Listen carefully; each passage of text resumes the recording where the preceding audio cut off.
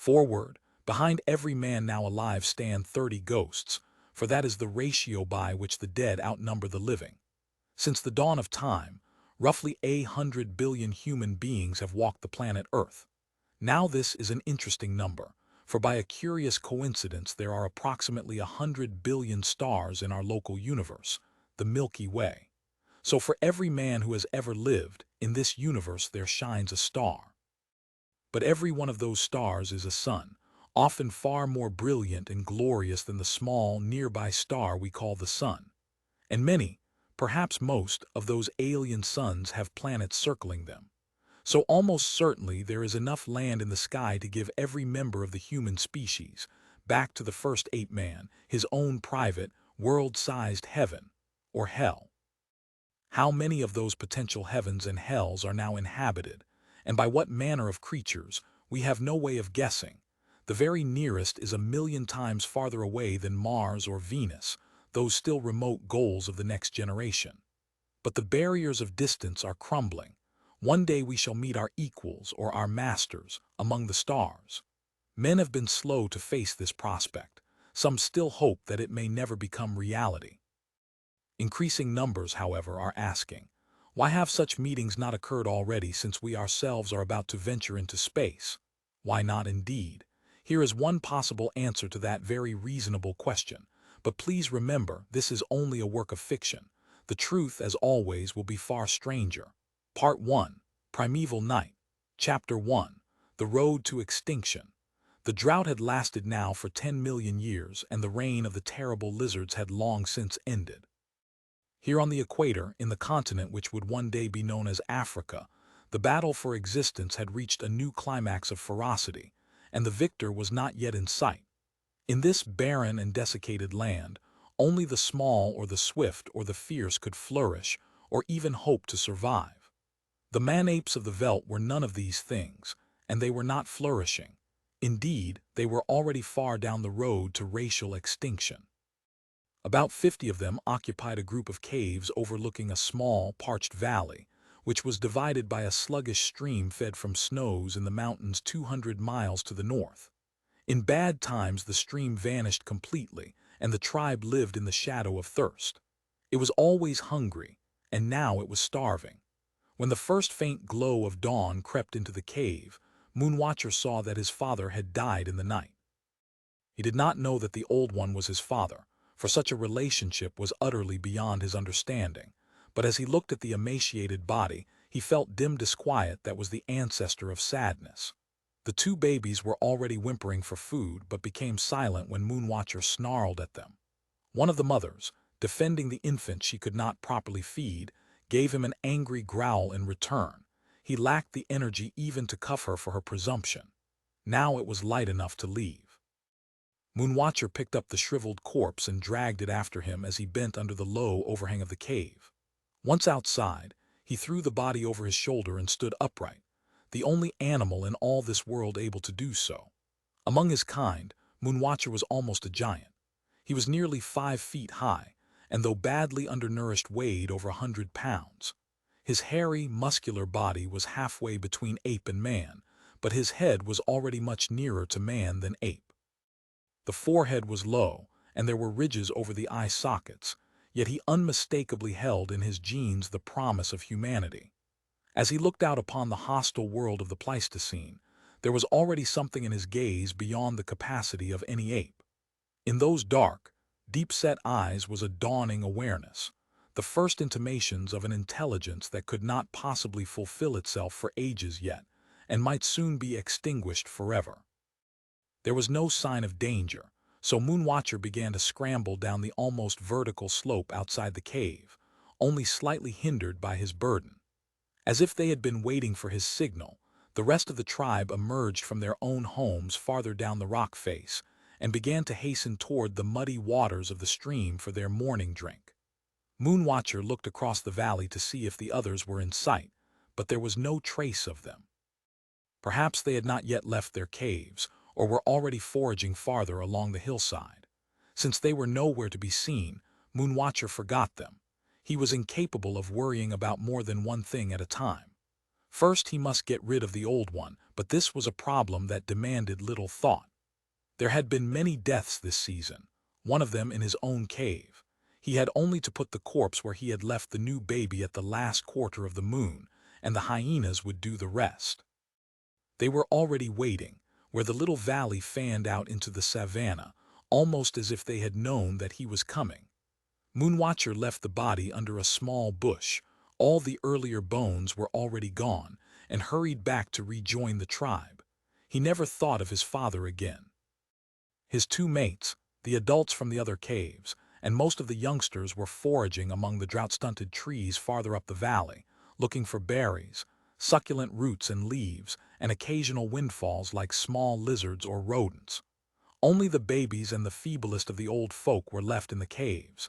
If there was any surplus food at the end of the day's searching, they might be fed. If not, the hyenas would soon be in luck once more. But this day was a good one. Though as Moonwatcher had no real remembrance of the past, he could not compare one time with another. He had found a hive of bees in the stump of a dead tree, and so had enjoyed the finest delicacy that his people could ever know. He still licked his fingers from time to time as he led the group homeward in the late afternoon. Of course, he had also collected a fair number of stings, but he had scarcely noticed them. He was now as near to contentment as he was ever likely to be, for though he was still hungry, he was not actually weak with hunger. That was the most to which any man-ape could ever aspire. His contentment vanished when he reached the stream. The others were there. They were there every day, but that did not make it any the less annoying. There were about 30 of them, and they could not have been distinguished from the members of Moonwatcher's own tribe. As they saw him coming, they began to dance, shake their arms, and shriek on their side of the stream, and his own people replied in kind. And that was all that happened. Though the man-apes often fought and wrestled one another, their disputes very seldom resulted in serious injuries. Having no claws or fighting canine teeth, and being well protected by hair, they could not inflict much harm on one another. In any event, they had little surplus energy for such unproductive behavior. Snarling and threatening was a much more efficient way of asserting their points of view. The confrontation lasted about 5 minutes. Then the display died out as quickly as it had begun, and everyone drank his fill of the muddy water. Honor had been satisfied. Each group had staked its claim to its own territory. This important business having been settled, the tribe moved off along its side of the river. The nearest worthwhile grazing was now more than a mile from the caves, and they had to share it with a herd of large, antelope-like beasts who barely tolerated their presence. They could not be driven away, for they were armed with ferocious daggers on their foreheads, the natural weapons which the man-apes did not possess. So Moonwatcher and his companions chewed berries and fruit and leaves and fought off the pangs of hunger, while all around them, competing for the same fodder, was a potential source of more food than they could ever hope to eat. Yet the thousands of tons of succulent meat roaming over the savannah and through the bush was not only beyond their reach, it was beyond their imagination. In the midst of plenty, they were slowly starving to death. The tribe returned to its cave without incident in the last light of the day. The injured female who had remained behind cooed with pleasure as Moonwatcher gave her the berry-covered branch he had brought back, and began to attack it ravenously. There was little enough nourishment here, but it would help her to survive until the wound the leopard had given her had healed, and she could forage for herself again. Over the valley, a full moon was rising, and a chill wind was blowing down from the distant mountains. It would be very cold tonight, but cold, like hunger, was not a matter for any real concern. It was merely part of the background of life. Moonwatcher barely stirred when the shrieks and screams echoed up the slope from one of the lower caves, and he did not need to hear the occasional growl of the leopard to know exactly what was happening. Down there in the darkness, Old White Hair and his family were fighting and dying, and the thought that he might help in some way never crossed Moonwatcher's mind. The harsh logic of survival ruled out such fancies, and not a voice was raised in protest from the listening hillside. Every cave was silent, lest it also attract disaster. The tumult died away, and presently Moonwatcher could hear the sound of a body being dragged over rocks. That lasted only a few seconds. Then the leopard got a good hold on its kill. It made no further noise as it padded silently away, carrying its victim effortlessly in its jaws. For a day or two, there would be no further danger here, but there might be other enemies abroad, taking advantage of this cold little sun that shone only by night. If there was sufficient warning, the smaller predators could sometimes be scared away by shouts and screams. Moonwatcher crawled out of the cave, clambered onto a large boulder beside the entrance, and squatted there to survey the valley. Of all the creatures who had yet walked on Earth, the man-apes were the first to look steadfastly at the moon. And though he could not remember it, when he was very young, Moonwatcher would sometimes reach out and try to touch that ghostly face rising above the hills. He had never succeeded, and now he was old enough to understand why. For first, of course, he must find a high enough tree to climb. Sometimes he watched the valley, and sometimes he watched the moon, but always he listened. Once or twice he dozed off, but he slept with a hair-trigger alertness, and the slightest sound would have disturbed him. At the great age of 25, he was still in full possession of all his faculties. If his luck continued, and he avoided accidents, disease, predators, and starvation, he might survive for as much as another 10 years. The night wore on, cold and clear without further alarms, and the moon rose slowly amid equatorial constellations that no human eye would ever see. In the caves, between spells of fitful dozing and fearful waiting, were being born the nightmares of generations yet to be. And twice there passed slowly across the sky, rising up to the zenith and descending into the east, a dazzling point of light more brilliant than any star. Chapter 2. The new rock. Late that night, Moonwatcher suddenly awoke. Tired out by the day's exertions and disasters, he had been sleeping more soundly than usual, yet he was instantly alert at the first faint scrabbling down in the valley. He sat up in the fetid darkness of the cave, straining his senses out into the night, and fear crept slowly into his soul. Never in his life, already twice as long as most members of his species could expect, had he heard a sound like this. The great cats approached in silence, and the only thing that betrayed them was a rare slide of earth or the occasional cracking of a twig. Yet this was a continuous crunching noise that grew steadily louder. It seemed that some enormous beast was moving through the night, making no attempt at concealment and ignoring all obstacles. Once Moonwatcher heard the unmistakable sound of a bush being uprooted. The elephants and Dinothuria did this often enough, but otherwise they moved as silently as the cats. And then there came a sound which Moonwatcher could not possibly have identified, for it had never been heard before in the history of the world. It was the clank of metal upon stone. Moonwatcher came face to face with the new rock when he led the tribe down to the river in the first light of morning. He had almost forgotten the terrors of the night, because nothing had happened after that initial noise, so he did not even associate this strange thing with danger or with fear. There was, after all, nothing in the least alarming about it. It was a rectangular slab, 3 times his height but narrow enough to span with his arms, and it was made of some completely transparent material. Indeed, it was not easy to see except when the rising sun glinted on its edges.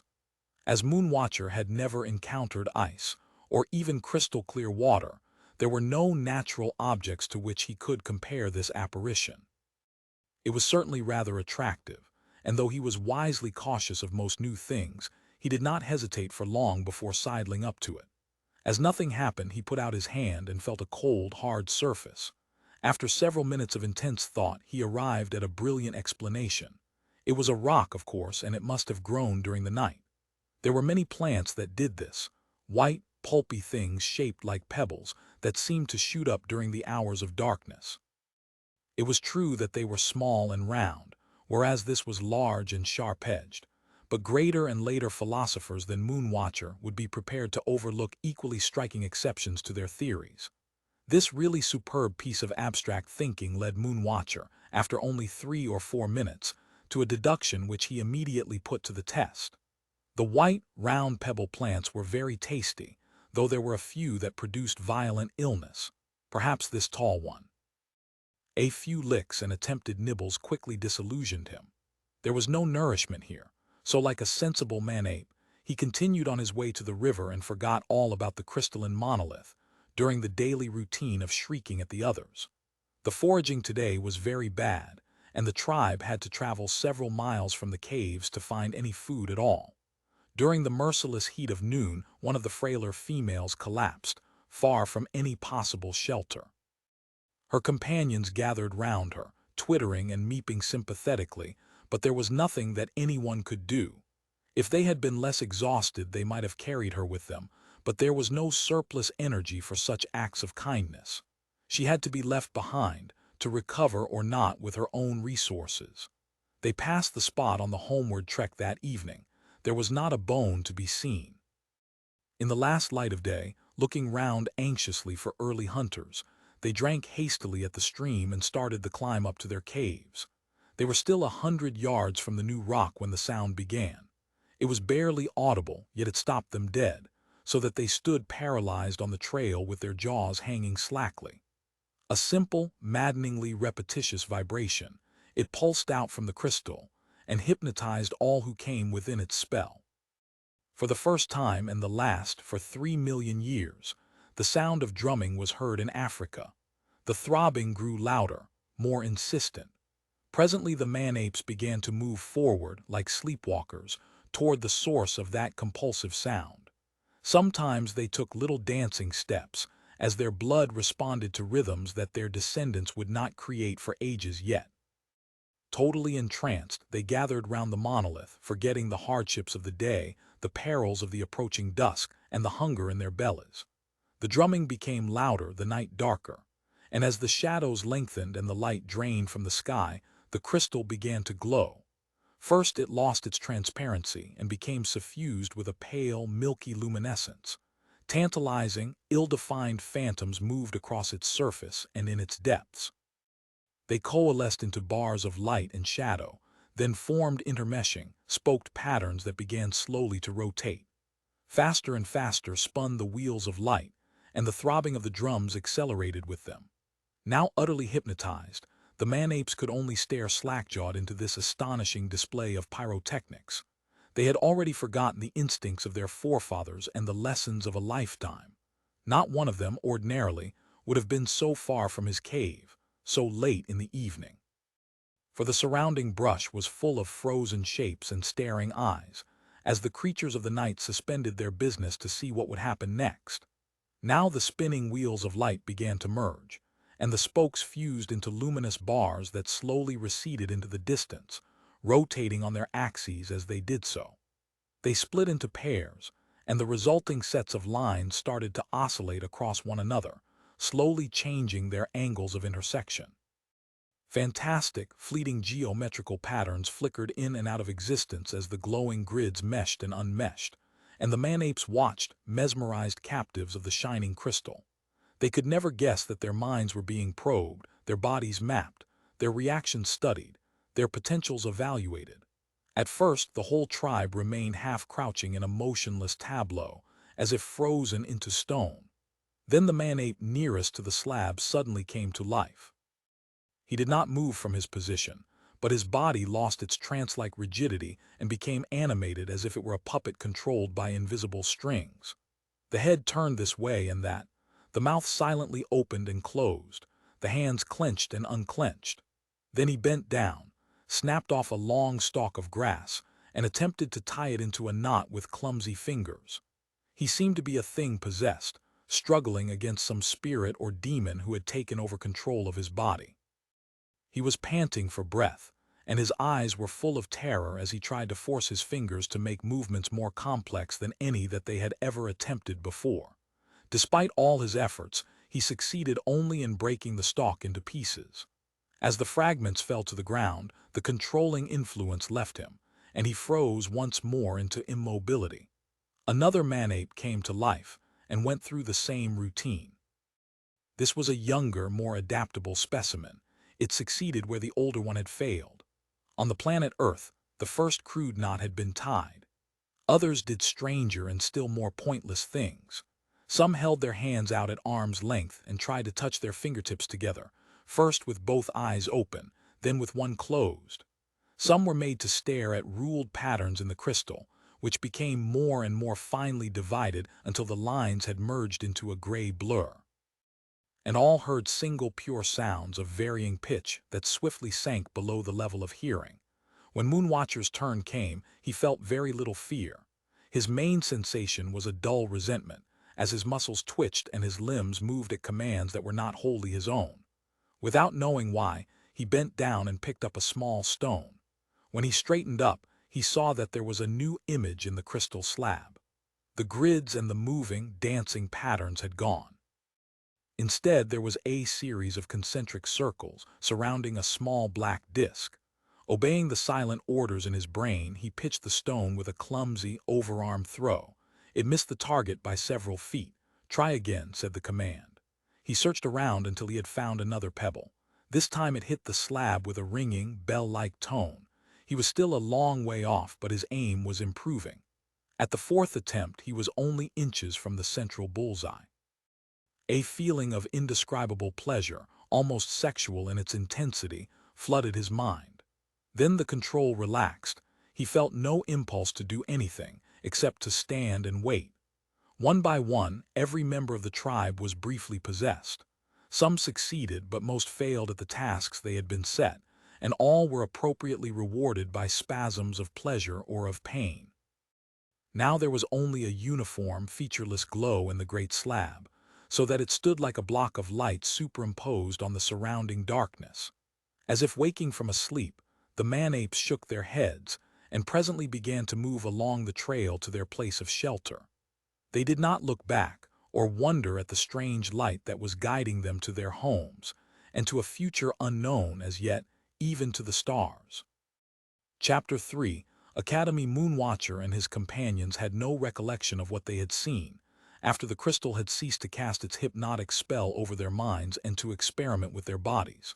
The next day, as they went out to forage, they passed it with scarcely a second thought. It was now part of the disregarded background of their lives. They could not eat it, and it could not eat them, therefore it was not important. Down at the river, the others made their usual ineffectual threats. Their leader, a one-eared man-ape of Moonwatcher's size and age, but in poorer condition, even made a brief foray toward the tribe's territory, screaming loudly and waving his arms in an attempt to scare the opposition and to bolster his own courage.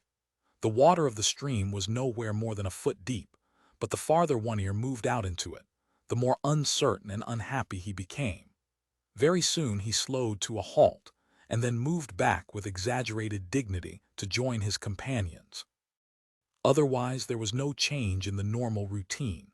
The tribe gathered just enough nourishment to survive for another day, and no one died. And that night, the crystal slab was still waiting, surrounded by its pulsing aura of light and sound. The program it had contrived, however, was now subtly different. Some of the man-apes it ignored completely, as if it was concentrating on the most promising subjects. One of them was Moonwatcher. Once again he felt inquisitive tendrils creeping down the unused byways of his brain, and presently he began to see visions. They might have been within the crystal block, they might have been wholly inside his mind. In any event, to Moonwatcher they were completely real, yet somehow the usual automatic impulse to drive off invaders of his territory had been lulled into quiescence. He was looking at a peaceful family group, differing in only one respect from the scenes he knew. The male, female, and two infants that had mysteriously appeared before him were gorged and replete, with sleek and glossy pelts, and this was a condition of life that Moonwatcher had never imagined. Unconsciously, he felt his own protruding ribs. The ribs of these creatures were hidden in rolls of fat. From time to time they stirred lazily, as they lolled at ease near the entrance of a cave, apparently at peace with the world. Occasionally, the big male emitted a monumental burp of contentment. There was no other activity, and after 5 minutes the scene suddenly faded out. The crystal was no more than a glimmering outline in the darkness. Moonwatcher shook himself as if awaking from a dream, abruptly realized where he was, and led the tribe back to the caves. He had no conscious memory of what he had seen, but that night, as he sat brooding at the entrance of his lair, his ears attuned to the noises of the world around him, Moonwatcher felt the first faint twinges of a new and potent emotion. It was a vague and diffused sense of envy, of dissatisfaction with his life. He had no idea of its cause, still less of its cure, but discontent had come into his soul, and he had taken one small step toward humanity.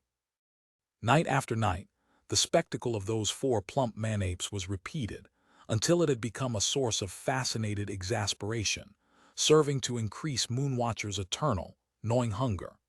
The evidence of his eyes could not have produced this effect. It needed psychological reinforcement. There were gaps in Moonwatcher's life now that he would never remember, when the very atoms of his simple brain were being twisted into new patterns. If he survived, those patterns would become eternal, for his genes would pass them on to future generations. It was a slow, tedious business, but the crystal monolith was patient. Neither it, nor its replicas scattered across half the globe, expected to succeed with all the scores of groups involved in the experiment. 100 failures would not matter, when a single success could change the destiny of the world. By the time of the next new moon, the tribe had seen one birth and two deaths.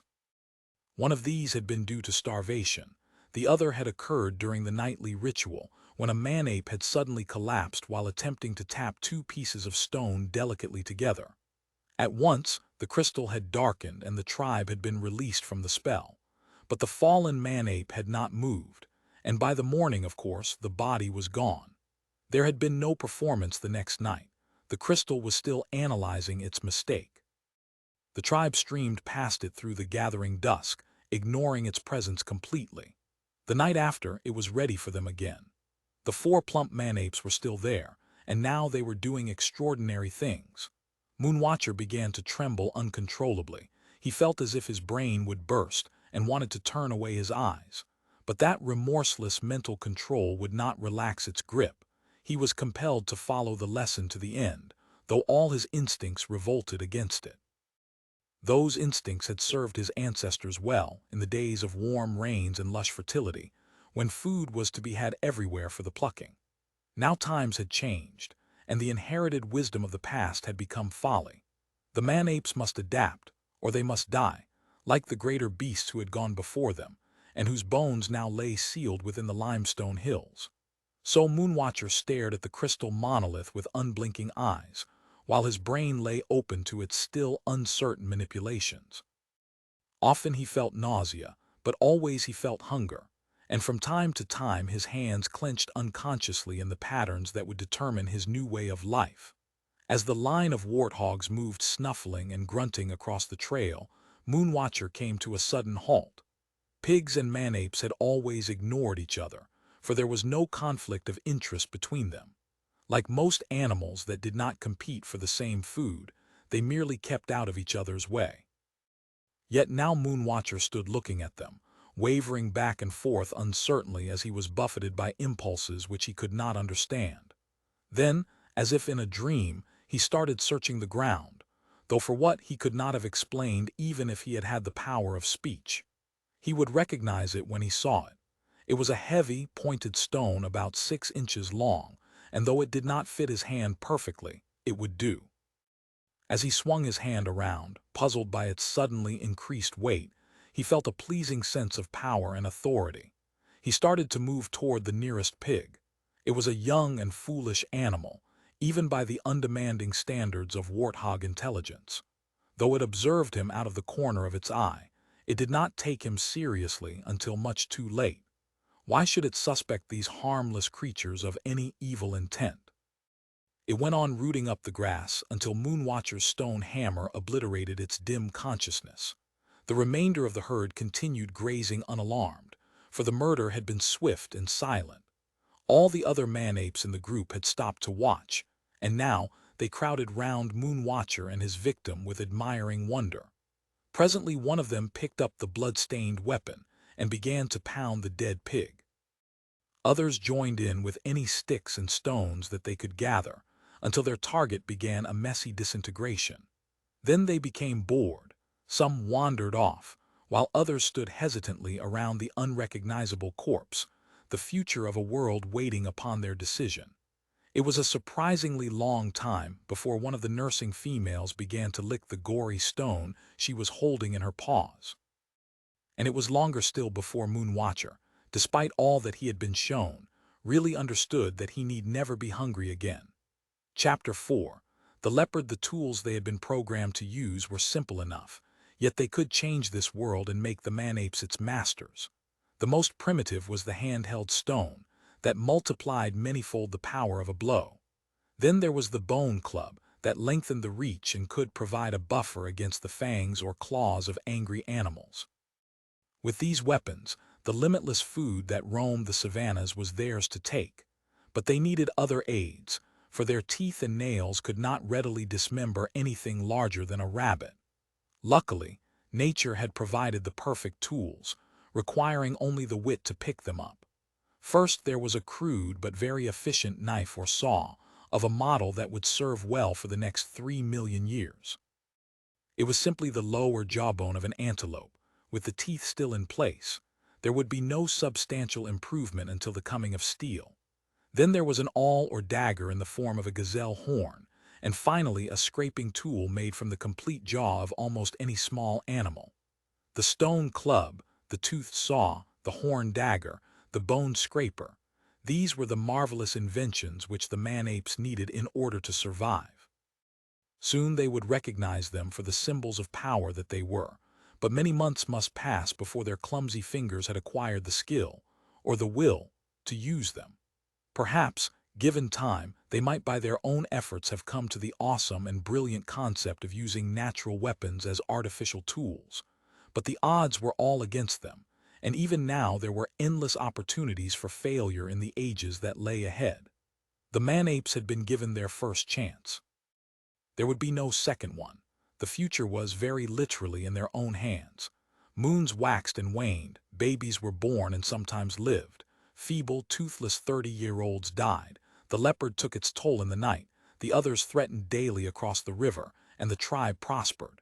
In the course of a single year, Moonwatcher and his companions had changed almost beyond recognition. They had learned their lessons well. Now they could handle all the tools that had been revealed to them. The very memory of hunger was fading from their minds, and though the warthogs were becoming shy, there were gazelles and antelopes and zebras in countless thousands on the plains. All these animals and others had fallen prey to the apprentice hunters. Now that they were no longer half-numbed with starvation, they had time both for leisure and for the first rudiments of thought. Their new way of life was now casually accepted, and they did not associate it in any way with the monolith still standing beside the trail to the river. If they had ever stopped to consider the matter, they might have boasted that they had brought about their improved status by their own efforts. In fact, they had already forgotten any other mode of existence. But no utopia is perfect, and this one had two blemishes. The first was the marauding leopard, whose passion for man-apes seemed to have grown even stronger now that they were better nourished. The second was the tribe across the river, for somehow the others had survived and had stubbornly refused to die of starvation. The leopard problem was resolved partly by chance, partly owing to a serious, indeed almost fatal, error on Moonwatcher's part. Yet at the time his idea had seemed such a brilliant one that he had danced with joy, and perhaps he could hardly be blamed for overlooking the consequences. The tribe still experienced occasional bad days, though these no longer threatened its very survival. Toward dusk, it had failed to make a kill. The home caves were already in sight as Moonwatcher led his tired and disgruntled companions back to shelter. And there, on their very threshold, they found one of nature's rare bonanzas. A full-grown antelope was lying by the trail. Its foreleg was broken, but it still had plenty of fight in it, and the circling jackals gave its dagger-like horns a respectful berth. They could afford to wait. They knew that they had only to bide their time. But they had forgotten about the competition, and retreated with angry snarls when the man-apes arrived. They too circled warily, keeping beyond the range of those dangerous horns. Then they moved to the attack with clubs and stones. It was not a very effective or coordinated attack. By the time the wretched beast had been given its quietus, the light had almost gone, and the jackals were regaining their courage. Moonwatcher, torn between fear and hunger, slowly realized that all this effort might have been in vain. It was too dangerous to stay here any longer. Then, not for the first or the last time, he proved himself a genius. With an immense effort of imagination, he visualized the dead antelope in the safety of his own cave. He began to drag it toward the cliff face. Presently, the others understood his intentions and began to help him. If he had known how difficult the task would be, he would never have attempted it. Only his great strength and the agility inherited from his arboreal ancestors allowed him to haul the carcass up the steep slope. Several times, weeping with frustration, he almost abandoned his prize, but a stubbornness as deep-seated as his hunger drove him on. Sometimes the others helped him, sometimes they hindered. More often they merely got in the way. But finally it was done. The battered antelope was dragged over the lip of the cave as the last hues of sunlight faded from the sky, and the feasting began. Hours later, gorged to repletion, Moonwatcher awoke. Not knowing why, he sat up in the darkness among the sprawled bodies of his equally satiated companions and strained his ears into the night. There was no sound except the heavy breathing around him. The whole world seemed asleep. The rocks beyond the mouth of the cave were pale as bone in the brilliant light from the moon, now high overhead. Any thought of danger seemed infinitely remote. Then, from a long way off, came the sound of a falling pebble. Fearful, yet inquisitive, Moonwatcher crawled out onto the ledge of the cave and peered down the face of the cliff. What he saw left him so paralyzed with fright that for long seconds he was unable to move. Only 20 feet below, two gleaming golden eyes were staring straight up at him. They held him so hypnotized with fear that he was scarcely aware of the lithe, streaked body behind them, flowing smoothly and silently from rock to rock. Never before had the leopard climbed so high. It had ignored the lower caves, though it must have been well aware of their inhabitants. Now it was after other game. It was following the spoor of blood up the moon-washed face of the cliff. Seconds later, the night was made hideous by the shrieks of alarm from the man-apes in the cave above. The leopard gave a snarl of fury as it realized that it had lost the element of surprise. But it did not check its advance, for it knew that it had nothing to fear. It reached the ledge and rested for a moment on the narrow open space. The scent of blood was all around, filling its fierce and tiny mind with one overwhelming desire. Without hesitation, it padded silently into the cave. And here it made its first error, for as it moved out of the moonlight, even its superbly night-adapted eyes were at a momentary disadvantage. The man-apes could see it, partly silhouetted against the opening of the cave, more clearly than it could see them. They were terrified, but they were no longer utterly helpless. Snarling and lashing its tail in arrogant confidence, the leopard advanced in search of the tender food that it craved. Had it met its prey in the open, it would have had no problems. But now that the man-apes were trapped, desperation had given them the courage to attempt the impossible. And for the first time they had the means to achieve it. The leopard knew that something was wrong when it felt a stunning blow on its head. It lashed out with its forepaw and heard a shriek of agony as its claws slashed through soft flesh. Then there was a piercing pain as something sharp drove into its flanks, once, twice, and yet a third time. It whirled around to strike at the shadows, screaming and dancing on all sides. Again there was a violent blow as something caught it across the snout. Its teeth snapped on a white, moving blur, only to grate uselessly upon dead bone. And now, in a final, unbelievable indignity, its tail was being dragged out by the roots. It whirled around, throwing its insanely daring tormentor against the wall of the cave. Yet whatever it did, it could not escape the rain of blows, inflicted on it by crude weapons wielded by clumsy but powerful hands. Its snarls ran the gamut from pain to alarm, from alarm to outright terror. The implacable hunter was now the victim, and was desperately trying to retreat. And then it made its second mistake, for in its surprise and fright it had forgotten where it was. Or perhaps it had been dazed or blinded by the blows rained on its head. Whatever the case, it bolted abruptly from the cave. There was a horrible screech as it went toppling out into space. Ages later, it seemed, there came a thud as it crashed into an outcropping halfway down the cliff. Thereafter the only sound was the sliding of loose stones, which quickly died away into the night. For a long time, intoxicated by victory, Moonwatcher stood dancing and gibbering at the entrance of the cave. He rightly sensed that his whole world had changed, and that he was no longer a powerless victim of the forces around him.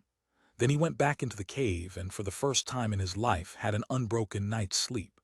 In the morning, they found the body of the leopard at the foot of the cliff. Even in death, it was some time before anyone dared to approach the vanquished monster, but presently they closed in upon it, with their bone knives and saws. It was very hard work, and they did no hunting that day. Chapter 5, Encounter in the Dawn. As he led the tribe down to the river in the dim light of dawn, Moonwatcher paused uncertainly at a familiar spot. Something, he knew, was missing, but what it was, he could not remember. He wasted no mental effort on the problem, for this morning he had more important matters on his mind. Like thunder and lightning and clouds and eclipses, the great block of crystal had departed as mysteriously as it had come. Having vanished into the non-existent past, it never troubled Moonwatcher's thoughts again. He would never know what it had done to him, and none of his companions wondered, as they gathered round him in the morning mist, why he had paused for a moment here on the way to the river. From their side of the stream, in the never-violated safety of their own territory, the others first saw Moonwatcher and a dozen males of his tribe as a moving frieze against the dawn sky. At once they began to scream their daily challenge, but this time there was no answer. Steadily, purposefully, above all, silently, Moonwatcher and his band descended the low hillock that overlooked the river, and as they approached, the others became suddenly quiet. Their ritual rage ebbed away, to be replaced by a mounting fear. They were dimly aware that something had happened, and that this encounter was unlike all those that had ever gone before. The bone clubs and knives that Moonwatcher's group carried did not alarm them, for they did not understand their purpose. They only knew that their rivals' movements were now imbued with determination and with menace. The party stopped at the water's edge, and for a moment the others' courage revived. Led by One Ear, they half-heartedly resumed their battle chant. It lasted only a few seconds before a vision of terror struck them dumb. Moonwatcher raised his arms high into the air, revealing the burden that until now had been concealed by the hirsute bodies of his companions. He was holding a stout branch, and impaled upon it was the bloody head of the leopard. The mouth had been jammed open with a stick, and the great fangs gleamed a ghastly white in the first rays of the rising sun. Most of the others were too paralyzed with fright to move, but some began a slow, stumbling retreat. That was all the encouragement that Moonwatcher needed. Still holding the mangled trophy above his head, he started to cross the stream. After a moment's hesitation, his companions splashed after him. When Moonwatcher reached the far side, One Ear was still standing his ground. Perhaps he was too brave or too stupid to run. Perhaps he could not really believe that this outrage was actually happening. Coward or hero, it made no difference in the end, as the frozen snarl of death came crashing down upon his uncomprehending head.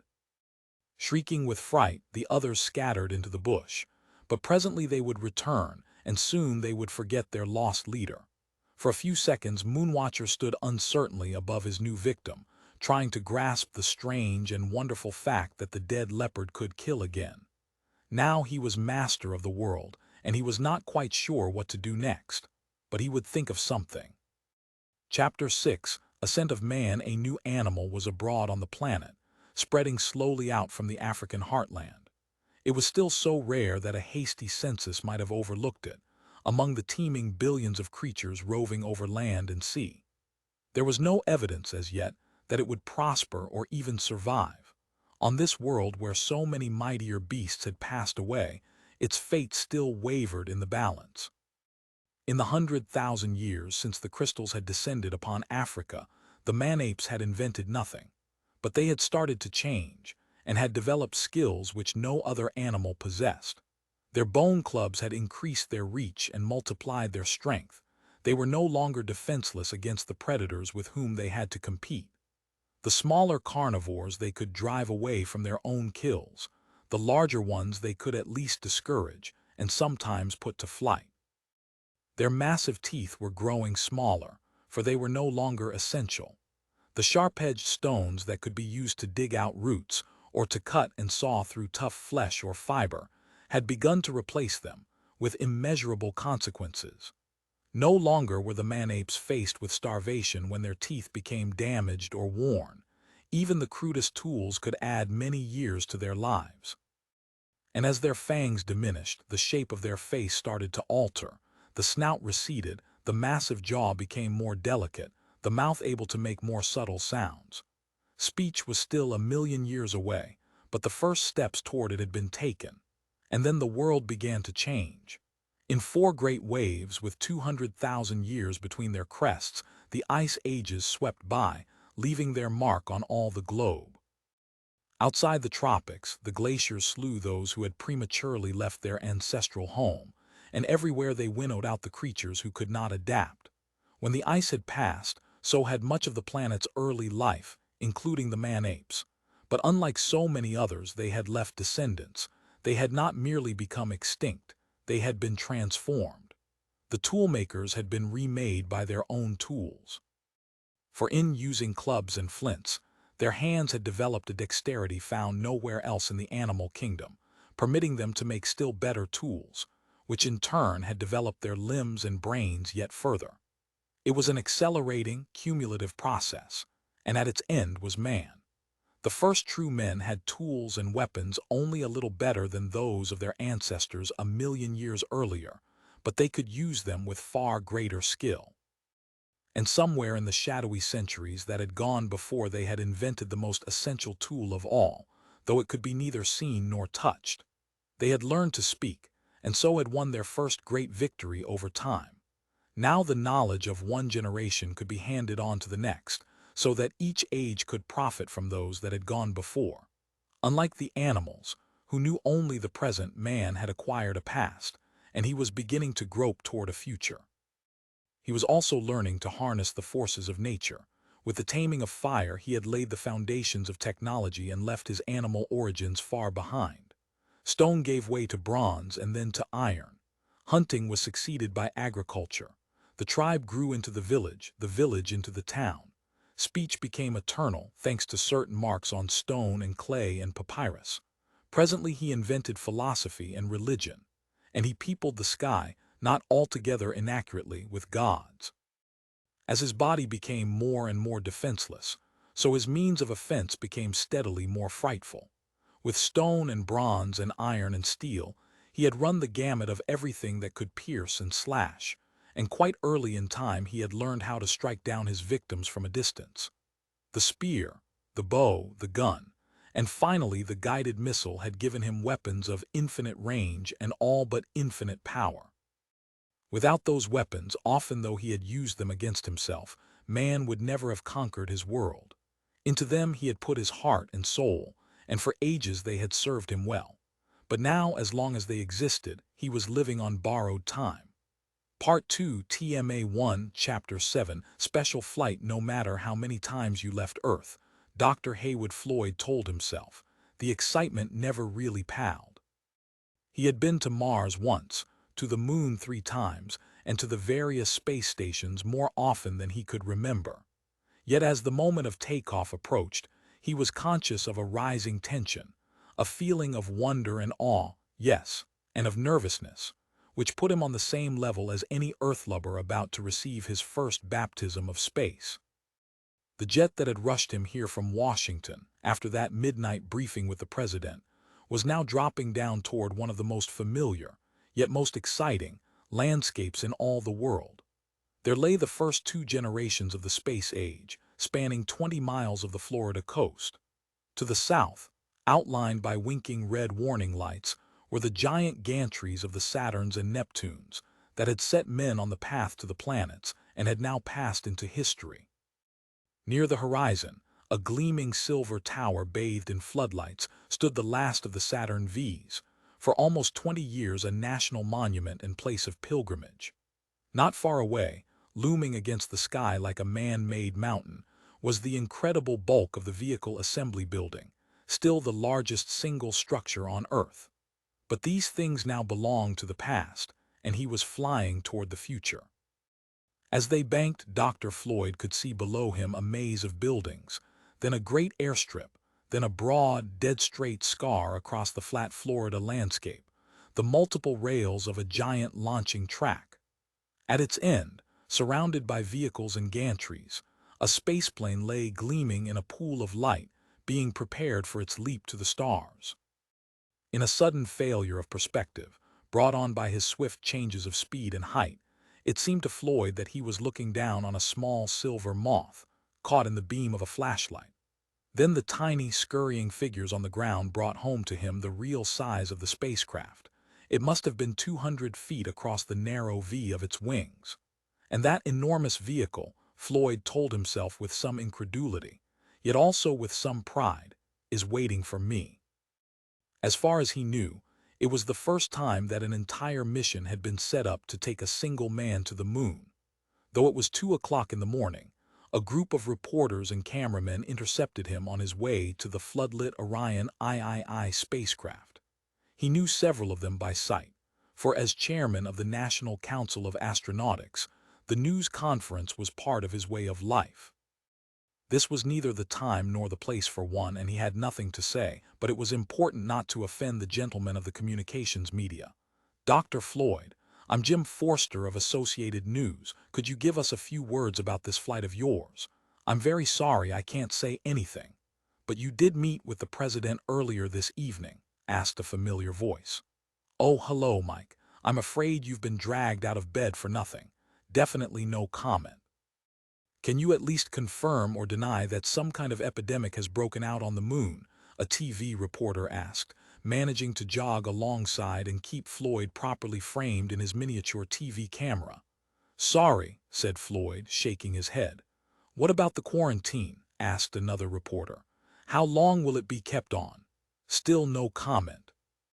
"Dr. Floyd," demanded a very short and determined lady of the press, "what possible justification can there be for this total blackout of news from the moon? Has it anything to do with the political situation?" "What political situation?" Floyd asked dryly. There was a sprinkle of laughter and someone called, "Have a good trip, doctor," as he made his way into the sanctuary of the boarding gantry. As long as he could remember, it had been not a situation so much as a permanent crisis. Since the 1970s, the world had been dominated by two problems which, ironically, tended to cancel each other out. Though birth control was cheap, reliable, and endorsed by all the main religions, it had come too late. The population of the world was now 6 billion, a third of them in the Chinese Empire. Laws had even been passed in some authoritarian societies limiting families to 2 children, but their enforcement had proved impracticable. As a result, food was short in every country. Even the United States had meatless days, and widespread famine was predicted within 15 years, despite heroic efforts to farm the sea and to develop synthetic foods. With the need for international cooperation more urgent than ever, there were still as many frontiers as in any earlier age. In a million years, the human race had lost few of its aggressive instincts. Along symbolic lines visible only to politicians, the 38 nuclear powers watched one another with belligerent anxiety. Among them, they possessed sufficient megatonnage to remove the entire surface crust of the planet. Although there had been, miraculously, no use of atomic weapons, this situation could hardly last forever. And now, for their own inscrutable reasons, the Chinese were offering to the smallest have-not nations a complete nuclear capability of 50 warheads and delivery systems. The cost was under $200 million, and easy terms could be arranged. Perhaps they were only trying to shore up their sagging economy by turning obsolete weapons systems into hard cash, as some observers had suggested. Or perhaps they had discovered methods of warfare so advanced that they no longer had need of such toys. There had been talk of radio hypnosis from satellite transmitters, compulsion viruses, and blackmail by synthetic diseases for which they alone possessed the antidote. These charming ideas were almost certainly propaganda or pure fantasy, but it was not safe to discount any of them. Every time Floyd took off from Earth, he wondered if it would still be there when the time came to return. The trim stewardess greeted him as he entered the cabin. "Good morning, Dr. Floyd. I'm Miss Simmons. I'd like to welcome you aboard on behalf of Captain Tynes and our co-pilot, First Officer Ballard." "Thank you," said Floyd with a smile, wondering why stewardesses always had to sound like robot tour guides. "Take off in 5 minutes," she said, gesturing into the empty 20-passenger cabin. "You can take any seat you want, but Captain Tynes recommends the forward window seat on the left if you want to watch the docking operations." "I'll do that," he answered, moving toward the preferred seat. The stewardess fussed over him a while and then moved to her cubicle at the rear of the cabin. Floyd settled down in his seat, adjusted the safety harness around waist and shoulders, and strapped his briefcase to the adjacent seat. A moment later, the loudspeaker came on with a soft popping noise. "Good morning," said Miss Simmons' voice. "This is Special Flight 3, Kennedy to Space Station 1. She was determined, it seemed, to go through the full routine for her solitary passenger, and Floyd could not resist a smile as she continued inexorably. "Our transit time will be 55 minutes. Maximum acceleration will be 2g, and we will be weightless for 30 minutes. Please do not leave your seat until the safety sign is lit." Floyd looked over his shoulder and called, "Thank you." He caught a glimpse of a slightly embarrassed but charming smile. He leaned back into his seat and relaxed. This trip, he calculated, would cost the taxpayers slightly over $1 million. If it was not justified, he would be out of his job, but he could always go back to the university and to his interrupted studies of planetary formation. "Auto countdown procedures all go," the captain's voice said over the speaker with the soothing sing-song used in RT chat. "Lift off in 1 minute." As always, it seemed more like an hour. Floyd became acutely aware of the gigantic forces coiled up around him, waiting to be released. In the fuel tanks of the 2 spacecraft and in the power storage system of the launching track was pent up the energy of a nuclear bomb, and it would all be used to take him a mere 200 miles from Earth. There was none of the old-fashioned 5-4-3-2-1-0 business, so tough on the human nervous system. Launching in 15 seconds. "You will be more comfortable if you start breathing deeply." That was good psychology and good physiology. Floyd felt himself well charged with oxygen and ready to tackle anything when the launching track began to sling its 1,000-ton payload out over the Atlantic. It was hard to tell when they lifted from the track and became airborne, but when the roar of the rockets suddenly doubled its fury, and Floyd found himself sinking deeper and deeper into the cushions of his seat, he knew that the first stage engines had taken over. He wished he could look out of the window, but it was an effort even to turn his head. Yet there was no discomfort. Indeed, the pressure of acceleration and the overwhelming thunder of the motors produced an extraordinary euphoria. His ears ringing, the blood pounding in his veins, Floyd felt more alive than he had for years. He was young again. He wanted to sing aloud, which was certainly safe, for no one could possibly hear him. The mood passed swiftly as he suddenly realized that he was leaving Earth and everything he had ever loved. Down there were his 3 children, motherless since his wife had taken that fatal flight to Europe 10 years ago. 10 years. Impossible. Yet it was so. Perhaps for their sake he should have remarried. He had almost lost sense of time when the pressure and the noise abruptly slackened, and the cabin speaker announced, "Preparing to separate from lower stage. Here we go."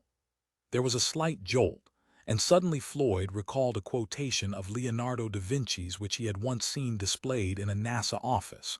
"The great bird will take its flight on the back of the great bird, bringing glory to the nest where it was born." Well, the great bird was flying now, beyond all the dreams of Da Vinci, and its exhausted companion was winging back to Earth. In a 10,000-mile arc, the empty lower stage would glide down into the atmosphere, trading speed for distance as it homed on Kennedy. In a few hours, serviced and refueled, it would be ready again to lift another companion toward the shining silence which it could never reach. Now, thought Floyd, we are on our own, more than halfway to orbit. When the acceleration came on again as the upper stage rockets fired, the thrust was much more gentle. Indeed, he felt no more than normal gravity. But it would have been impossible to walk, since up was straight toward the front of the cabin. If he had been foolish enough to leave his seat, he would have crashed at once against the rear wall. This effect was a little disconcerting, for it seemed that the ship was standing on its tail. To Floyd, who was at the very front of the cabin, all the seats appeared to be fixed on a wall dropping vertically beneath him. He was doing his best to ignore this uncomfortable illusion when dawn exploded outside the ship. In seconds, they shot through veils of crimson and pink and gold and blue into the piercing white of day. Though the windows were heavily tinted to reduce the glare, the probing beams of sunlight that now slowly swept across the cabin left Floyd half-blinded for several minutes.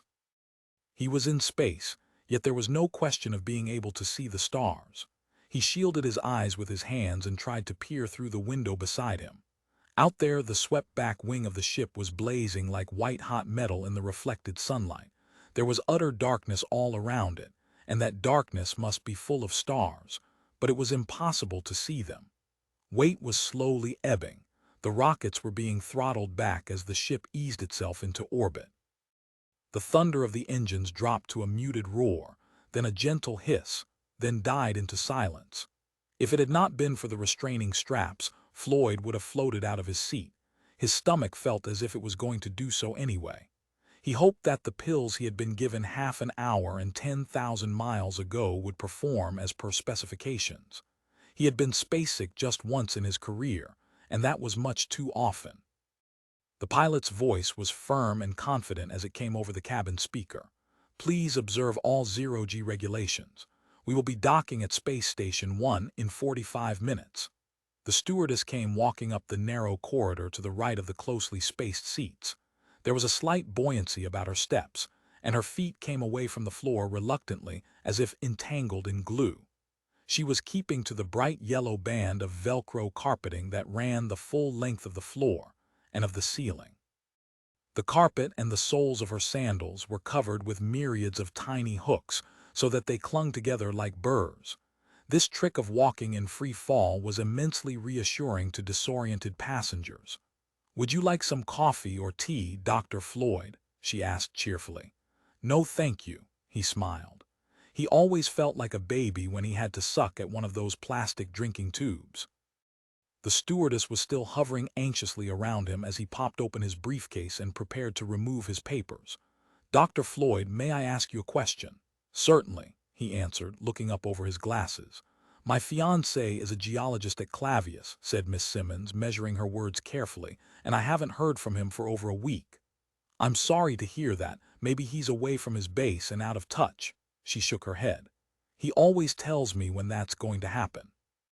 And you can imagine how worried I am with all these rumors. Is it really true about an epidemic on the moon? If it is, there's no cause for alarm. Remember, there was a quarantine back in '98 over that mutated flu virus.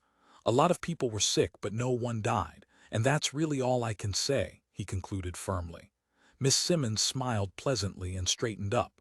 "Well, thank you anyway, Doctor. I'm sorry to have bothered you." "No bother at all," he said gallantly, but not very accurately. Then he buried himself in his endless technical reports in a desperate last-minute assault on the usual backlog. He would have no time for reading when he got to the moon. Chapter 8 Orbital Rendezvous. Half an hour later, the pilot announced, "We make contact in 10 minutes. Please check your seat harness." Floyd obeyed and put away his papers. It was asking for trouble to read during the celestial juggling act which took place during the last 300 miles. Best to close one's eyes and relax, while the spacecraft was nudged back and forth with brief bursts of rocket power. A few minutes later, he caught his first glimpse of Space Station 1, only a few miles away. The sunlight glinted and sparkled from the polished metal surfaces of the slowly revolving, 300-yard diameter disk. Not far away, drifting in the same orbit, was a swept-back Titov V spaceplane, and close to that an almost spherical Ares 1B, the workhorse of space, with the 4 stubby legs of its lunar landing shock absorbers jutting from one side. The Orion III spacecraft was descending from a higher orbit, which brought the Earth into spectacular view behind the station. From his altitude of 200 miles, Floyd could see much of Africa and the Atlantic Ocean. There was considerable cloud cover, but he could still detect the blue-green outlines of the Gold Coast. The central axis of the space station, with its docking arms extended, was now slowly swimming toward them. Unlike the structure from which it sprang, it was not rotating, or rather, it was running in reverse at a rate which exactly countered the station's own spin. Thus a visiting spacecraft could be coupled to it for the transfer of personnel or cargo without being whirled disastrously around. With the softest of thuds, ship and station made contact. There were metallic scratching noises from outside, then the brief hissing of air as pressures equalized. A few seconds later the airlock door opened, and a man wearing the light, close-fitting slacks and short-sleeved shirt which was almost the uniform of space station personnel came into the cabin. "Pleased to meet you, Dr. Floyd. I'm Nick Miller, station security. I'm to look after you until the shuttle leaves." They shook hands, then Floyd smiled at the stewardess and said, "Please give my compliments to Captain Tynes and thank him for the smooth ride. Perhaps I'll see you on the way home." Very cautiously, it was more than a year since he had last been weightless, and it would be some time before he regained his space legs. He hauled himself hand over hand through the airlock and into the large, circular chamber at the axis of the space station. It was a heavily padded room, its walls covered with recessed handholds. Floyd gripped one of these firmly while the whole chamber started to rotate, until it matched the spin of the station. As it gained speed, faint and ghostly gravitational fingers began to clutch at him, and he drifted slowly toward the circular wall. Now he was standing, swaying back and forth gently like seaweed in the surge of the tide, on what had magically become a curving floor. The centrifugal force of the station's spin had taken hold of him. It was very feeble here, so near the axis, but would increase steadily as he moved outward. From the central transit chamber, he followed Miller down a curving stair. At first his weight was so slight that he had almost to force himself downward by holding on to the handrail. Not until he reached the passenger lounge, on the outer skin of the great revolving disc, had he acquired enough weight to move around almost normally. The lounge had been redecorated since his last visit and had acquired several new facilities. Besides the usual chairs, small tables, restaurant, and post office, there were now a barber shop, drugstore, movie theater, and a souvenir shop selling photographs and slides of lunar and planetary landscapes, guaranteed genuine pieces of Lunix, Rangers, and Surveyors, all neatly mounted in plastic and exorbitantly priced. "Can I get you anything while we're waiting?" Miller asked. "We board in about 30 minutes. I could do with a cup of black coffee, 2 lumps, and I'd like to call Earth." "Right, doctor, I'll get the coffee. The phones are over there." The picturesque booths were only a few yards from a barrier with 2 entrances labeled "Welcome to the U.S. section" and "Welcome to the Soviet section." Beneath these were notices which read, in English, Russian and Chinese, French, German, and Spanish, "Please have ready YOUR. Passport, visa, medical certificate, transportation, permit, weight declaration."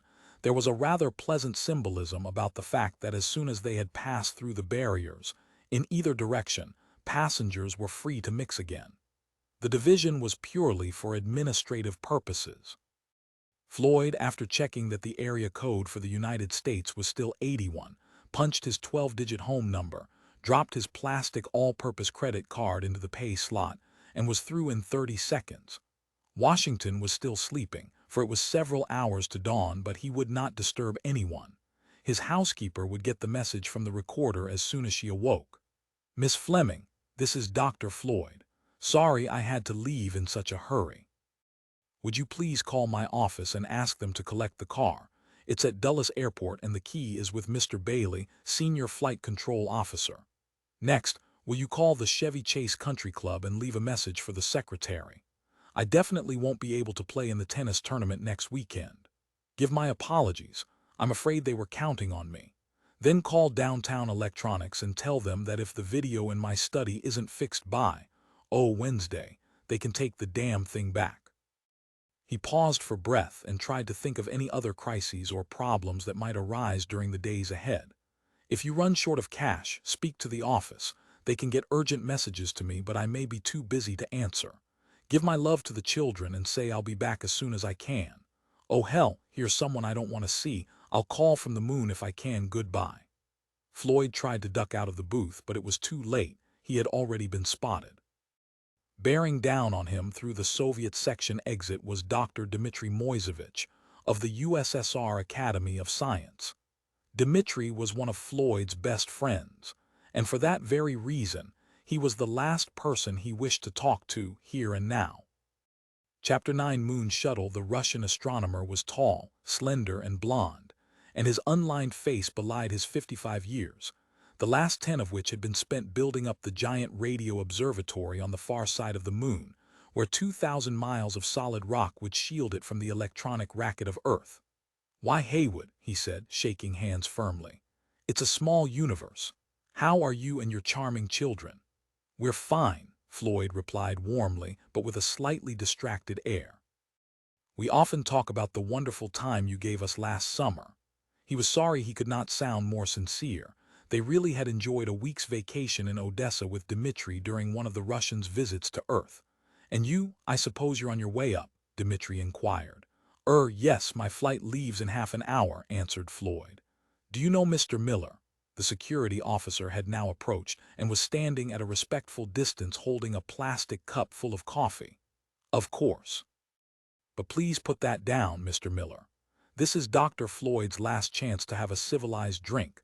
Let's not waste it." "No, I insist." They followed Dmitry out of the main lounge into the observation section, and soon were sitting at a table under a dim light watching the moving panorama of the stars.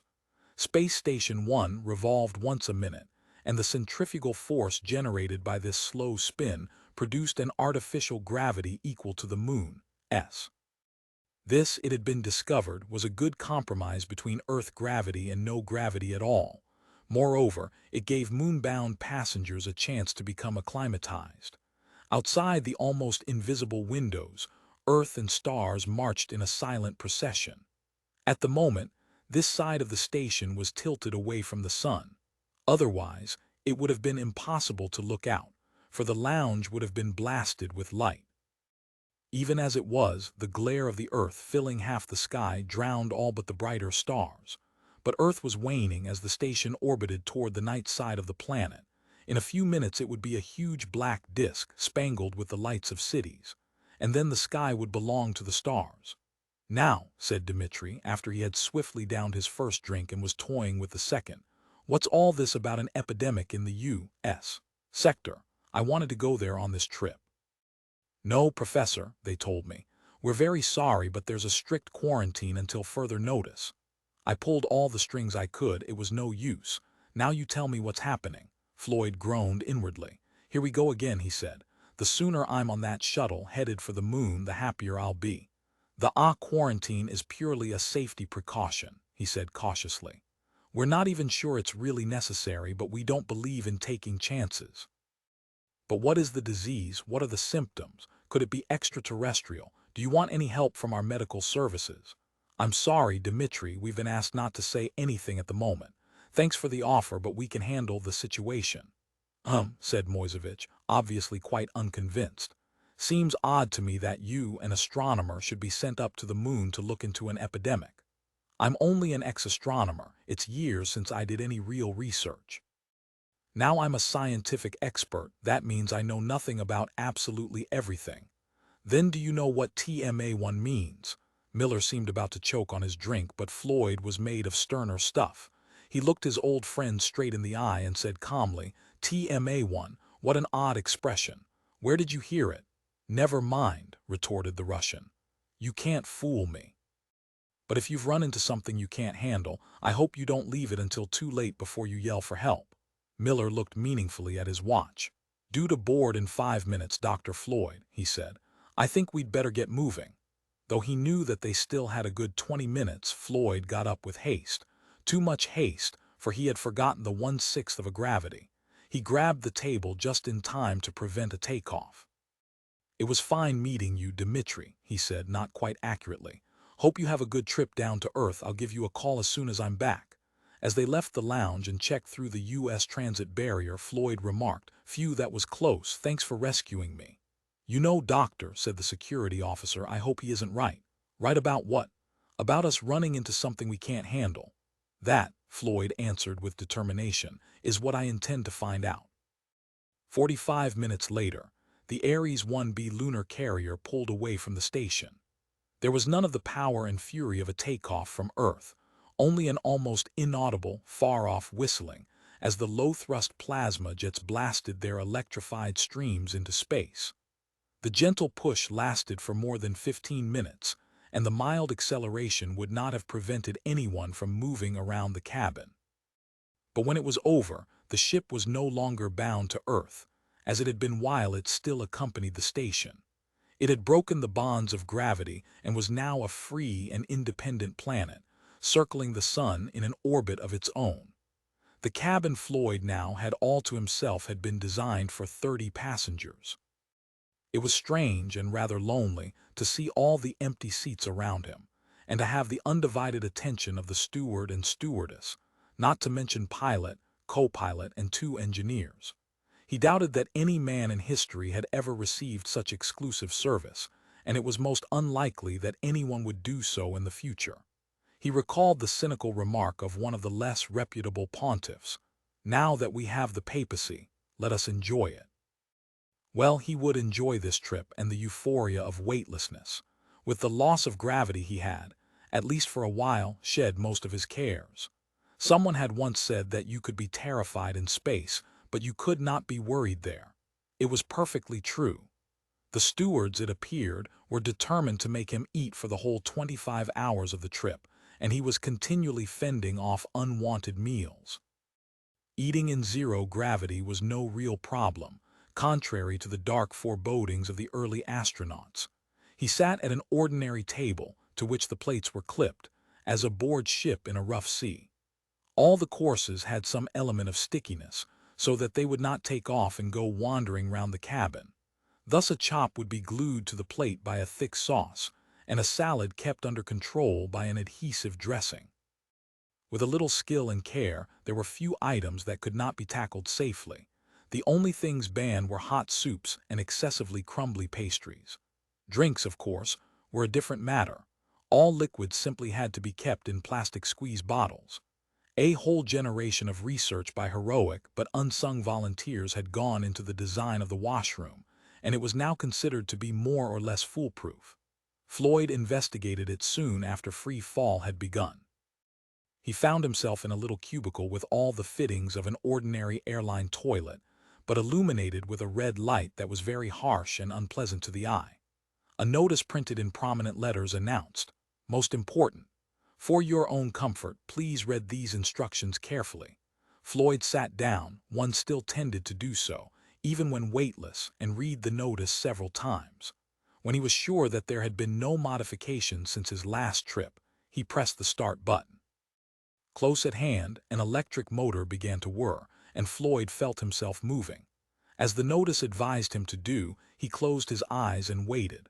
After a minute, a bell chimed softly and he looked around. The light had now changed to a soothing pinkish white, but more important, he was under gravity again. Only the faintest vibration revealed that it was a spurious gravity, caused by the carousel-like spin of the whole toilet compartment. Floyd picked up a piece of soap and watched it drop in slow motion. He judged that the centrifugal force was about a quarter of a normal gravity. But that was quite enough. It would ensure that everything moved in the right direction, in the one place where this mattered most. He pressed the stop 4 exit button and closed his eyes again. Weight slowly ebbed as the rotation ceased, the bell gave a double chime, and the red warning light was back. The door was then locked in the right position to let him glide out into the cabin, where he adhered as quickly as possible to the carpet. He had long ago exhausted the novelty of weightlessness, and was grateful for the Velcro slippers that allowed him to walk almost normally. There was plenty to occupy his time, even if he did nothing but sit and read. When he tired of official reports and memoranda and minutes, he would plug his fool's capsized newspad into the ship's information circuit and scan the latest reports from Earth. One by one, he would conjure up the world's major electronic papers. He knew the codes of the more important ones by heart, and had no need to consult the list on the back of his pad. Switching to the display unit's short-term memory, he would hold the front page while he quickly searched the headlines and noted the items that interested him. Each had its own two-digit reference. When he punched that, the postage stamp-sized rectangle would expand until it neatly filled the screen and he could read it with comfort. When he had finished, he would flash back to the complete page and select a new subject for detailed examination. Floyd sometimes wondered if the newspad and the fantastic technology behind it was the last word in man's quest for perfect communications. Here he was, far out in space, speeding away from Earth at thousands of miles an hour, yet in a few milliseconds he could see the headlines of any newspaper he pleased. That very word, newspaper, of course, was an anachronistic hangover into the age of electronics. The text was updated automatically on every hour. Even if one read only the English versions, one could spend an entire lifetime doing nothing, but absorbing the ever-changing flow of information from the news satellites. It was hard to imagine how the system could be improved or made more convenient. But sooner or later, Floyd guessed, it would pass away, to be replaced by something as unimaginable as the newspad itself would have been to Caxton or Gutenberg. There was another thought which a scanning of those tiny electronic headlines often invoked. The more wonderful the means of communication, the more trivial, tawdry, or depressing its content seemed to be. Accidents, crimes, natural and man-made disasters, threats of conflict, gloomy editorials, these still seemed to be the main concern of the millions of words being sprayed into the ether. Yet Floyd also wondered if this was altogether a bad thing. The newspapers of Utopia, he had long ago decided, would be terribly dull. From time to time, the captain and the other members of the crew came into the cabin and exchanged a few words with him. They treated their distinguished passenger with awe and were doubtless burning with curiosity about his mission, but were too polite to ask any questions or even to drop any hints. Only the charming little stewardess seemed completely at ease in his presence. As Floyd quickly discovered, she came from Bali and had carried beyond the atmosphere some of the grace and mystery of that still largely unspoiled island. One of his strangest and most enchanting memories of the entire trip was her zero-gravity demonstration of some classical Balinese dance movements, with the lovely, blue-green crescent of the waning Earth as a backdrop. There was one sleep period, when the main cabin lights were switched off and Floyd fastened down his arms and legs with the elastic sheets that would prevent him from drifting away into space. It seemed a crude arrangement, but here in zero gravity, his unpadded couch was more comfortable than the most luxurious mattress on Earth. When he had strapped himself in, Floyd dozed off quickly enough, but woke up once in a drowsy, half-conscious condition to be completely baffled by his strange surroundings. For a moment he thought that he was in the middle of some dimly lit Chinese lantern. The faint glow from the other cubicles around him gave that impression. Then he said to himself, firmly and successfully, "Go to sleep, boy. This is just an ordinary moon shuttle." When he awoke, the moon had swallowed up half the sky and the braking maneuvers were about to begin. The wide arc of windows set in the curving wall of the passenger section now looked out onto the open sky, not the approaching globe, so he moved into the control cabin. Here, on the rear-view TV screen, he could watch the final stages of the descent. The approaching lunar mountains were utterly unlike those of Earth. They lacked the dazzling caps of snow, the green, close-fitting garments of vegetation, the moving crowns of cloud. Nevertheless, the fierce contrasts of light and shadow gave them a strange beauty of their own. The laws of earthly aesthetics did not apply here. This world had been shaped and molded by other than terrestrial forces, operating over eons of time unknown to the young, verdant Earth with its fleeting ice ages, its swiftly rising and falling seas, its mountain ranges dissolving like mists before the dawn. Here was age inconceivable, but not death, for the moon had never lived until now. The descending ship was poised almost above the line dividing night from day, and directly below was a chaos of jagged shadows and brilliant, isolated peaks catching the first light of the slow lunar dawn. That would be a fearful place to attempt a landing, even with all possible electronic aids, but they were slowly drifting away from it, toward the night side of the moon. Then Floyd saw, as his eyes grew more accustomed to the fainter illumination, that the night land was not wholly dark. It was aglow with a ghostly light, in which peaks and valleys and plains could be clearly seen. The Earth, a giant moon to the moon, was flooding the land below with its radiance. On the pilot's panel, lights flashed above radar screens. Numbers came and went on computer displays, clocking off the distance of the approaching moon. They were still more than 1,000 miles away when weight returned as the jets began their gentle but steady deceleration. For ages, it seemed, the moon slowly expanded across the sky, the sun sank below the horizon, and at last a single giant crater filled the field of view. The shuttle was falling toward its central peaks, and suddenly Floyd noticed that near one of those peaks a brilliant light was flashing with a regular rhythm. It might have been an airport beacon back on Earth, and he stared at it with a tightening of the throat.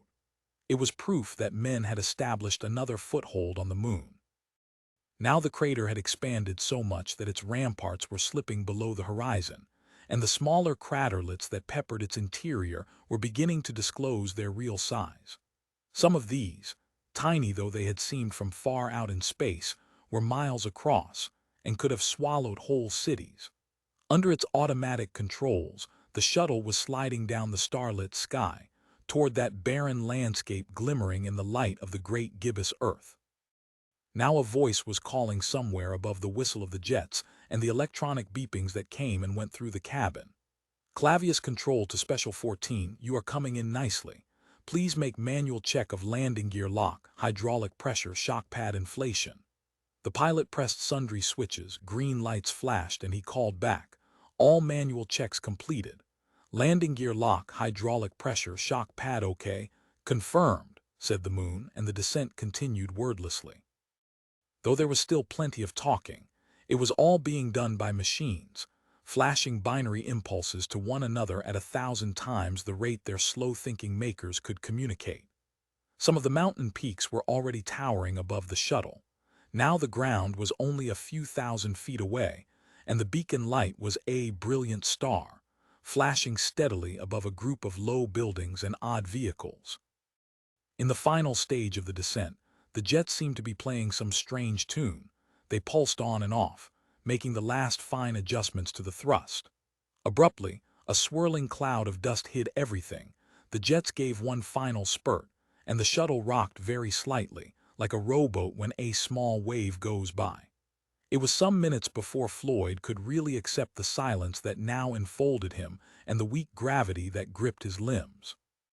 He had made, utterly without incident, and in little more than one day, the incredible journey of which men had dreamed for 2,000 years. After a normal routine flight, he had landed on the moon. Chapter 10, Clavius Base. Clavius, 150 miles in diameter, is the second largest crater on the visible face of the moon, and lies in the center of the southern highlands. It is very old. Ages of volcanism and bombardment from space have scarred its walls and pockmarked its floor. But since the last era of crater formation, when the debris from the asteroid belt was still battering the inner planets, it had known peace for 500 million years. Now there were new, strange stirrings on and below its surface, for here man was establishing his first permanent bridgehead on the moon. Clavius Base could, in an emergency, be entirely self-supporting.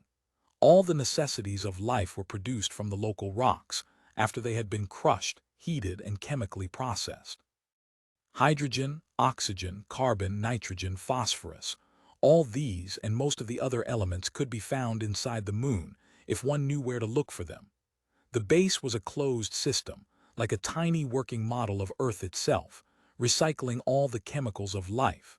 The atmosphere was purified in a vast hothouse, a large circular room buried just below the lunar surface.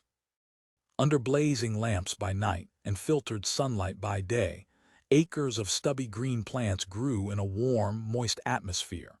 They were special mutations, designed for the express purpose of replenishing the air with oxygen and providing food as a byproduct. More food was produced by chemical processing systems and algae culture. Although the green scum circulating through yards of transparent plastic tubes would scarcely have appealed to a gourmet, The biochemists could convert it into chops and steaks. Only an expert could distinguish from the real thing. The 1,100 men and 600 women who made up the personnel of the base were all highly trained scientists or technicians, carefully selected before they had left Earth. Though lunar living was now virtually free from the hardships, disadvantages, and occasional dangers of the early days, it was still psychologically demanding, and not recommended for anyone suffering from claustrophobia. Since it was expensive and time-consuming to cut a large underground base out of solid rock or compacted lava, the standard one-man living module was a room only about 6 feet wide, 10 feet long, and 8 feet high. Each room was attractively furnished and looked very much like a good motel suite, with convertible sofa, TV, small hi-fi set, and vision phone. Moreover, by a simple trick of interior decoration, the one unbroken wall could be converted by the flip of a switch into a convincing terrestrial landscape. There was a choice of 8 views. This touch of luxury was typical of the base, though it was sometimes hard to explain its necessity to the folk back on Earth. Every man and woman in Clavius had cost $100,000 in training and transport and housing. It was worth a little extra to maintain their peace of mind. This was not art for art's sake, but art for the sake of sanity. One of the attractions of life in the base, and on the moon as a whole, was undoubtedly the low gravity, which produced a sense of general well-being. However, this had its dangers, and it was several weeks before an emigrant from Earth could adapt to it. On the moon, the human body had to learn a whole new set of reflexes. It had, for the first time, to distinguish between mass and weight. A man who weighed 180 pounds on Earth might be delighted to discover that he weighed only 30 pounds on the moon. As long as he moved in a straight line at a uniform speed, he felt a wonderful sense of buoyancy. But as soon as he attempted to change course, to turn corners, or to stop suddenly, then he would find that his full 180 pounds of mass, or inertia, was still there. For that was fixed and unalterable, the same on Earth, Moon, Sun, or in free space. Before one could be properly adapted to lunar living, therefore, it was essential to learn that all objects were now 6 times as sluggish as their mere weight would suggest. It was a lesson usually driven home by numerous collisions and hard knocks, and old lunar hands kept their distance from newcomers until they were acclimatized. With its complex of workshops, offices, storerooms, computer center, generators, garage, kitchen, laboratories, and food processing plant, Clavius Base was a miniature world in itself. And ironically, many of the skills that had been used to build this underground empire had been developed during the half-century of the Cold War. Any man who had ever worked in a hardened missile site would have felt at home in Clavius. Here on the moon were the same arts and hardware of underground living and of protection against a hostile environment, but here they had been turned to the purposes of peace. After 10,000 years, man had at last found something as exciting as war. Unfortunately, not all nations had yet realized that fact. The mountains that had been so prominent just before landing had mysteriously disappeared, hidden from sight below the steeply curving lunar horizon. Around the spacecraft was a flat, gray plain, brilliantly lit by the slanting Earthlight. Although the sky was, of course, completely black, only the brighter stars and planets could be seen, unless the eyes were shaded from the surface glare. Several very odd vehicles were rolling up to the Ares 1B spaceship: cranes, hoists, servicing trucks, some automatic, some operated by a driver in a small pressure cabin. Most of them moved on balloon tires, for this smooth, level plain posed no transportation difficulties. But one tanker rolled on the peculiar flex wheels which had proved one of the best all-purpose ways of getting around on the moon. A series of flat plates arranged in a circle, each plate independently mounted and sprung. The flex wheel had many of the advantages of the caterpillar track from which it had evolved. It would adapt its shape and diameter to the terrain over which it was moving, and unlike a caterpillar track, would continue to function even if a few sections were missing. A small bus with an extension tube like a stubby elephant trunk was now nuzzling affectionately up against the spacecraft. A few seconds later, there were bangings and bumpings from outside, followed by the sound of hissing air as connections were made and pressure was equalized. The inner door of the airlock opened, and the welcoming delegation entered. It was led by Ralph Havorson, the administrator of the Southern Province, which meant not only the base but also any exploring parties that operated from it. With him was his chief scientist, Dr. Roy Michaels, a grizzled little geophysicist whom Floyd knew from previous visits, and half a dozen senior scientists and executives. They greeted him with respectful relief. From the administrator downward, it was obvious that they looked forward to a chance of unloading some of their worries. "Very pleased to have you with us, Dr. Floyd," said Havorson. "Did you have a good trip?" "Excellent," Floyd answered. "It couldn't have been better. The crew looked after me very well." He exchanged the usual small talk that courtesy demanded while the bus rolled away from the spacecraft. By unspoken agreement, no one mentioned the reason for his visit. After traveling 1,000 feet from the landing site, the bus came to a large sign which read, "Welcome to Clavius Base U.S. Astronautical Engineering Corps 1994. It then dived into a cutting which took it quickly below ground level. A massive door opened ahead, then closed behind them. This happened again, and yet a third time. When the last door had closed, there was a great roaring of air, and they were back in atmosphere once more, in the shirt-sleeve environment of the base. After a short walk through a tunnel packed with pipes and cables, and echoing hollowly with rhythmic thumpings and throbbings, they arrived in executive territory, and Floyd found himself back in the familiar environment of typewriters, office computers, girl assistants, wall charts, and ringing telephones. As they paused outside the door labeled Administrator, Havorson said diplomatically, "Dr. Floyd and I will be along to the briefing room in a couple of minutes." The others nodded, made agreeable sounds, and drifted off down the corridor. But before Havorson could usher Floyd into his office, there was an interruption. The door opened, and a small figure hurled itself at the administrator. "Daddy, you've been topside, and you promised to take me." "Now, Diana," said Havorson with exasperated tenderness, "I only said I'd take you if I could, but I've been very busy meeting Dr. Floyd. Shake hands with him, he's just come from Earth." Little girl, Floyd judged that she was about 8, extended a limp hand. Her face was vaguely familiar, and Floyd suddenly became aware that the administrator was looking at him with a quizzical smile. With a shock of recollection, he understood why. "I don't believe it," he exclaimed. "When I was here last, she was just a baby." "She had her 4th birthday last week," Havorson answered proudly. "Children grow fast in this low gravity, but they don't age so quickly. They'll live longer than we do." Floyd stared in fascination at the self-assured little lady, noting the graceful carriage and the unusually delicate bone structure. "It's nice to meet you again, Diana," he said. Then something, perhaps sheer curiosity, perhaps politeness, impelled him to add, "Would you like to go to Earth?" Her eyes widened with astonishment. Then she shook her head. "It's a nasty place. You hurt yourself when you fall down."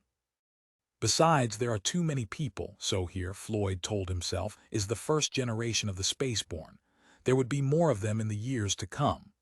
Though there was sadness in this thought, there was also a great hope. When Earth was tamed and tranquil, and perhaps a little tired, there would still be hope for those who loved freedom, for the tough pioneers, the restless adventurers. But their tools would not be axe and gun and canoe and wagon. They would be nuclear power plant and plasma drive and hydroponics farm.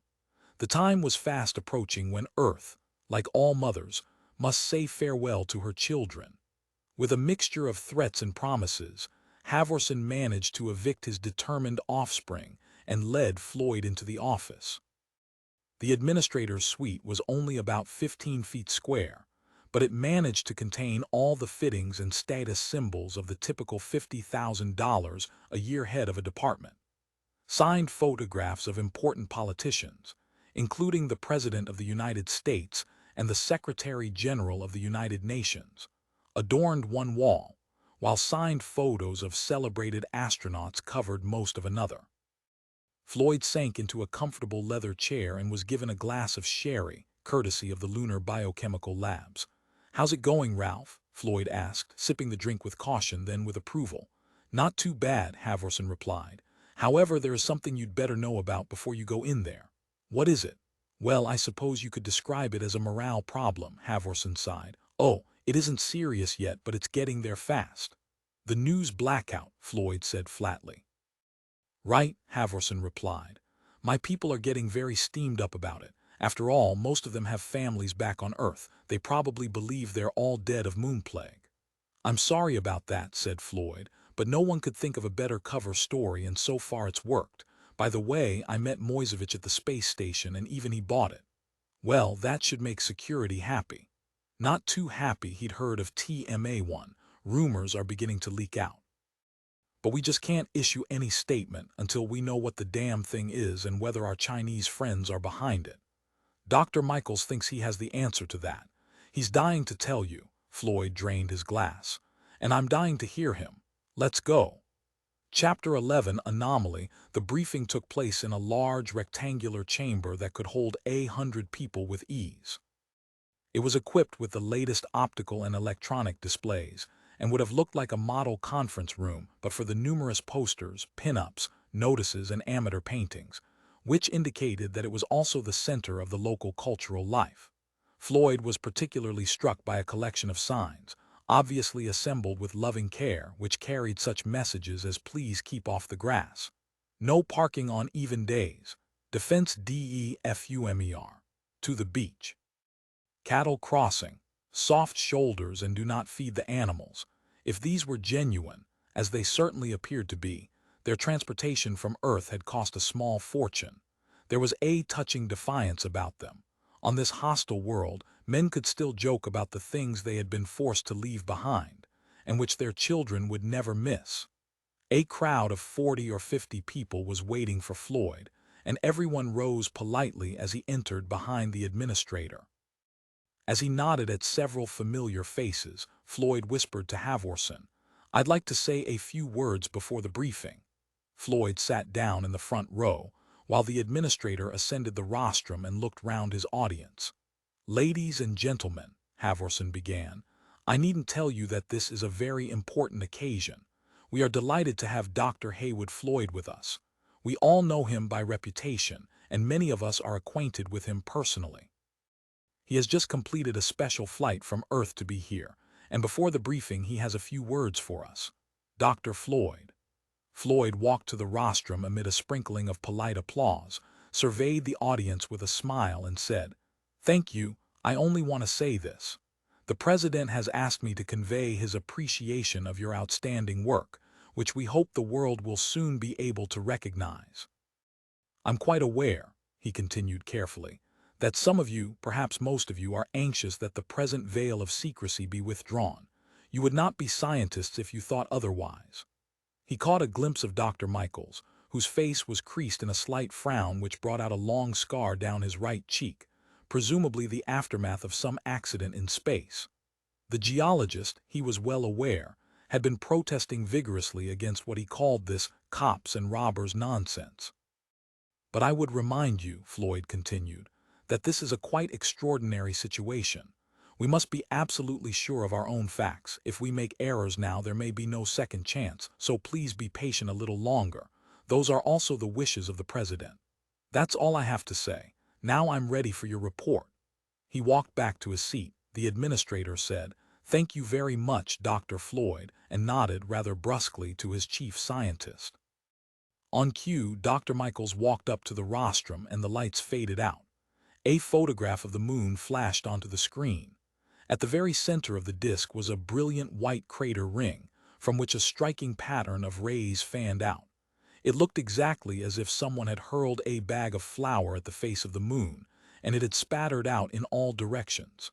"This is Tycho," said Michaels, pointing to the central crater. On this vertical photograph, Tycho is even more conspicuous than when seen from Earth. Then it's rather near the edge of the moon. But observed from this viewpoint, looking straight down from 1,000 miles up, you'll see how it dominates an entire hemisphere.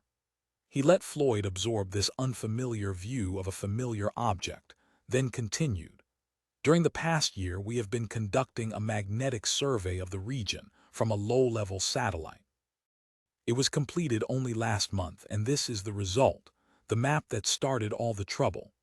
Another picture flashed on the screen. It looked like a contour map, though it showed magnetic intensity, not heights above sea level. For the most part, the lines were roughly parallel and spaced well apart, but in one corner of the map they became suddenly packed together to form a series of concentric circles, like a drawing of a knothole in a piece of wood. Even to an untrained eye, it was obvious that something peculiar had happened to the moon's magnetic field in this region, and in large letters across the bottom of the map were the words, Tycho Magnetic Anomaly One, TMA1. Stamped on the top right was classified. At first we thought it might be an outcrop of magnetic rock, but all the geological evidence was against it, and not even a big nickel iron meteorite could produce a field as intense as this, so we decided to have a look. The first party discovered nothing, just the usual level terrain buried beneath a very thin layer of moon dust. They sank a drill in the exact center of the magnetic field to get a core sample for study. 20 feet down, the drill stopped, so the survey party started to dig, not an easy job in spacesuits, as I can assure you. What they found brought them back to base in a hurry. We sent out a bigger team with better equipment. They excavated for 2 weeks, with the result you know. The darkened assembly room became suddenly hushed and expectant as the picture on the screen changed. Though everyone had seen it many times, there was not a person who failed to crane forward as if hoping to find new details. On Earth and Moon, less than 100 people had so far been allowed to set eyes on this photograph. It showed a man in a bright red and yellow spacesuit standing at the bottom of an excavation and supporting a surveyor's rod marked off in tenths of a meter. It was obviously a night shot and might have been taken anywhere on the Moon or Mars, but until now no planet had ever produced a scene like this. The object before which the space-suited man was posing was a vertical slab of jet-black material, about 10 feet high and 5 feet wide. It reminded Floyd, somewhat ominously, of a giant tombstone. Perfectly sharp-edged and symmetrical, it was so black it seemed to have swallowed up the light falling upon it. There was no surface detail at all. It was impossible to tell whether it was made of stone or metal or plastic, or some material altogether unknown to man. TMA1, Dr. Michaels declared, almost reverently. It looks brand new, doesn't it? I can hardly blame those who thought it was just a few years old and tried to connect it with the third Chinese expedition, back in '98. But I never believed that, and now we've been able to date it positively from local geological evidence. My colleagues and I, Dr. Floyd, will stake our reputations on this. TMA1 has nothing to do with the Chinese. Indeed, it has nothing to do with the human race, for when it was buried there were no humans. You see, it is approximately 3 million years old. What you are now looking at is the first evidence of intelligent life beyond the Earth. Chapter 12, Journey by Earthlight Macro Crater Province, extends S from near center of visible face of moon, E of central crater province. Densely packed with impact craters, many large and including the largest on Moon. In N, some craters fractured from impact forming merimbrium. Rough surfaces almost everywhere except for some crater bottoms. Most surfaces in slopes, mostly 10 degrees to 12 degrees, some crater bottoms nearly level. Landing and movement. Landing generally difficult because of rough, sloping surfaces, less difficult in some level crater bottoms. Movement possible almost everywhere but route selection required, less difficult on some level crater bottoms. Construction, generally moderately difficult because of slope and numerous large blocks in loose material. Excavation of lava difficult in some crater bottoms. Tycho, post-Maria crater, 54 miles diameter, rim 7,900 feet above surroundings, bottom 12,000 feet deep. Has the most prominent ray system on the Moon, some rays extending more than 500 miles. The mobile lab now rolling across the crater plain at 50 miles an hour looked rather like an outsized trailer mounted on 8 flex wheels. But it was very much more than this. It was a self-contained base in which 20 men could live and work for several weeks. Indeed, it was virtually a land-going spaceship, and in an emergency it could even fly. If it came to a crevasse or canyon which was too large to detour and too steep to enter, it could hop across the obstacle on its four underjets. As he peered out of the window, Floyd could see stretching ahead of him a well-defined trail, where dozens of vehicles had left a hard-packed band in the friable surface of the moon. At regular intervals along the track were tall, slender rods, each carrying a flashing light. No one could possibly get lost on the 200-mile journey from Clavius Base to TMA-1, even though it was still night, and the sun would not rise for several hours. The stars overhead were only a little brighter, or more numerous, than on a clear night from the high plateaus of New Mexico or Colorado. But there were two things in that coal-black sky that destroyed any illusion of Earth. The first was Earth itself, a blazing beacon hanging above the northern horizon. The light pouring down from that giant half-globe was dozens of times more brilliant than the full moon, and it covered all this land with a cold, blue-green phosphorescence. The second celestial apparition was a faint, pearly cone of light slanting up the eastern sky. It became brighter and brighter toward the horizon, hinting of great fires just concealed below the edge of the moon. Here was a pale glory that no man had ever seen from Earth, save during the few moments of a total eclipse. It was the corona, harbinger of the lunar dawn, giving notice that before long the sun would smite this sleeping land. As he sat with Halvorsen and Michaels in the forward observation lounge, immediately beneath the driver's position, Floyd found his thoughts turning again and again to the 3-million-year-wide gulf that had just opened up before him. Like all scientifically literate men, he was used to considering far longer periods of time, but they had concerned only the movements of stars and the slow cycles of the inanimate universe. Mind or intelligence had not been involved. Those eons were empty of all that touched the emotions. 3 million years. The infinitely crowded panorama of written history, with its empires and its kings, its triumphs and its tragedies, covered barely 1/1000th of this appalling span of time. Not only man himself, but most of the animals now alive on Earth, did not even exist when this black enigma was so carefully buried here, in the most brilliant and most spectacular of all the craters of the moon. That it had been buried, and quite deliberately, Dr. Michaels was absolutely sure. At first, he explained, I rather hoped it might mark the site of some underground structure, but our latest excavations have eliminated that. It's sitting on a wide platform of the same black material with undisturbed rock beneath it. The creatures who designed it wanted to make sure it stayed put, barring major moonquakes. They were building for eternity. There was triumph and yet sadness in Michael's voice, and Floyd could share both emotions. At last, one of man's oldest questions had been answered. Here was the proof, beyond all shadow of doubt, that his was not the only intelligence that the universe had brought forth. But with that knowledge there came again an aching awareness of the immensity of time. Whatever had passed this way had missed mankind by 100,000 generations. Perhaps, Floyd told himself, it was just as well. And yet, what we might have learned from creatures who could cross space, while our ancestors were still living in trees.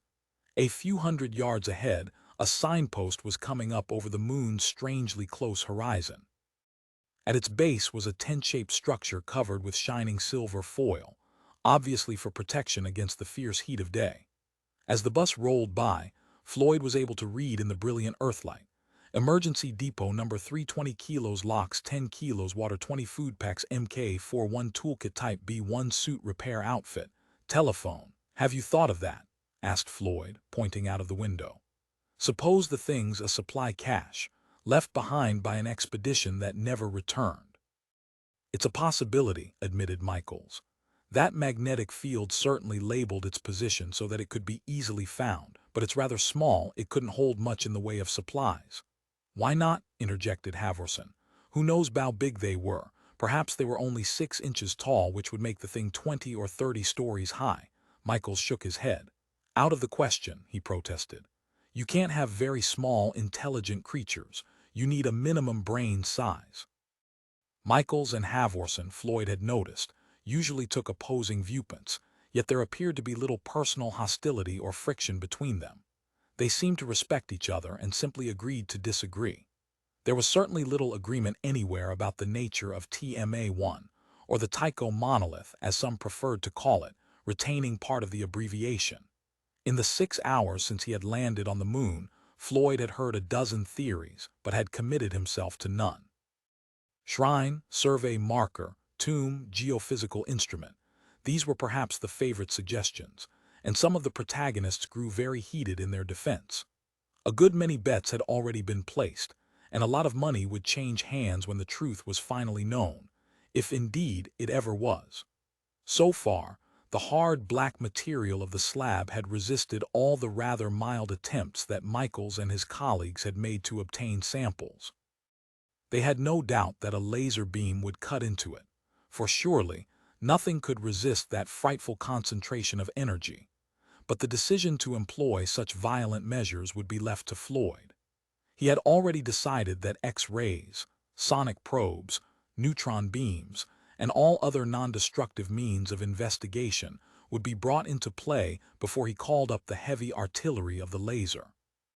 It was the mark of a barbarian to destroy something one could not understand, but perhaps men were barbarians beside the creatures who had made this thing, and where could they have come from? The moon itself? No, that was utterly impossible. If there had ever been indigenous life on this barren world, it had been destroyed during the last crater-forming epoch, when most of the lunar surface was white-hot. Earth? Very unlikely, though perhaps not quite impossible. Any advanced terrestrial civilization, presumably a non-human one, back in the Pleistocene era would have left many other traces of its existence. We would have known all about it, thought Floyd, long before we got to the moon. That left two alternatives, the planets and the stars. Yet all the evidence was against intelligent life elsewhere in the solar system, or indeed life of any kind except on Earth and Mars. The inner planets were too hot, the outer ones far too cold, unless one descended into their atmosphere to depths where the pressures amounted to hundreds of tons to the square inch. So perhaps these visitors had come from the stars, yet that was even more incredible. As he looked up at the constellations strewn across the ebon lunar sky, Floyd remembered how often his fellow scientists had proved that interstellar travel was impossible. The journey from Earth to Moon was still fairly impressive, but the very nearest star was 100 million times more distant. Speculation was a waste of time. He must wait until there was more evidence. "Please fasten your seat belts and secure all loose objects," said the cabin speaker suddenly. 40-degree slope approaching. 2 marker posts with winking lights had appeared on the horizon, and the bus was steering between them.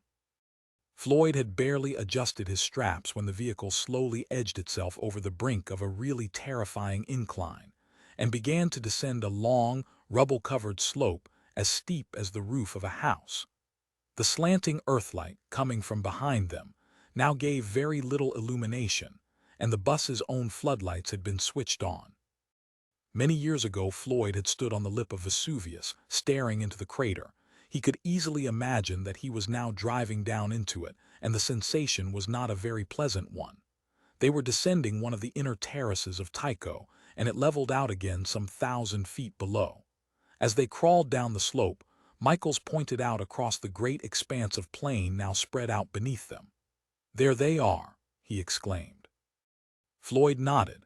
He had already noticed the cluster of red and green lights several miles ahead, and kept his eyes fixed upon it as the bus edged its way delicately down the slope.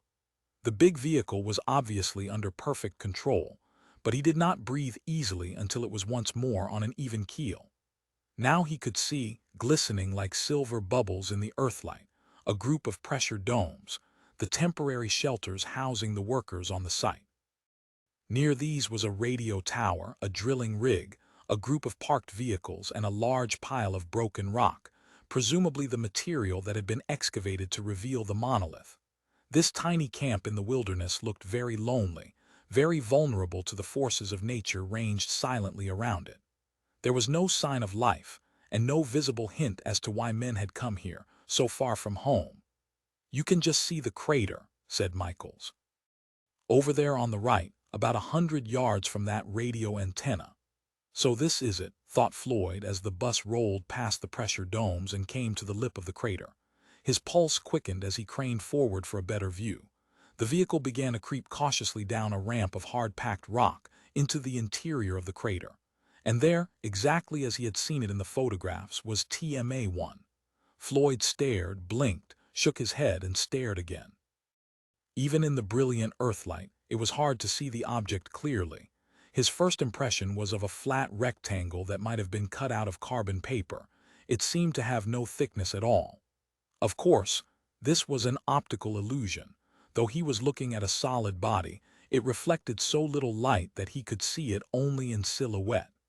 The passengers were utterly silent as the bus descended into the crater. There was awe, and there was also incredulity, sheer disbelief that the dead moon of all worlds could have sprung this fantastic surprise. The bus came to a halt within 20 feet of the slab and broadside on so that all the passengers could examine it. Yet, beyond the geometrically perfect shape of the thing, there was little to see. Nowhere were there any marks, or any abatement of its ultimate, ebon blackness. It was the very crystallization of night, and for one moment Floyd wondered if it could indeed be some extraordinary natural formation, born of the fires and pressures attending the creation of the moon. But that remote possibility, he knew, had already been examined and dismissed. At some signal, floodlights around the lip of the crater were switched on, and the bright Earthlight was obliterated by a far more brilliant glare. In the lunar vacuum, the beams were, of course, completely invisible. They formed overlapping ellipses of blinding white, centered on the monolith, and where they touched it, its ebon surface seemed to swallow them. Pandora's box, thought Floyd, with a sudden sense of foreboding, waiting to be opened by inquisitive man. And what will he find inside? Chapter 13. The slow down the main pressure dome at the TMA-1 site was only 20 feet across, and its interior was uncomfortably crowded. The bus, coupled to it through one of the two airlocks, gave some much-appreciated extra living room. Inside this hemispherical, double-walled balloon lived, worked, and slept the 6 scientists and technicians now permanently attached to the project. It also contained most of their equipment and instruments, all the stores that could not be left in the vacuum outside, cooking, washing and toilet facilities, geological samples, and a small TV screen through which the site could be kept under continuous surveillance. Floyd was not surprised when Halvorsen elected to remain in the dome. He stated his views with admirable frankness. "I regard spacesuits as a necessary evil," said the administrator. "I wear one 4 times a year for my quarterly checkout tests. If you don't mind, I'll sit here and watch over the TV." Some of this prejudice was now unjustified, for the latest models were infinitely more comfortable than the clumsy suits of armor worn by the first lunar explorers. They could be put on in less than a minute, even without help, and were quite automatic. The MKV into which Floyd was now carefully sealed would protect him from the worst that the moon could do, either by day or by night. Accompanied by Dr. Michaels, he walked into the small airlock. As the throbbing of the pumps died away and his suit stiffened almost imperceptibly around him, he felt himself enclosed in the silence of vacuum. That silence was broken by the welcome sound of his suit radio. "Pressure okay, Dr. Floyd. Are you breathing normally?" "Yes, I'm fine." His companion carefully checked the dials and gauges on the outside of Floyd's suit. Then he said, "Okay, let's go." The outer door opened, and the dusty moonscape lay before them, glimmering in the Earthlight. With a cautious, waddling movement, Floyd followed Michaels through the lock. It was not hard to walk. Indeed, in a paradoxical way, the suit made him feel more at home than at any time since reaching the moon. Its extra weight, and the slight resistance it imposed on his motion, gave some of the illusion of the lost terrestrial gravity. The scene had changed since the party had arrived barely an hour ago. Though the stars and the half-Earth were still as bright as ever, the 14-day lunar night had almost ended. The glow of the corona was like a false moonrise along the eastern sky. And then, without warning, the tip of the radio mast 100 feet above Floyd's head suddenly seemed to burst into flame, as it caught the first rays of the hidden sun. They waited while the project supervisor and two of his assistants emerged from the airlock, then walked slowly toward the crater. By the time they had reached it, a thin bow of unbearable incandescence had thrust itself above the eastern horizon. Though it would take more than an hour for the sun to clear the edge of the slowly turning moon, the stars were already banished. The crater was still in shadow, but the floodlights mounted around its rim lit the interior brilliantly. As Floyd walked slowly down the ramp toward the black rectangle, he felt a sense not only of awe but of helplessness. Here, at the very portals of Earth, man was already face to face with a mystery that might never be solved. 3 million years ago, something had passed this way, had left this unknown and perhaps unknowable symbol of its purpose, and had returned to the planets or to the stars. Floyd's suit radio interrupted his reverie. Project supervisor speaking. "If you'd all line up on this side, we'd like to take a few photos. Dr. Floyd, will you stand in the middle? Dr. Michaels, thank you." No one except Floyd seemed to think that there was anything funny about this. In all honesty, he had to admit that he was glad someone had brought a camera. Here was a photo that would undoubtedly be historic, and he wanted copies for himself. He hoped that his face would be clearly visible through the helmet of the suit. "Thanks, gentlemen," said the photographer, after they had posed somewhat self-consciously in front of the monolith, and he had made a dozen exposures. "We'll ask the base photo section to send you copies." Then Floyd turned his full attention to the ebon slab, walking slowly around it, examining it from every angle, trying to imprint its strangeness upon his mind. He did not expect to find anything, for he knew that every square inch had already been gone over with microscopic care. Now the sluggish sun had lifted itself above the edge of the crater, and its rays were pouring almost broadside upon the eastern face of the block. Yet it seemed to absorb every particle of light as if it had never been. Floyd decided to try a simple experiment. He stood between the monolith and the sun and looked for his own shadow on the smooth black sheet. There was no trace of it. At least 10 kilowatts of raw heat must be falling on the slab. If there was anything inside, it must be rapidly cooking. How strange, Floyd thought, to stand here while this thing is seeing daylight for the first time since the ice ages began on Earth. He wondered again about its black color. That was ideal, of course, for absorbing solar energy. But he dismissed the thought at once, for who would be crazy enough to bury a sun-powered device 20 feet underground? He looked up at the Earth, beginning to wane in the morning sky. Only a handful of the 6 billion people there knew of this discovery. How would the world react to the news when it was finally released?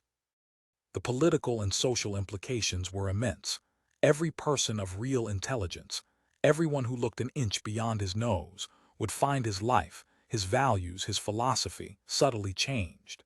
Even if nothing whatsoever was discovered about TMA-1 and it remained an eternal mystery, man would know that he was not unique in the universe. Though he had missed them by millions of years, those who had once stood here might yet return, and if not, there might well be others. All futures must now contain this possibility. Floyd was still musing over these thoughts when his helmet speaker suddenly emitted a piercing electronic shriek, like a hideously overloaded and distorted time signal. Involuntarily, he tried to block his ears with his space-suited hands. Then he recovered and groped frantically for the gain control of his receiver. While he was still fumbling, 4 more of the shrieks blasted out of the ether. Then there was a merciful silence. All around the crater, figures were standing in attitudes of paralyzed astonishment. "So it's nothing wrong with my gear," Floyd told himself. Everyone heard those piercing electronic screams. After 3 million years of darkness, TMA-1 had greeted the lunar dawn. Chapter 14. The listeners 100 million miles beyond Mars, in the cold loneliness where no man had yet traveled, Deep Space Monitor 79 drifted slowly among the tangled orbits of the asteroids. For 3 years it had fulfilled its mission flawlessly, a tribute to the American scientists who had designed it, the British engineers who had built it, the Russian technicians who had launched it. A delicate spider's web of antennas sampled the passing waves of radio noise, the ceaseless crackle and hiss of what Pascal, in a far simpler age, had naively called the silence of infinite space. Radiation detectors noted and analyzed incoming cosmic rays from the galaxy and points beyond. Neutron and X-ray telescopes kept watch on strange stars that no human eye would ever see. Magnetometers observed the gusts and hurricanes of the solar winds, as the sun breathed million-mile-an-hour blasts of tenuous plasma into the faces of its circling children. All these things, and many others, were patiently noted by Deep Space Monitor 79 and recorded in its crystalline memory. One of its antennas, by now unconsidered miracles of electronics, was always aimed at a point never far from the sun. Every few months its distant target could have been seen, had there been any eye here to watch, as a bright star with a close, fainter companion, but most of the time it was lost in the solar glare. To that far-off planet Earth, every 24 hours, the monitor would send the information it had patiently garnered, packed neatly into one 5-minute pulse. About a quarter of an hour late, traveling at the speed of light, that pulse would reach its destination. The machines whose duty it was would be waiting for it. They would amplify and record the signal, and add it to the thousands of miles of magnetic tape now stored in the vaults of the world's space centers at Washington, Moscow, and Canberra. Since the first satellites had orbited, almost 50 years earlier, trillions and quadrillions of pulses of information had been pouring down from space, to be stored against the day when they might contribute to the advance of knowledge. Only a minute fraction of all this raw material would ever be processed, but there was no way of telling what observation some scientist might wish to consult 10 or 50 or 100 years from now. So everything had to be kept on file, stacked in endless air-conditioned galleries, triplicated at the 3 centers against the possibility of accidental loss. It was part of the real treasure of mankind, more valuable than all the gold locked uselessly away in bank vaults. And now Deep Space Monitor 79 had noted something strange, a faint yet unmistakable disturbance rippling across the solar system, and quite unlike any natural phenomenon it had ever observed in the past. Automatically, it recorded the direction, the time, the intensity. In a few hours it would pass the information to Earth, as also would orbiter M15, circling Mars twice a day, and high-inclination probe 21, climbing slowly above the plane of the ecliptic, and even artificial Comet 5, heading out into the cold wastes beyond Pluto, along an orbit whose far point it would not reach for 1,000 years. All noted the peculiar burst of energy that had disturbed their instruments. All, in due course, reported back automatically to the memory stores on distant Earth. The computers might never have perceived the connection between 4 peculiar sets of signals, from space probes on independent orbits millions of miles apart. But as soon as he glanced at his morning report, the radiation forecaster at Goddard knew that something strange had passed through the solar system during the last 24 hours. He had only part of its track, but when the computer projected it on the planet's situation board, it was as clear and unmistakable as a vapor trail across a cloudless sky, or a single line of footprints over a field of virgin snow. Some immaterial pattern of energy, throwing off a spray of radiation like the wake of a racing speedboat, had leaped from the face of the moon and was heading out toward the stars. Part 3, Between Planets at Chapter 15, Discovery. The ship was still only 30 days from Earth, yet David Bowman sometimes found it hard to believe that he had ever known any other existence than the closed little world of Discovery. All his years of training, all his earlier missions to the Moon and Mars, seemed to belong to another man, in another life. Frank Poole admitted to the same feelings, and had sometimes jokingly regretted that the nearest psychiatrist was the better part of 100 million miles away. But this sense of isolation and estrangement was easy enough to understand, and certainly indicated no abnormality. In the 50 years since men had ventured into space, there had never been a mission quite like this. It had begun, 5 years ago, as Project Jupiter, the first man-round trip to the greatest of the planets. The ship was nearly ready for the 2-year voyage when, somewhat abruptly, the mission profile had been changed. Discovery would still go to Jupiter, but she would not stop there. She would not even slacken speed as she raced through the far-ranging Jovian satellite system. On the contrary, she would use the gravitational field of the giant world as a sling to cast her even farther from the sun. Like a comet, she would streak on across the outer reaches of the solar system to her ultimate goal, the ringed glory of Saturn. And she would never return. For Discovery, it would be a one-way trip, yet her crew had no intention of committing suicide. If all went well, they would be back on Earth within 7 years, 5 of which would pass like a flash in the dreamless sleep of hibernation, while they awaited rescue by the still unbuilt Discovery II. The word rescue was carefully avoided in all the Astronautics Agency's statements and documents. It implied some failure of planning, and the approved jargon was reacquisition. If anything went really wrong, there would certainly be no hope of rescue, almost 1 billion miles from Earth. It was a calculated risk, like all voyages into the unknown. But half a century of research had proved that artificially induced human hibernation was perfectly safe, and it had opened up new possibilities in space travel. Not until this mission, however, had they been exploited to the utmost. The 3 members of the survey team, who would not be needed until the ship entered her final orbit around Saturn, would sleep through the entire outward flight. Tons of food and other expendables would thus be saved. Almost as important, the team would be fresh and alert, and not fatigued by the 10-month voyage when they went into action. Discovery would enter a parking orbit around Saturn, becoming a new moon of the giant planet. She would swing back and forth along a 2-million-mile ellipse that took her close to Saturn, and then across the orbits of all its major moons. They would have 100 days in which to map and study a world with 80 times the area of Earth, and surrounded by a retinue of at least 15 known satellites, one of them as large as the planet Mercury. There must be wonders enough here for centuries of study. The first expedition could only carry out a preliminary reconnaissance. All that it found would be radioed back to Earth. Even if the explorers never returned, their discoveries would not be lost. At the end of the 100 days, Discovery would close down.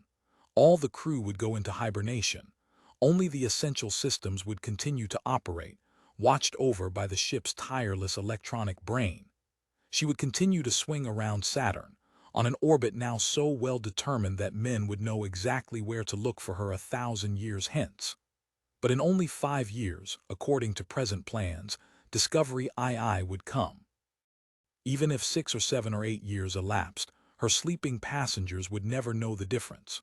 For all of them, the clock would have stopped as it had stopped already for Whitehead, Kaminsky, and Hunter. Sometimes Bowman, as first captain of Discovery, envied his 3 unconscious colleagues in the frozen peace of the hibernaculum. They were free from all boredom and all responsibility. Until they reached Saturn, the external world did not exist. But that world was watching them through their biosensor displays. Tucked inconspicuously away among the massed instrumentation of the control deck were 5 small panels marked Hunter, Whitehead, Kaminsky, Poole, Bowman. The last 2 were blank and lifeless. Their time would not come until a year from now. The others bore constellations of tiny green lights, announcing that everything was well, and on each was a small display screen across which sets of glowing lines traced the leisurely rhythms that indicated pulse, respiration, and brain activity. There were times when Bowman, well aware how unnecessary this was, for the alarm would sound instantly if anything was wrong, would switch over to audio output. He would listen, half hypnotized, to the infinitely slow heartbeats of his sleeping colleagues, keeping his eyes fixed on the sluggish waves that marched in synchronism across the screen. Most fascinating of all were the EEG displays, the electronic signatures of 3 personalities that had once existed and would one day exist again. They were almost free from the spikes and valleys, the electrical explosions that marked the activity of the waking brain, or even of the brain in normal sleep. If there was any wisp of consciousness remaining, it was beyond the reach of instruments and of memory. This last fact Bowman knew from personal experience. Before he was chosen for this mission, his reactions to hibernation had been tested. He was not sure whether he had lost a week of his life, or whether he had postponed his eventual death by the same amount of time. When the electrodes had been attached to his forehead and the sleep generator had started to pulse, he had seen a brief display of kaleidoscopic patterns and drifting stars. Then they had faded, and darkness had engulfed him. He had never felt the injections, still less the first touch of cold as his body temperature was reduced to only a few degrees above freezing. He awoke, and it seemed that he had scarcely closed his eyes. But he knew that was an illusion. Somehow, he was convinced that years had really passed. Had the mission been completed? Had they already reached Saturn, carried out their survey, and gone into hibernation? Was Discovery II here to take them back to Earth?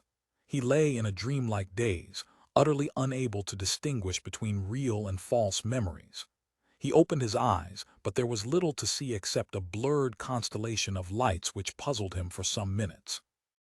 Then he realized that he was looking at the indicator lamps on a ship situation board, but it was impossible to focus on them. He soon gave up the attempt. Warm air was blowing across him, removing the chill from his limbs. There was quiet but stimulating music welling from a speaker behind his head. It was slowly growing louder and louder. Then a relaxed, friendly, but he knew computer-generated, voice spoke to him. "You are becoming operational, Dave. Do not get up or attempt any violent movements. Do not try to speak." "Do not get up," thought Bowman. That was funny. He doubted if he could wriggle a finger. Rather to his surprise, he found that he could. He felt quite contented in a dazed, stupid kind of way. He knew dimly that the rescue ship must have come, that the automatic revival sequence had been triggered, and that soon he would be seeing other human beings. That was fine, but he did not get excited about it. Presently he felt hunger. The computer, of course, had anticipated this need. "There is a signal button by your right hand, Dave. If you are hungry, please press it." Bowman forced his fingers to hunt around and presently discovered the pear-shaped bulb. He had forgotten all about it, though he must have known it was there. How much else had he forgotten? Did hibernation erase memory? He pressed the button and waited. Several minutes later, a metal arm moved out from the bunk, and a plastic nipple descended toward his lips. He sucked on it eagerly, and a warm, sweet fluid coursed down his throat, bringing renewed strength with every drop. Presently it went away, and he rested once more. He could move his arms and legs now. The thought of walking was no longer an impossible dream. Though he felt his strength swiftly returning, he would have been content to lie here forever if there had been no further stimulus from outside. But presently another voice spoke to him, and this time it was wholly human, not a construct of electrical pulses assembled by a more-than-human memory. It was also a familiar voice, though it was some time before he could recognize it. "Hello, Dave. You're coming round fine. You can talk now. Do you know where you are?" He worried about this for some time. If he was really orbiting Saturn, what had happened during all the months since he had left Earth? Again he began to wonder if he was suffering from amnesia.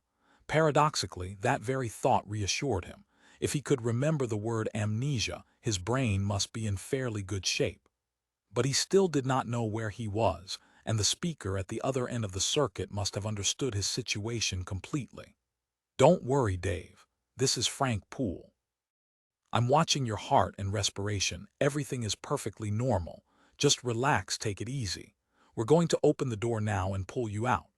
Soft light flooded into the chamber. He saw moving shapes silhouetted against the widening entrance. And in that moment all his memories came back to him, and he knew exactly where he was. Though he had come back safely from the furthest borders of sleep and the nearest borders of death, he had been gone only a week. When he left the hibernaculum, he would not see the cold Saturnian sky. That was more than a year in the future and 1 billion miles away. He was still in the trainer at the Houston Space Flight Center under the hot Texas sun. Chapter 16 Hal, but now Texas was invisible, and even the United States was hard to see. Though the low-thrust plasma drive had long since been closed down, Discovery was still coasting with her slender arrow-like body pointed away from Earth, and all her high-powered optical gear was oriented toward the outer planets, where her destiny lay.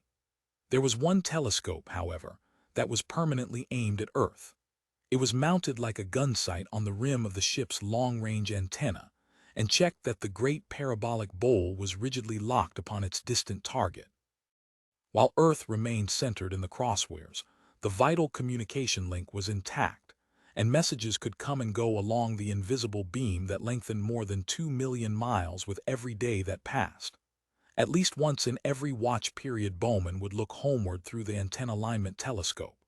As Earth was now far back toward the Sun, its darkened hemisphere faced discovery, and on the central display screen the planet appeared as a dazzling silver crescent, like another Venus.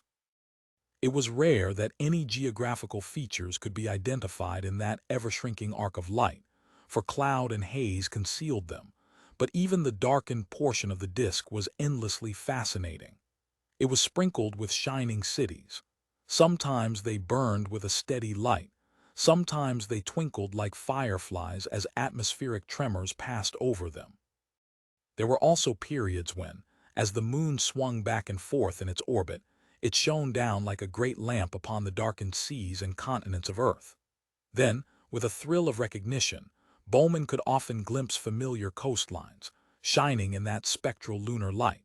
And sometimes, when the Pacific was calm, he could even see the moonglow shimmering across its face, and he would remember nights beneath the palm trees of tropical lagoons. Yet he had no regrets for these lost beauties. He had enjoyed them all in his 35 years of life, and he was determined to enjoy them again when he returned rich and famous. Meanwhile, distance made them all the more precious. The sixth member of the crew cared for none of these things, for it was not human. It was the highly advanced HAL 9000 computer, the brain and nervous system of the ship. Hal, for heuristically programmed a algorithmic computer, no less, was a masterwork of the third computer breakthrough. These seemed to occur at intervals of 20 years, and the thought that another one was now imminent already worried a great many people. The first had been in the 1940s, when the long-obsolete vacuum tube had made possible such clumsy, high-speed morons as ENIAC and its successors. Then, in the 1960s, solid-state microelectronics had been perfected. With its advent, it was clear that artificial intelligences at least as powerful as man's need be no larger than office desks, if one only knew how to construct them. Probably no one would ever know this. It did not matter. In the 1980s, Minsky and Good had shown how neural networks could be generated automatically, self-replicated, in accordance with any arbitrary learning program. Artificial brains could be grown by a process strikingly analogous to the development of a human brain. In any given case, the precise details would never be known, and even if they were, they would be millions of times too complex for human understanding. Whatever way it worked, the final result was a machine intelligence that could reproduce. Some philosophers still preferred to use the word mimic. Most of the activities of the human brain, and with far greater speed and reliability. It was extremely expensive, and only a few units of the HAL 9000 series had yet been built. But the old jest that it would always be easier to make organic brains by unskilled labor was beginning to sound a little hollow. Hal had been trained for this mission as thoroughly as his human colleagues, and at many times their rate of input, for in addition to his intrinsic speed, he never slept. His prime task was to monitor the life support systems, continually checking oxygen pressure, temperature, hull leakage, radiation, and all the other interlocking factors upon which the lives of the fragile human cargo depended. He could carry out the intricate navigational corrections and execute the necessary flight maneuvers when it was time to change course.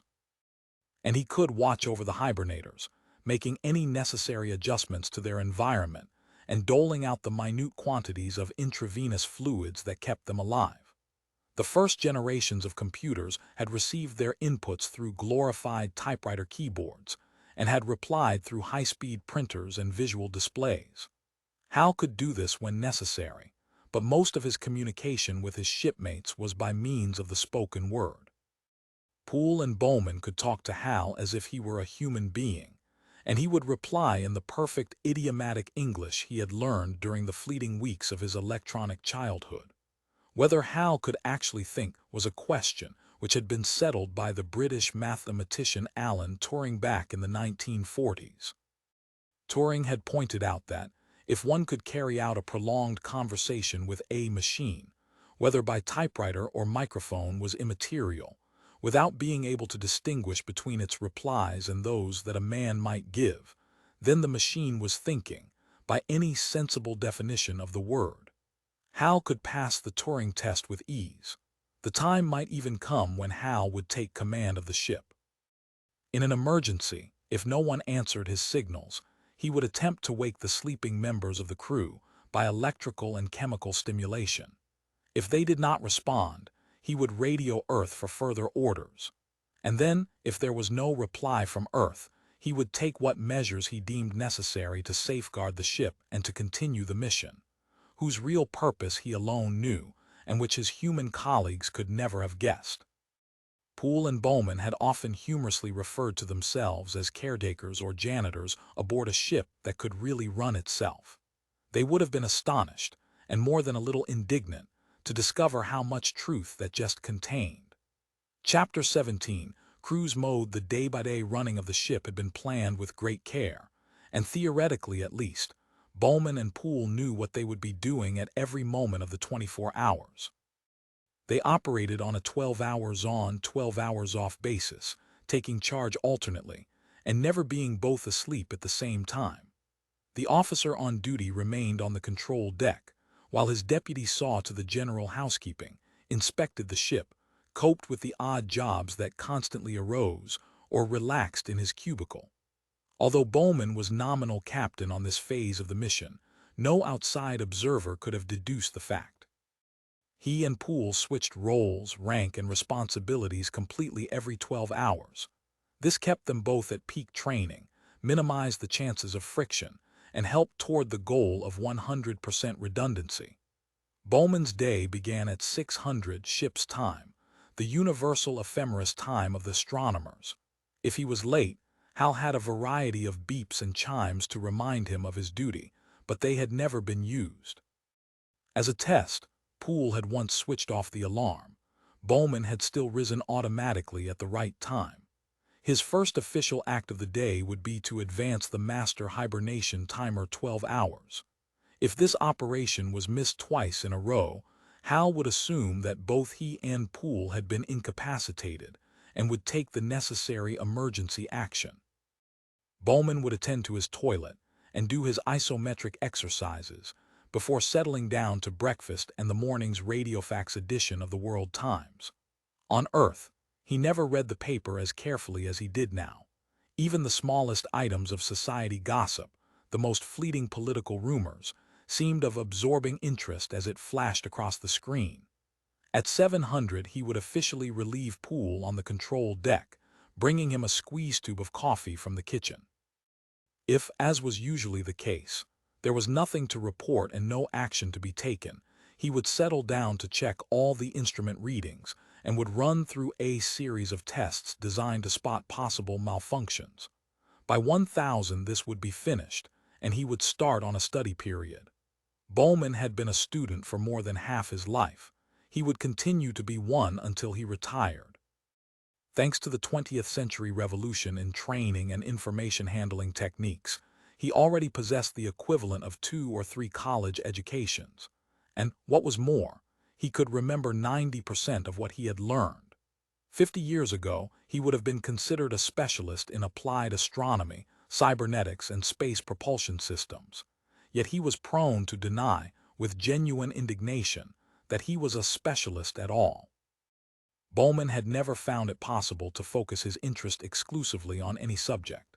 Despite the dark warnings of his instructors, he had insisted on taking his master's degree in general astronautics, a course with a vague and woolly syllabus, designed for those whose IQs were in the low 130s and who would never reach the top ranks of their profession. His decision had been right. That very refusal to specialize had made him uniquely qualified for his present task. In much the same way Frank Poole, who sometimes disparagingly called himself general practitioner in space biology, had been an ideal choice as his deputy.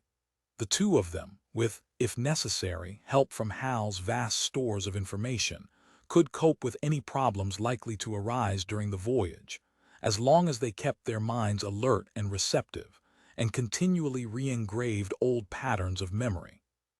So for 2 hours, from 1000 to 1200, Bowman would engage in a dialogue with an electronic tutor, checking his general knowledge or absorbing material specific to this mission. He would prowl endlessly over ship's plans, circuit diagrams, and voyage profiles, or would try to assimilate all that was known about Jupiter, Saturn, and their far-ranging families of moons. At midday, he would retire to the galley and leave the ship to Hal while he prepared his lunch. Even here he was still fully in touch with events, for the tiny lounge-cum dining room contained a duplicate of the situation display panel, and Hal could call him at a moment's notice. Poole would join him for this meal, before retiring for his 6-hour sleep period, and usually they would watch one of the regular TV programs beamed to them from Earth. Their menus had been planned with as much care as any part of the mission. The food, most of it freeze-dried, was uniformly excellent and had been chosen for the minimum of trouble. Packets had merely to be opened and popped into the tiny auto galley, which beeped for attention when the job was done. They could enjoy what tasted like, and equally important looked like, orange juice, eggs any style, steaks, chops, roasts, fresh vegetables, assorted fruits, ice cream, and even freshly baked bread. After lunch, from 1300 to 1600, Bowman would make a slow and careful tour of the ship, or such part of it as was accessible. Discovery measured almost 400 feet from end to end, but the little universe occupied by her crew lay entirely inside the 40-foot sphere of the pressure hull. Here were all the life support systems, and the control deck, which was the operational heart of the ship. Below this was a small space garage, fitted with 3 airlocks, through which powered capsules, just large enough to hold a man, could sail out into the void if the need arose for extravehicular activity. The equatorial region of the pressure sphere, the slice, as it were, from Capricorn to Cancer, enclosed a slowly rotating drum 35 feet in diameter. As it made one revolution every 10 seconds, this carousel or centrifuge produced an artificial gravity equal to that of the moon. This was enough to prevent the physical atrophy which would result from the complete absence of weight, and it also allowed the routine functions of living to be carried out under normal, or nearly normal conditions. The carousel therefore contained the kitchen, dining, washing, and toilet facilities. Only here was it safe to prepare and handle hot drinks, quite dangerous in weightless conditions, where one can be badly scalded by floating globules of boiling water. The problem of shaving was also solved. There would be no weightless bristles drifting around to endanger electrical equipment and produce a health hazard. Around the rim of the carousel were 5 tiny cubicles, fitted out by each astronaut according to taste and containing his personal belongings. Only Bowman's and Poole's were now in use, while the future occupants of the other 3 cabins reposed in their electronic sarcophagi next door. The spin of the carousel could be stopped if necessary. When this happened, its angular momentum had to be stored in a flywheel and switched back again when rotation was restarted. But normally it was left running at constant speed, for it was easy enough to enter the big, slowly turning drum by going hand over hand along a pole through the 0G region at its center. Transferring to the moving section was as easy and automatic, after a little experience, as stepping onto a moving escalator. The spherical pressure hull formed the head of a flimsy, arrow-shaped structure more than 100 yards long. Discovery, like all vehicles intended for deep space penetration, was too fragile and unstreamlined ever to enter an atmosphere, or to defy the full gravitational field of any planet. She had been assembled in orbit around the Earth, tested on a trans-lunar maiden flight, and finally checked out in orbit above the Moon. She was a creature of pure space, and she looked it. Immediately behind the pressure hull was grouped a cluster of 4 large liquid hydrogen tanks, and beyond them, forming a long, slender V, were the radiating fins that dissipated the waste heat of the nuclear reactor. Veined with a delicate tracery of pipes for the cooling fluid, they looked like the wings of some vast dragonfly, and from certain angles gave Discovery a fleeting resemblance to an old-time sailing ship. At the very end of the V, 300 feet from the crew compartment, was the shielded inferno of the reactor, and the complex of focusing electrodes through which emerged the incandescent starstuff of the plasma drive. This had done its work weeks ago, forcing Discovery out of her parking orbit round the moon. Now the reactor was merely ticking over as it generated electrical power for the ship's services, and the great radiating fins, that would glow cherry red when Discovery was accelerating under maximum thrust, were dark and cool. Although it would require an excursion out into space to examine this region of the ship, there were instruments and remote TV cameras which gave a full report on conditions here. Bowman now felt that he knew intimately every square foot of radiator, panels, and every piece of plumbing associated with them. By 1600, he would have finished his inspection and would make a detailed verbal report to Mission Control, talking until the acknowledgement started to come in.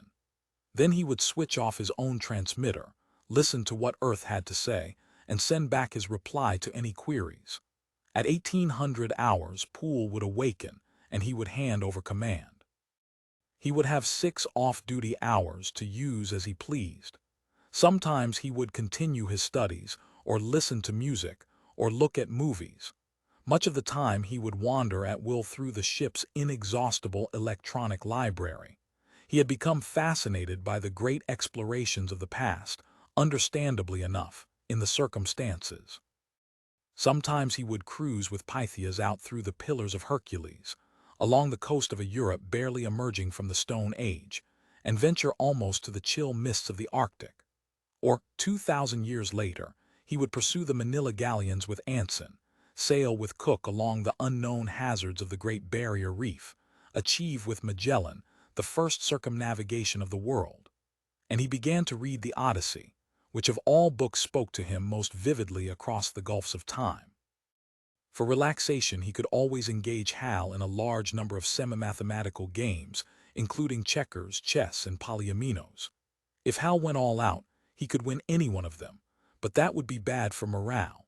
So he had been programmed to win only 50% of the time, and his human partners pretended not to know this. The last hours of Bowman's day were devoted to general cleaning up and odd jobs, followed by dinner at 2000, again with Poole. Then there would be an hour during which he would make or receive any personal call from Earth.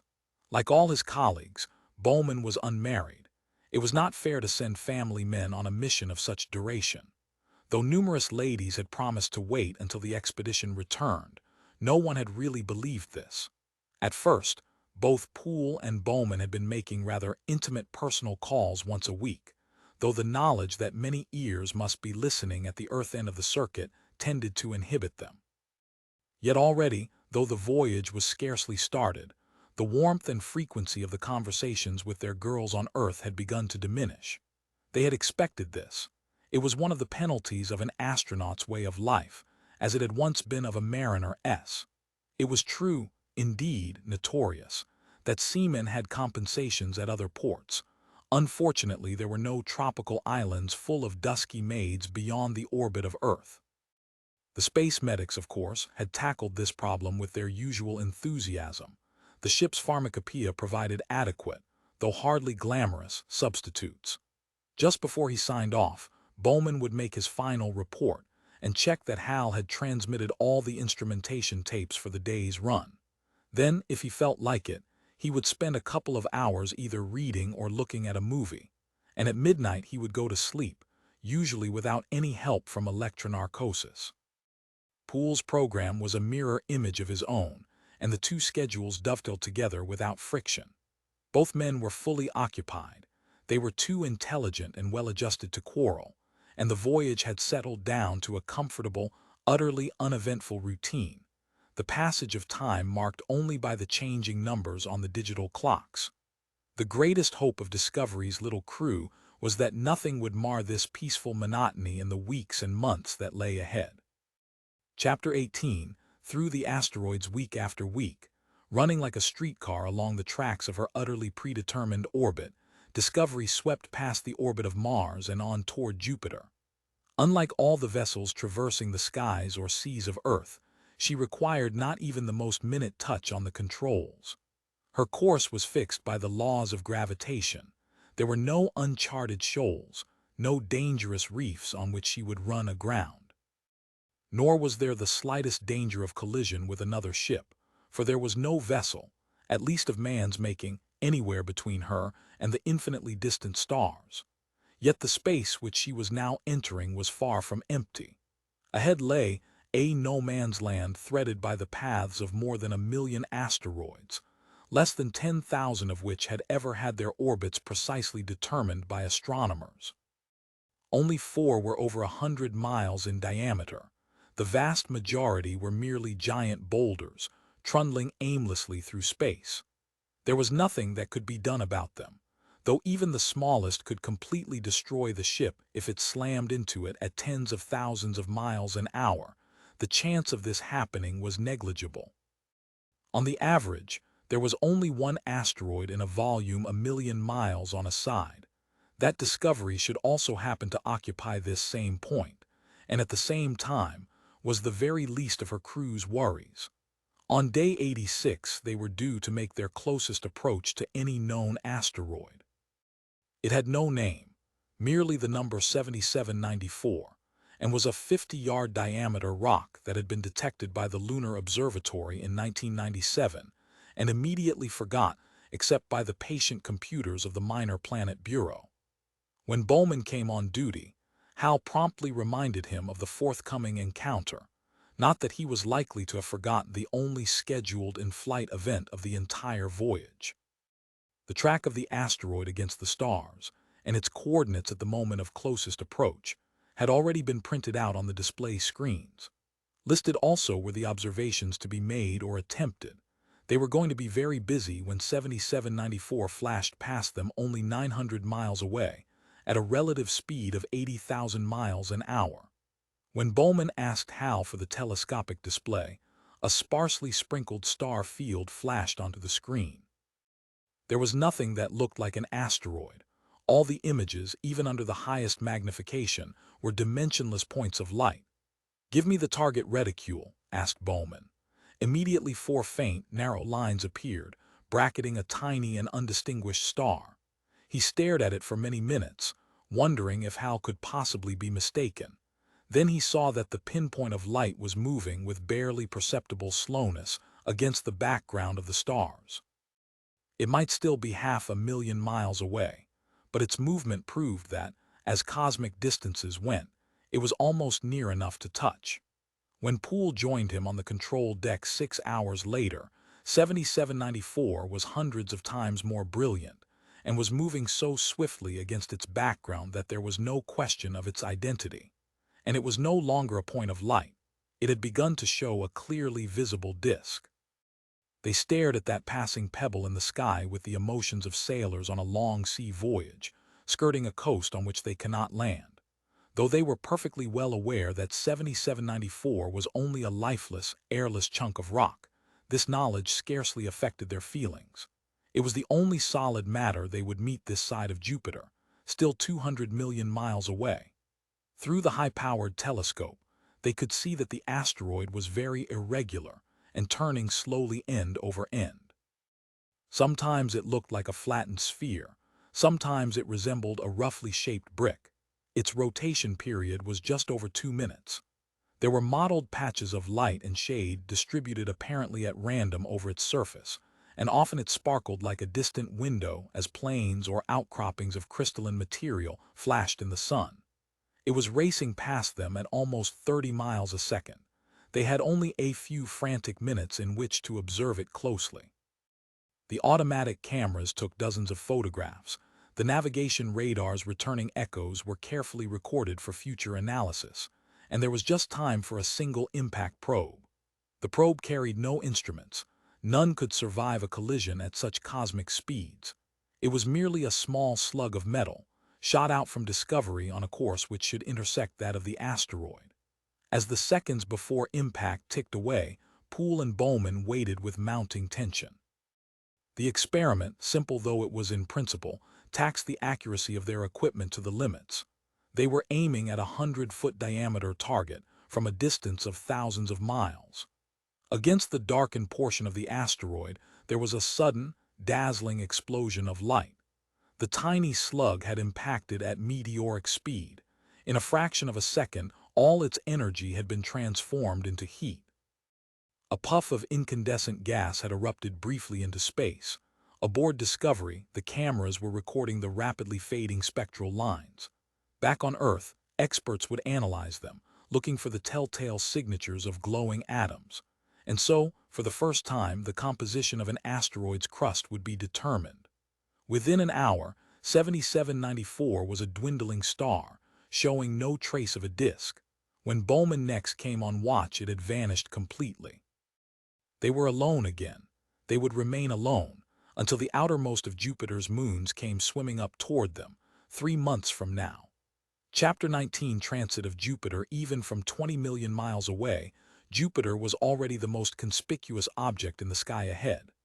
The planet was now a pale, salmon-hued disk, about half the size of the Moon as seen from Earth, with the dark, parallel bands of its cloud belts clearly visible. Shuttling back and forth in the equatorial plane were the brilliant stars of Io, Europa, Ganymede, and Callisto, worlds that elsewhere would have counted as planets in their own right, but which here were merely satellites of a giant master. Through the telescope, Jupiter was a glorious sight, a mottled, multicolored globe that seemed to fill the sky. It was impossible to grasp its real size. Bowman kept reminding himself that it was 11 times the diameter of Earth, but for a long time this was a statistic with no real meaning. Then, while he was briefing himself from the tapes in Hal's memory units, he found something that suddenly brought the appalling scale of the planet into focus. It was an illustration that showed the Earth's entire surface peeled off and then pegged, like the skin of an animal on the disk of Jupiter. Against this background, all the continents and oceans of Earth appeared no larger than India on the terrestrial globe. When Bowman used the highest magnification of Discovery's telescopes, he appeared to be hanging above a slightly flattened globe, looking down upon a vista of racing clouds that had been smeared into bands by the giant world's swift rotation. Sometimes those bands congealed into wisps and knots and continent-sized masses of colored vapor. Sometimes they were linked by transient bridges thousands of miles in length. Hidden beneath those clouds was enough material to outweigh all the other planets in the solar system. And what else, Bowman wondered, was also hidden there? Over this shifting, turbulent roof of clouds, forever hiding the real surface of the planet, circular patterns of darkness sometimes glided. One of the inner moons was transiting the distant sun, its shadow marching beneath it over the restless Jovian cloudscape. There were other, and far smaller, moons even out here, 20 million miles from Jupiter. But they were only flying mountains, a few dozen miles in diameter, and the ship would pass nowhere near any of them. Every few minutes the radar transmitter would gather its strength and send out a silent thunderclap of power. No echoes of new satellites came pulsing back from the emptiness. What did come, with ever-growing intensity, was the roar of Jupiter's own radio voice. In 1955, just before the dawn of the space age, astronomers had been astonished to find that Jupiter was blasting out millions of horsepower on the 10-meter band. It was merely raw noise, associated with halos of charged particles circling the planet like the Van Allen belts of Earth, but on a far greater scale. Sometimes, during lonely hours on the control deck, Bowman would listen to this radiation.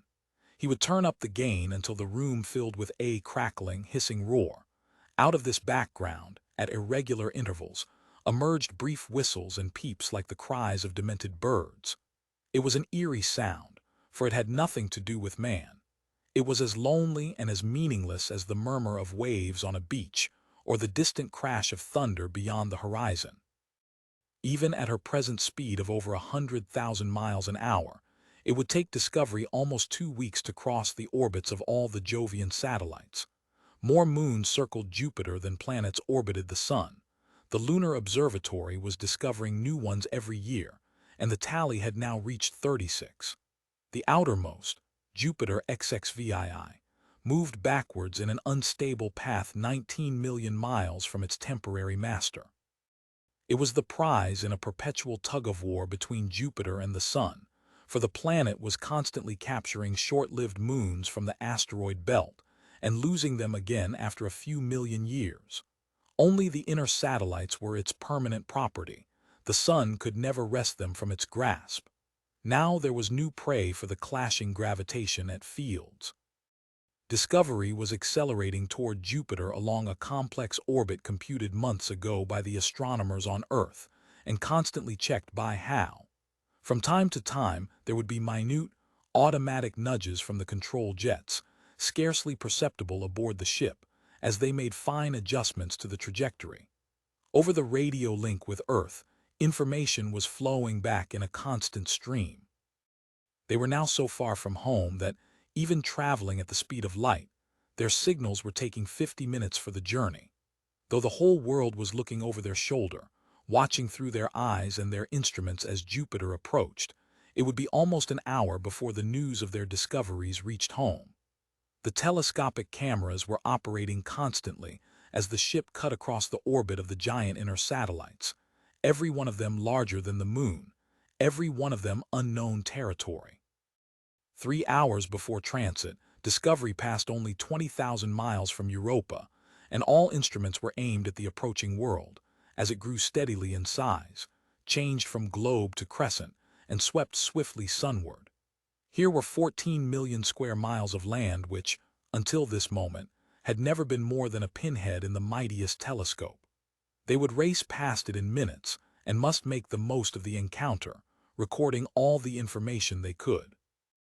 There would be months in which they could play it back at leisure. From a distance, Europa had seemed like a giant snowball, reflecting the light of the far-off sun with remarkable efficiency. Closer observations confirmed this. Unlike the dusty moon, Europa was a brilliant white, and much of its surface was covered with glittering hunks that looked like stranded icebergs. Almost certainly, these were formed from ammonia and water that Jupiter's gravitational field had somehow failed to capture. Only along the equator was bare rock visible. Here was an incredibly jagged no-man's land of canyons and jumbled boulders, forming a darker band that completely surrounded the little world. There were a few impact craters, but no sign of volcanism. Europa had obviously never possessed any internal sources of heat. There was, as had long been known, a trace of atmosphere. When the dark edge of the satellite passed across a star, it dimmed briefly before the moment of eclipse. And in some areas there was a hint of cloud, perhaps a mist of ammonia droplets borne on tenuous methane winds. As swiftly as it had rushed out of the sky ahead, Europa dropped astern, and now Jupiter itself was only 2 hours away. Hal had checked and rechecked the ship's orbit with infinite care, and there was no need for further speed corrections until the moment of closest approach. Yet, even knowing this, it was a strain on the nerves to watch that giant globe ballooning minute by minute. It was difficult to believe that Discovery was not plunging directly into it, and that the planet's immense gravitational field was not dragging them down to destruction. Now was the time to drop the atmospheric probes, which, it was hoped, would survive long enough to send back some information from below the Jovian cloud deck. 2 stubby, bomb-shaped capsules enclosed in ablative heat shields were gently nudged into orbits which for the first few thousand miles deviated scarcely at all from that of Discovery. But they slowly drifted away, and now, at last, even the unaided eye could see what Hal had been asserting. The ship was in a near-grazing orbit, not a collision one. She would miss the atmosphere. True, the difference was only a few hundred miles, a mere nothing, when one was dealing with a planet 90,000 miles in diameter. But that was enough. Jupiter now filled the entire sky. It was so huge that neither mind nor eye could grasp it any longer, and both had abandoned the attempt. If it had not been for the extraordinary variety of color, the reds and pinks and yellows and salmons and even scarlets, of the atmosphere beneath them, Bowman could have believed that he was flying low over a cloudscape on Earth. And now, for the first time in all their journeying, they were about to lose the sun. Pale and shrunken though it was, It had been Discovery's constant companion since her departure from Earth 5 months ago. But now her orbit was diving into the shadow of Jupiter. She would soon pass over the night side of the planet. 8,000 miles ahead, the band of twilight was hurtling toward them. Behind, the sun was sinking swiftly into the Jovian clouds. Its rays spread out along the horizon like two flaming, downturned horns, then contracted and died in a brief blaze of chromatic glory. The night had come, and yet the great world below was not wholly dark. It was awash with phosphorescence, which grew brighter minute by minute as their eyes grew accustomed to the scene. Dim rivers of light were flowing from horizon to horizon, like the luminous wakes of ships on some tropical sea. Here and there they gathered into pools of liquid fire, trembling with vast, submarine disturbances welling up from the hidden heart of Jupiter. It was a sight so awe-inspiring that Poole and Bowman could have stared for hours. Was this, they wondered, merely the result of chemical and electrical forces down there in that seething cauldron, or was it the byproduct of some fantastic form of life? These were questions which scientists might still be debating when the newborn century drew to its close.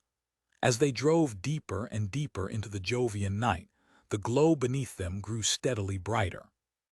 Once Bowman had flown over northern Canada during the height of an auroral display. The snow-covered landscape had been as bleak and brilliant as this, and that Arctic wilderness, he reminded himself, was more than 100 degrees warmer than the regions over which they were hurtling now. "Earth's signal is fading rapidly," announced Hal. "We are entering the first diffraction zone." They had expected this. Indeed, it was one of the mission's objectives, as the absorption of radio waves would give valuable information about the Jovian atmosphere. But now that they had actually passed behind the planet and it was cutting off communication with Earth, they felt a sudden overwhelming loneliness. The radio blackout would last only an hour. Then they would emerge from Jupiter's eclipsing screen and could resume contact with the human race. That hour, however, would be one of the longest of their lives. Despite their relative youth, Poole and Bowman were veterans of a dozen space voyages, but now they felt like novices. They were attempting something for the first time.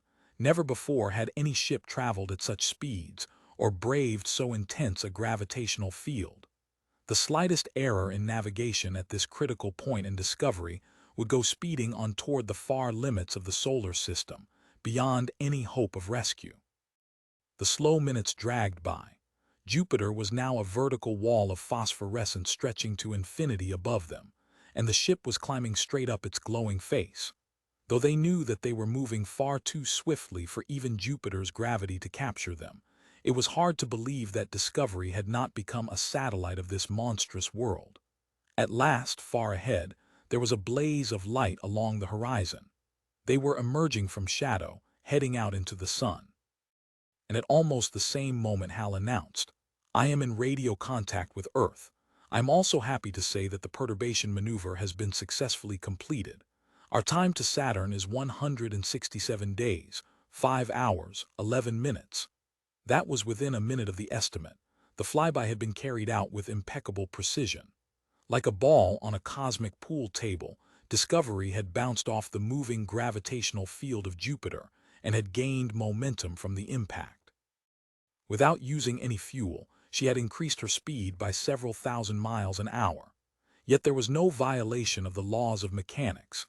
Nature always balances her books, and Jupiter had lost exactly as much momentum as Discovery had gained. The planet had been slowed down, but as its mass was a sextillion times greater than the ship S, the change in its orbit was far too small to be detectable. The time had not yet come when man could leave his mark upon the solar system. As the light grew swiftly around them and the shrunken sun lifted once more into the Jovian sky, Poole and Bowman reached out silently and shook each other's hands. Though they could hardly believe it, the first part of the mission was safely over. Chapter 20. The world of the gods, but they had not yet finished with Jupiter. Far behind, the two probes that Discovery had launched were making contact with the atmosphere. One was never heard from again. Presumably it made too steep an entry and burned up before it could send any information. The second was more successful. It sliced through the upper layers of the Jovian atmosphere, then skimmed out once more into space. As had been planned, it had lost so much speed by the encounter that it fell back again along a great ellipse. 2 hours later, it re-entered atmosphere on the daylight side of the planet, moving at 70,000 miles an hour. Immediately, it was wrapped in an envelope of incandescent gas, and radio contact was lost. There were anxious minutes of waiting then for the two watchers on the control deck. They could not be certain that the probe would survive, and that the protective ceramic shield would not burn completely away before braking had finished. If that happened, the instruments would be vaporized in a fraction of a second. But the shield held, long enough for the glowing meteor to come to rest. The charred fragments were jettisoned. The robot thrust out its antennas and began to peer around with its electronic senses. Aboard Discovery, now almost 250,000 miles away, the radio started to bring in the first authentic news from Jupiter. The thousands of pulses pouring in every second were reporting atmospheric composition, pressure, temperature, magnetic fields, radioactivity, and dozens of other factors which only the experts on Earth could unravel. However, there was one message that could be understood instantly. It was the TV picture, in full color, sent back by the falling probe. The first views came when the robot had already entered the atmosphere and had discarded its protective shell. All that was visible was a yellow mist, flecked with patches of scarlet which moved past the camera at a dizzying rate, streaming upwards as the probe fell at several hundred miles an hour. The mist grew thicker. It was impossible to guess whether the camera was seeing for 10 inches or 10 miles, because there were no details on which the eye could focus. It seemed that, as far as the TV system was concerned, the mission was a failure. The equipment had worked, but there was nothing to see in this foggy, turbulent atmosphere. And then, quite abruptly, the mist vanished. The probe must have fallen through the base of a high layer of cloud and come out into a clear zone, perhaps a region of almost pure hydrogen with only a sparse scattering of ammonia crystals. Though it was still quite impossible to judge the scale of the picture, the camera was obviously seeing for miles. The scene was so alien that, for a moment, it was almost meaningless to eyes accustomed to the colors and shapes of Earth. Far, far below lay an endless sea of mottled gold, scarred with parallel ridges that might have been the crests of gigantic waves. But there was no movement. The scale of the scene was too immense to show it. And that golden vista could not possibly have been an ocean, for it was still high in the Jovian atmosphere. It could only have been another layer of cloud. Then the camera caught, tantalizingly blurred by distance, a glimpse of something very strange. Many miles away, the golden landscape reared itself into a curiously symmetrical cone, like a volcanic mountain. Around the summit of that cone was a halo of small, puffy clouds, all about the same size, all quite distinct and isolated. There was something disturbing and unnatural about them, if indeed the word natural could ever be applied to this awesome panorama. Then, caught by some turbulence in the rapidly thickening atmosphere, the probe twisted around to another quarter of the horizon, and for a few seconds the screen showed nothing but a golden blur. Presently it stabilized. The sea was much closer, but as enigmatic as ever. One could now observe that it was interrupted here and there with patches of darkness, which might have been holes or gaps leading to still deeper layers of the atmosphere. The probe was destined never to reach them. Every mile, the density of the gas around it had been doubling, the pressure mounting as it sank deeper and deeper toward the hidden surface of the planet. It was still high above that mysterious sea when the picture gave one premonitory flicker, then vanished, as the first explorer from Earth crumpled beneath the weight of the miles of atmosphere above it. It had given, in its brief life, a glimpse of perhaps 1/1,000,000th of Jupiter, and had barely approached the planet's surface, hundreds of miles down in the deepening mists. When the picture faded from the screen, Bowman and Poole could only sit in silence, turning the same thought over in their minds. The ancients had, indeed, done better than they knew when they named this world after the Lord of all the gods. If there was life down there, how long would it take even to locate it? And after that, How many centuries before men could follow this first pioneer? In what kind of ship? But these matters were now no concern of Discovery and her crew. Their goal was a still stranger world, almost twice as far from the sun, across another 500 million miles of comet-haunted emptiness. Part 4, Abyss, Chapter 21, Birthday Party. The familiar strains of Happy Birthday, hurled across 700 million miles of space at the velocity of light, died away among the vision screens and instrumentation of the control deck. The Poole family, grouped rather self-consciously round the birthday cake on Earth, lapsed into a sudden silence. Then Mr. Poole Sr. said gruffly, "Well, Frank, can't think of anything else to say at the moment except that our thoughts are with you and we're wishing you the happiest of birthdays." "Take care, darling," Mrs. Poole interjected tearfully. "God bless you." There was a chorus of goodbyes, and the vision screen went blank. How strange to think, Poole told himself, that all this had happened more than an hour ago. By now his family would have dispersed again, and its members would be miles from home. But in a way that time lag, though it could be frustrating, was also a blessing in disguise. Like every man of his age, Poole took it for granted that he could talk instantly to anyone on Earth whenever he pleased. Now that this was no longer true, the psychological impact was profound. He had moved into a new dimension of remoteness, and almost all emotional links had been stretched beyond the yield point. "Sorry to interrupt the festivities," said Hal, "but we have a problem." "What is it?" Bowman and Poole asked simultaneously. "I am having difficulty in maintaining contact with Earth. The trouble is in the I-35 unit. My fault prediction center reports that it may fail within 72 hours. "We'll take care of it," Bowman replied. "Let's see the optical alignment." "Here it is, Dave. It's still okay at the moment." On the display screen appeared a perfect half-moon, very brilliant against a background almost free of stars. It was covered with clouds and showed not one geographical feature that could be recognized. Indeed, at first glance it could be easily mistaken for Venus. But not at a second one, for there beside it was the real moon which Venus did not possess, a quarter the size of Earth, and in exactly the same phase. It was easy to imagine that the two bodies were mother and child, as many astronomers had believed, before the evidence of the lunar rocks had proved beyond doubt that the moon had never been part of Earth. Poole and Bowman studied the screen in silence for half a minute. This image was coming to them from the long-focus TV camera mounted on the rim of the big radio dish. The cross wires at its center showed the exact orientation of the antenna. Unless the narrow pencil beam was pointed precisely at Earth, they could neither receive nor transmit. Messages in both directions would miss their target and would shoot, unheard and unseen, out through the solar system and into the emptiness beyond. If they were ever received, it would not be for centuries and not by men. "Do you know where the trouble is?" asked Bowman.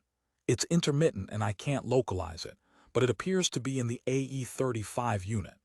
What procedure do you suggest?" "The best thing would be to replace the unit with a spare so that we can check it over." "Okay, let us have the hard copy." The information flashed on the display screen. Simultaneously, a sheet of paper slid out of the slot immediately beneath it.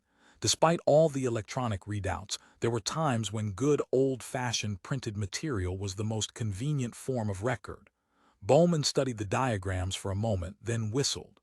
"You might have told us," he said. "This means going outside the ship." "I'm sorry," Hal replied. "I assumed you knew that the I-35 unit was on the antenna mounting. I probably did a year ago, but there are 8,000 subsystems aboard. Anyway, it looks a straightforward job. We only have to unlock a panel and put in a new unit." "That suits me fine," said Poole, who was the crew member designated for routine extravehicular activity. "I could do with a change of scenery. Nothing personal, of course." "Let's see if Mission Control agrees," said Bowman. He sat still for a few seconds, marshaling his thoughts, then started to dictate a message. "Mission Control, this is X-Ray Delta 1. At 2045, on-board fault prediction center in our 90000 computer showed Alpha Echo 35 unit as probable failure within 72 hours. Request check your telemetry monitoring and suggest you review unit in your ship system simulator." Also, confirm your approval our plan to go EVA and replace Alpha Echo 35 unit prior to failure. Mission Control, this is X-Ray Delta 1 2103 transmission concluded. Through years of practice, Bowman could switch at a moment's notice to this jargon, which someone had once christened technish, and back again to normal speech without clashing his mental gears. Now there was nothing to do but to wait for the confirmation, which would take at least 2 hours as the signals made the round trip past the orbits of Jupiter and Mars. It came while Bowman was trying, without much success, to beat Hal at one of the geometrical pattern games stored in his memory. X-Ray Delta 1, this is Mission Control, acknowledging your 2103. We are reviewing telemetric information on our mission simulator and will advise. Roger your plan to go EVA and replace Alpha Echo 35 unit prior to possible failure. We are working on test procedures for you to apply to faulty unit. The serious business having been completed, the mission controller reverted to normal English. Sorry you fellows are having a bit of trouble, and we don't want to add to your woes, but if it's convenient to you prior to EVA, we have a request from public information. Could you do a brief recording for general release, outlining the situation and explaining just what the AE-35 does? Make it as reassuring as you can.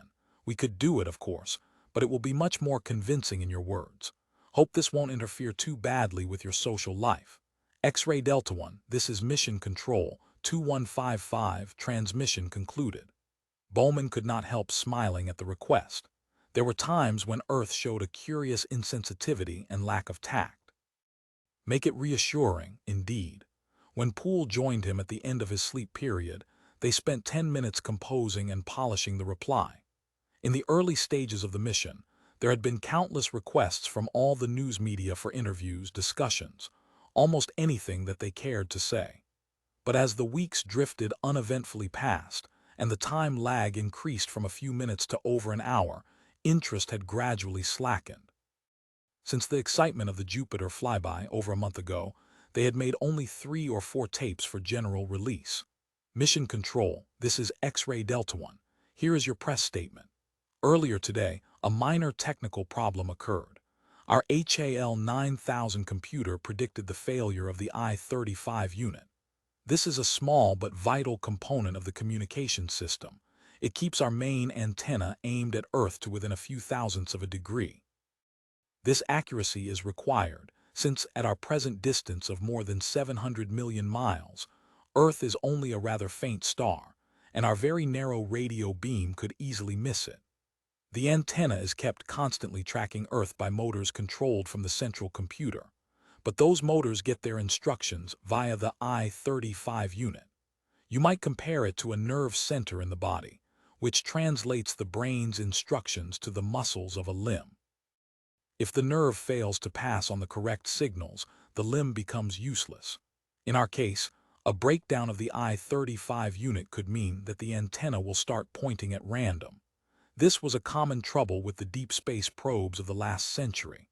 They often reached other planets, then failed to send back any information because their antenna couldn't locate Earth. We don't know the nature of the fault yet, but the situation is not at all serious, and there is no need for alarm. We have 2 backup AE-35s, each of which has an operational life expectancy of 20 years, so the chance that a second will fail during the course of this mission is negligible. Also, if we can diagnose the present trouble, we may be able to repair the number 1 unit. Frank Poole, who is specially qualified for this type of work, will go outside the ship and replace the faulty unit with the backup. At the same time, he'll take the opportunity of checking the hull and repairing some micro-punctures that have been too small to merit a special EVA. Apart from this minor problem, the mission is still going uneventfully and should continue in the same manner. Mission Control, this is X-Ray Delta 1 2104, transmission concluded. Chapter 22, Excursion discoveries extravehicular capsules or space pods were spheres about 9 feet in diameter, and the operator sat behind a bay window which gave him a splendid view. The main rocket drive produced an acceleration of 1/5 of a gravity, just sufficient to hover on the moon, while small attitude control nozzles allowed for steering.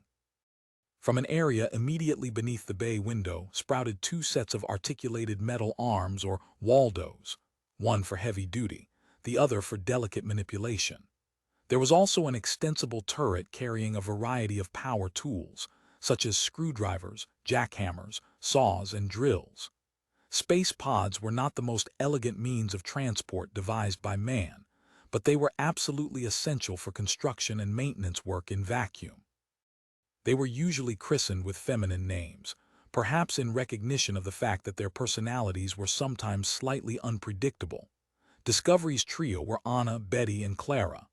Once he had put on his personal pressure suit, his last line of defense, and climbed inside the pod, Poole spent 10 minutes carefully checking the controls. He burped the steering jets, flexed the walled, reconfirmed oxygen, fuel, power reserve. Then when he was completely satisfied, he spoke to Hal over the radio circuit. Though Bowman was standing by on the control deck, he would not interfere unless there was some obvious mistake or malfunction. "This is Betty. Start pumping sequence." "Pumping sequence started," repeated Hal. At once, Poole could hear the throbbing of the pumps as precious air was sucked out of the locked chamber. Presently, the thin metal of the pod's external shell made crinkling, crackling noises. Then, after about 5 minutes, Hal reported, "Pumping sequence concluded." Poole made a final check of his tiny instrument panel. Everything was perfectly normal. "Open outer door," he ordered. Again Hal repeated his instructions. At any stage, Poole had only to call hold, and the computer would stop the sequence immediately. Ahead, the walls of the ship slid apart. Poole felt the pod rock briefly as the last thin traces of air rushed into space. Then he was looking out at the stars, and as it happened, at the tiny golden disk of Saturn, still 400 million miles away. Commence pod ejection. Very slowly, the rail from which the pod was hanging extended itself out through the open door until the vehicle was suspended just beyond the hull of the ship. Poole gave a half-second burst on the main jet, and the pod slid gently off the rail, becoming at last an independent vehicle pursuing its own orbit around the sun. He now had no connection with Discovery, not even a safety line. The pod seldom gave trouble, and even if he got stranded, Bowman could easily come and rescue him. Betty responded smoothly to the control. He let her drift outward for 100 feet, then checked her forward momentum and spun her round so that he was looking back at the ship. Then he began his tour of the pressure hull. His first target was a fused area about half an inch across, with a tiny central crater. The particle of dust that had impacted here at over 100,000 miles an hour was certainly smaller than a pinhead, and its enormous kinetic energy had vaporized it instantly. As was often the case, the crater looked as if it had been caused by an explosion from inside the ship. At these velocities, materials behaved in strange ways and the laws of common-sense mechanics seldom applied. Poole examined the area carefully, then sprayed it with sealant from a pressurized container in the pod's general-purpose kit.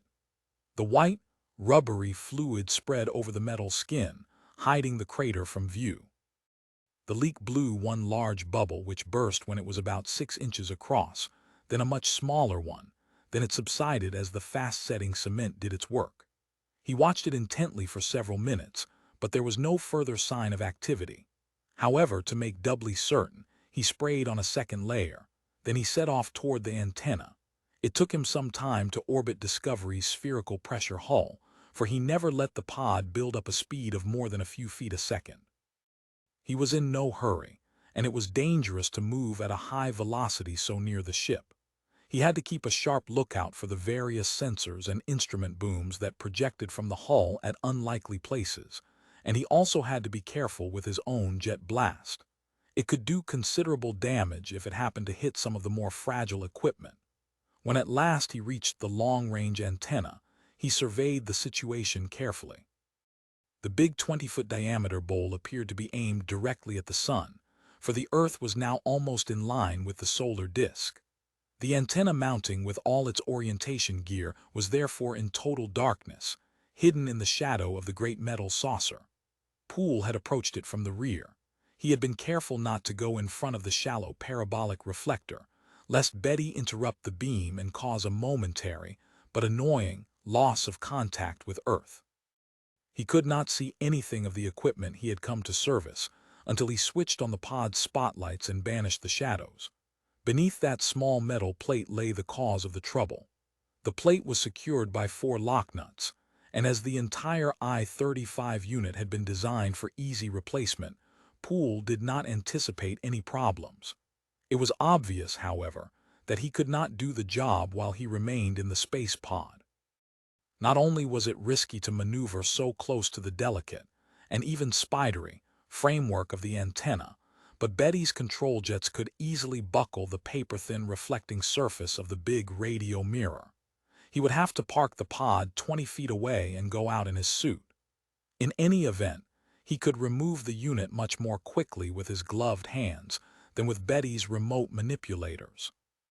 All this he reported carefully to Bowman, who double-checked every stage in the operation before it was carried out. Though this was a simple, routine job, nothing could be taken for granted in space, and no detail must be overlooked. In extravehicular activities, there was no such thing as a minor mistake. He received the OK for the procedure and parked the pod some 20 feet away from the base of the antenna support. There was no danger that it would drift off into space. Nevertheless, he clamped a manipulator hand over one of the many short sections of ladder rung strategically mounted on the outer hull. Then he checked the systems of his pressure suit, and when he was quite satisfied, bled the air out of the pod. As Betty's atmosphere hissed away into the vacuum of space, a cloud of ice crystals formed briefly around him, and the stars were momentarily dimmed. There was one thing more to do before he left the pod. He switched over from manual to remote operation, putting Betty now under control of Hal. It was a standard safety precaution, though he was still secured to Betty by an immensely strong spring-loaded cord little thicker than cotton. Even the best safety lines had been known to fail. He would look a fool if he needed his vehicle, and was unable to call it to his assistance by passing instructions to Hal. The door of the pod swung open, and he drifted slowly out into the silence of space, his safety line unreeling behind him. Take things easy. Never move quickly, stop and think. These were the rules for extravehicular activity. If one obeyed them, there was never any trouble. He grabbed one of Betty's external handholds and removed the spare AE-35 unit from the carry pouch where it had been stowed, kangaroo fashion. He did not stop to collect any of the pod's collection of tools, most of which were not designed for use by human hands.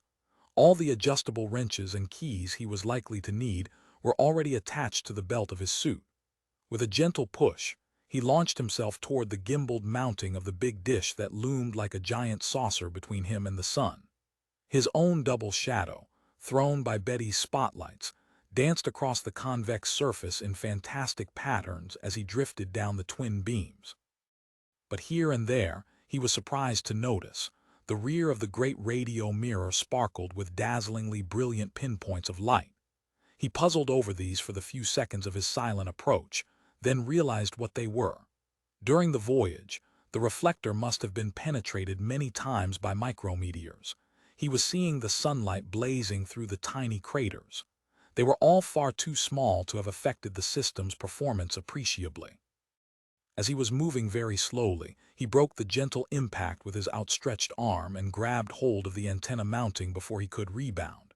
He quickly hooked his safety belt to the nearest attachment. That would give him something to brace against when he used his tools. Then he paused, reported the situation to Bowman, and considered his next step. There was one minor problem. He was standing, or floating, in his own light, and it was hard to see the I-35 unit in the shadow he cast. So he ordered Hal to swing the spots off to one side, and after a little experimenting, got a more uniform illumination from secondary light reflected off the back of the antenna dish. For a few seconds, he studied the small metal hatch with its 4 wire-secured locking nuts. Then, muttering to himself, "Tampering by unauthorized personnel invalidates the manufacturer's guarantee," he snipped the wires and started to untwist the nuts. They were a standard size, fitting the zero-torque wrench that he carried. The tool's internal spring mechanism would absorb the reaction as the nuts were unthreaded, so that the operator would have no tendency to spin around in reverse. The 4 nuts came off without any trouble, and Poole stowed them carefully away in a convenient pouch. One day, somebody had predicted, Earth would have a ring like Saturn's, composed entirely of lost bolts, fasteners, and even tools that had escaped from careless orbital construction workers. The metal cover was a little sticky, and for a moment he was afraid it might have cold-welded into place, but after a few taps it came loose, and he secured it to the antenna mounting by a large crocodile clip. Now he could see the electronic circuitry of the I-35 unit. It was in the form of a thin slab, about the size of a postcard, gripped by a slot just large enough to hold it. The unit was secured in place by 2 locking bars, and had a small handle so that it could be easily removed. But it was still operating, feeding the antenna the impulses that kept it aimed at the far-off pinpoint of Earth. If it was pulled out now, all control would be lost, and the dish would slam round to its neutral or zero azimuth position, pointing along the axis of discovery. And this could be dangerous. It might crash into him as it rotated. To avoid this particular hazard, it was only necessary to cut off power to the control system. Then the antenna could not move, unless Poole knocked against it himself. There was no danger of losing Earth during the few minutes it would take him to replace the unit. Their target would not have shifted appreciably against the background of the stars in such a brief interval of time. "Hal," Poole called over the radio circuit, "I'm about to remove the unit. Switch off all control power to the antenna system."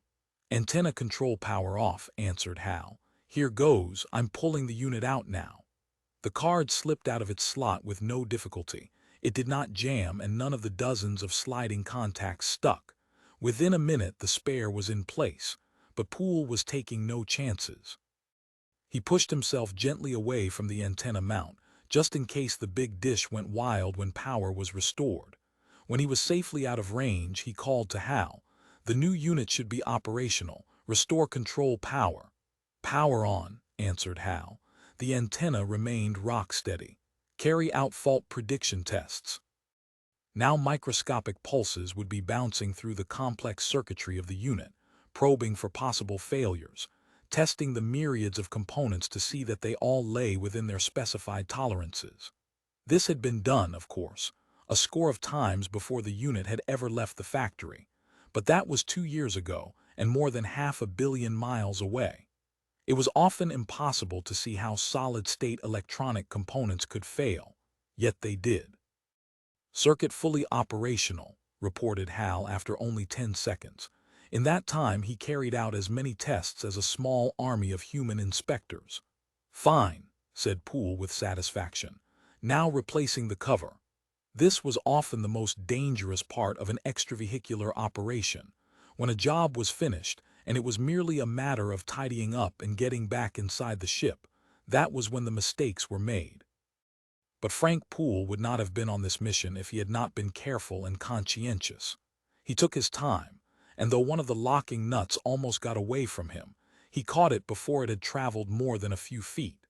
15 minutes later he was jetting back into the spacepod garage, quietly confident that here was one job that need not be done again. In this, however, he was sadly mistaken. Chapter 23, "Diagnosis, do you mean to say," exclaimed Frank Poole, more surprised than annoyed, "that I did all that work for nothing?" "Seems like it," answered Bowman. "The unit checks out perfectly. Even under 200% overload, there's no fault prediction indicated." The 2 men were standing in the tiny workshop lab in the carousel, which was more convenient than the spacepod garage for minor repairs and examinations. There was no danger here of meeting blobs of hot solder drifting down the breeze, or of completely losing small items of equipment that had decided to go into orbit. Such things could, and did, happen in the zero-G environment of the pod bay. The thin, card-sized plate of the I-35 unit lay on the bench under a powerful magnifying lens. It was plugged into a standard connection frame, from which a neat bundle of multicolored wire led to an automatic test set, no bigger than an ordinary desk computer. To check any unit, it was only necessary to connect it up, slip in the appropriate card from the troubleshooting library, and press a button. Usually, the exact location of the fault would be indicated on a small display screen, with recommendations for action. "Try it yourself," said Bowman in a somewhat frustrated voice. Poole turned the overload select switch to X2 and jabbed the test button. At once the screen flashed the notice, "Unit OK. I suppose we could go on turning up the juice until we burn the thing out," he said, "but that would prove nothing. What do you make of it?" Hal's internal fault predictor could have made a mistake. "It's more likely that our test rig has slipped up. Anyway, better safe than sorry. It's just as well that we replace the unit if there's the slightest doubt." Bowman unclipped the wafer of circuitry and held it up to the light. The partly translucent material was veined with an intricate network of wiring and spotted with dimly visible microcomponents, so that it looked like some piece of abstract art. "We can't take any chances. After all, this is our link with Earth. I'll file it as NG and drop it in the junk store. Someone else can worry about it when we get home." But the worrying was to start long before that, with the next transmission from Earth. "X-ray Delta 1, this is Mission Control, reference R2155. We appear to have a slight problem. Your report that there is nothing wrong with the Alpha Echo 35 unit agrees with our diagnosis. The fault could lie in the associated antenna circuits, but if so, that should be apparent from other tests. There is a third possibility, which may be more serious. Your computer may have made an error in predicting the fault. Both our own 9000s agree in suggesting this, on the basis of their information. This is not necessarily cause for alarm, in view of the backup systems we have, but we would like you to watch out for any further deviations from nominal performance. We have suspected several minor irregularities in the past few days, but none have been important enough for remedial action, and they have shown no obvious pattern from which we can draw any conclusions. We are running further tests with both our computers and will report as soon as the results are available. We repeat that there is no need for alarm. The worst that can happen is that we may have to disconnect your 9000 temporarily for program analysis and hand over control to one of our computers. The time lag will introduce problems, but our feasibility studies indicate that Earth control is perfectly satisfactory at this stage of the mission. X-ray Delta 1, this is Mission Control 2156, transmission concluded. Frank Poole, who was on watch when the message came in, thought this over in silence. He waited to see if there was any comment from Hal, but the computer did not attempt to challenge the implied accusation. Well, if Hal would not raise the subject, he did not propose to do so either. It was almost time for the morning changeover, and normally he would wait until Bowman joined him on the control deck. But today he broke this routine and made his way back to the carousel. Bowman was already up, pouring himself some coffee from the dispenser, when Poole greeted him with a rather worried good morning. After all these months in space, they still thought in terms of the normal 24-hour cycle, though they had long since forgotten the days of the week. "Good morning," replied Bowman. "How's it going?" Poole helped himself to coffee. "Pretty well. Are you reasonably awake?" "I'm fine. What's up?" By this time, each knew at once when anything was amiss. The slightest interruption of the normal routine was a sign that had to be watched. "Well," Poole answered slowly, "Mission Control has just dropped a small bomb on us." He lowered his voice like a doctor discussing an illness in front of the patient. "We may have a slight case of hypochondria aboard." Perhaps Bowman was not fully awake after all. It took him several seconds to get the point. Then he said, "Oh, I see. What else did they tell you?" "That there was no cause for alarm." "They said that twice, which rather spoiled the effect as far as I was concerned, and that they were considering a temporary switchover to Earth control while they ran a program analysis." They both knew, of course, that Hal was hearing every word, but they could not help these polite circumlocutions. Hal was their colleague, and they did not wish to embarrass him, yet at this stage it did not seem necessary to discuss the matter in private. Bowman finished his breakfast in silence while Poole toyed with the empty coffee container. They were both thinking furiously, but there was nothing more to say. They could only wait for the next report from Mission Control and wonder if Hal would bring up the subject himself. Whatever happened, the atmosphere aboard the ship had subtly altered. There was a sense of strain in the air, a feeling that, for the first time, something might be going wrong. Discovery was no longer a happy ship. Chapter 24, Broken Circuit. Nowadays, one could always tell when Hal was about to make an unscheduled announcement. Routine, automatic reports or replies to questions that had been put to him had no preliminaries. But when he was initiating his own outputs, there would be a brief electronic throat clearing. It was an idiosyncrasy that he had acquired during the last few weeks. Later, if it became annoying, they might do something about it.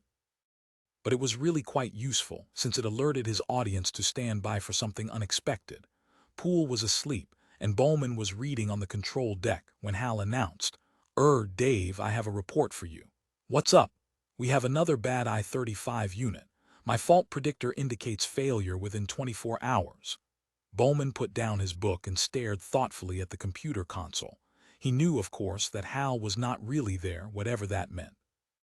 If the computer's personality could be said to have any location in space, it was back in the sealed room that contained the labyrinth of interconnected memory units and processing grids, near the central axis of the carousel.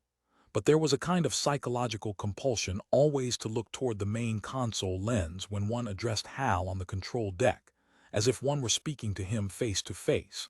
Any other attitude smacked of discourtesy. "I don't understand it, Hal. 2 units can't blow in a couple of days." "It does seem strange, Dave, but I assure you there is an impending failure. Let me see the tracking alignment display." He knew perfectly well that this would prove nothing, but he wanted time to think. The expected report from Mission Control had still not arrived.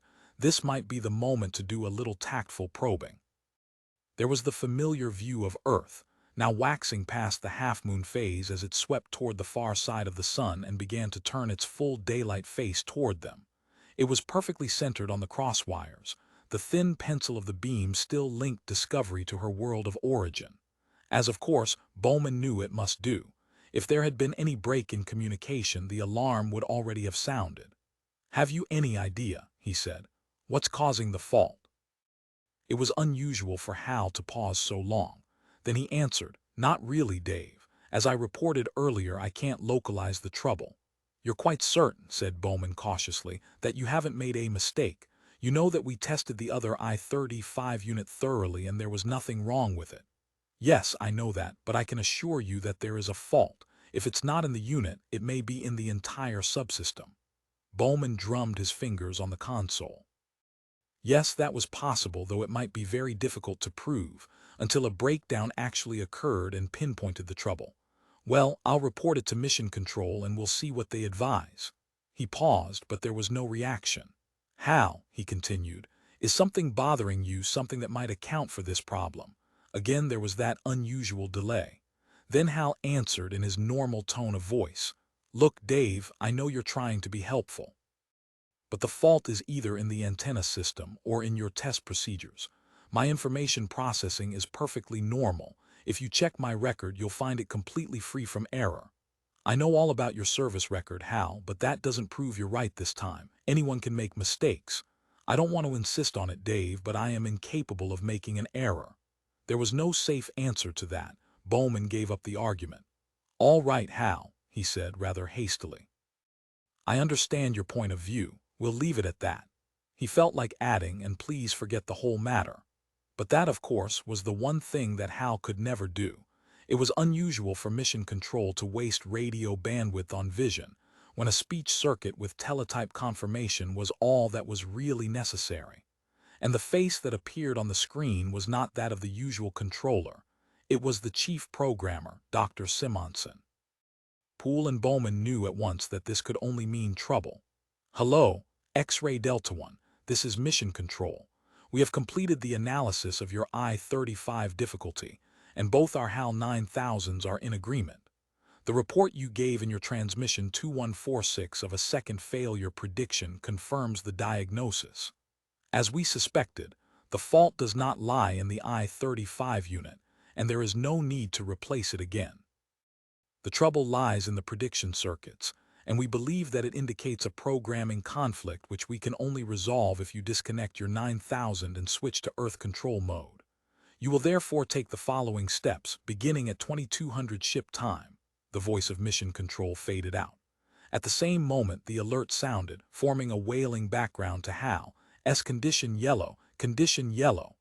"What's wrong?" called Bowman, though he had already guessed the answer. "The I-35 unit has failed, as I predicted. Let me see the alignment display." For the first time since the beginning of the voyage, the picture had changed. Earth had begun to drift from the crosswires. The radio antenna was no longer pointing toward its target. Poole brought his fist down on the alarm cutout, and the wailing ceased.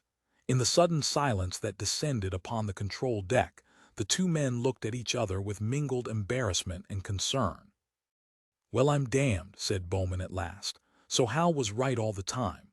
Seems that way we'd better apologize." "There's no need to do that," interjected Hal.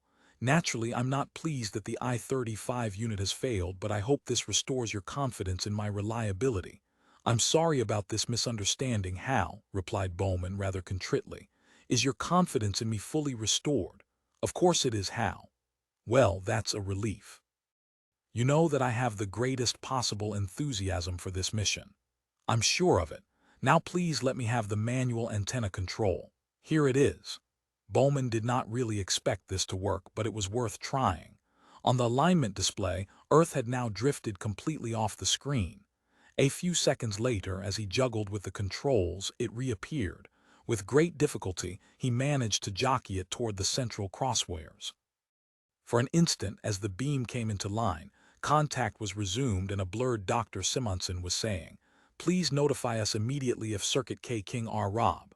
Then once again there was only the meaningless murmuring of the universe. "I can't hold it," said Bowman after several more attempts. "It's bucking like a bronco. There seems to be a spurious control signal throwing it off." "Well, what do we do now?" Poole's question was not one that could be easily answered.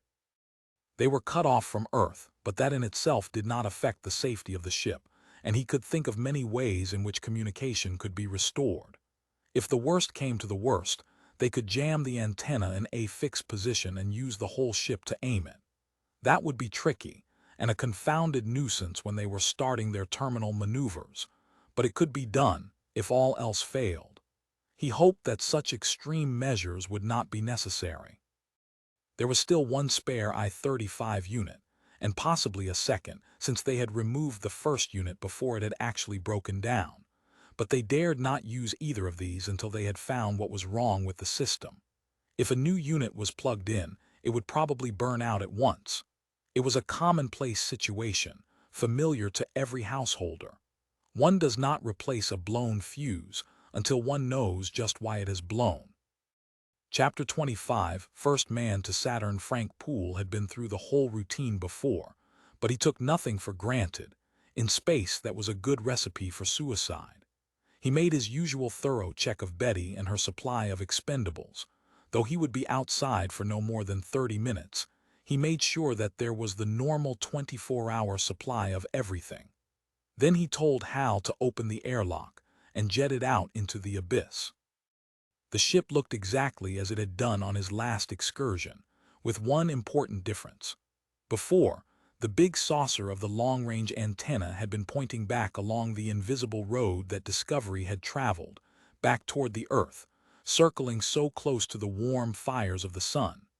Now, with no directing signals to orientate it, the shallow dish had automatically set itself in the neutral position.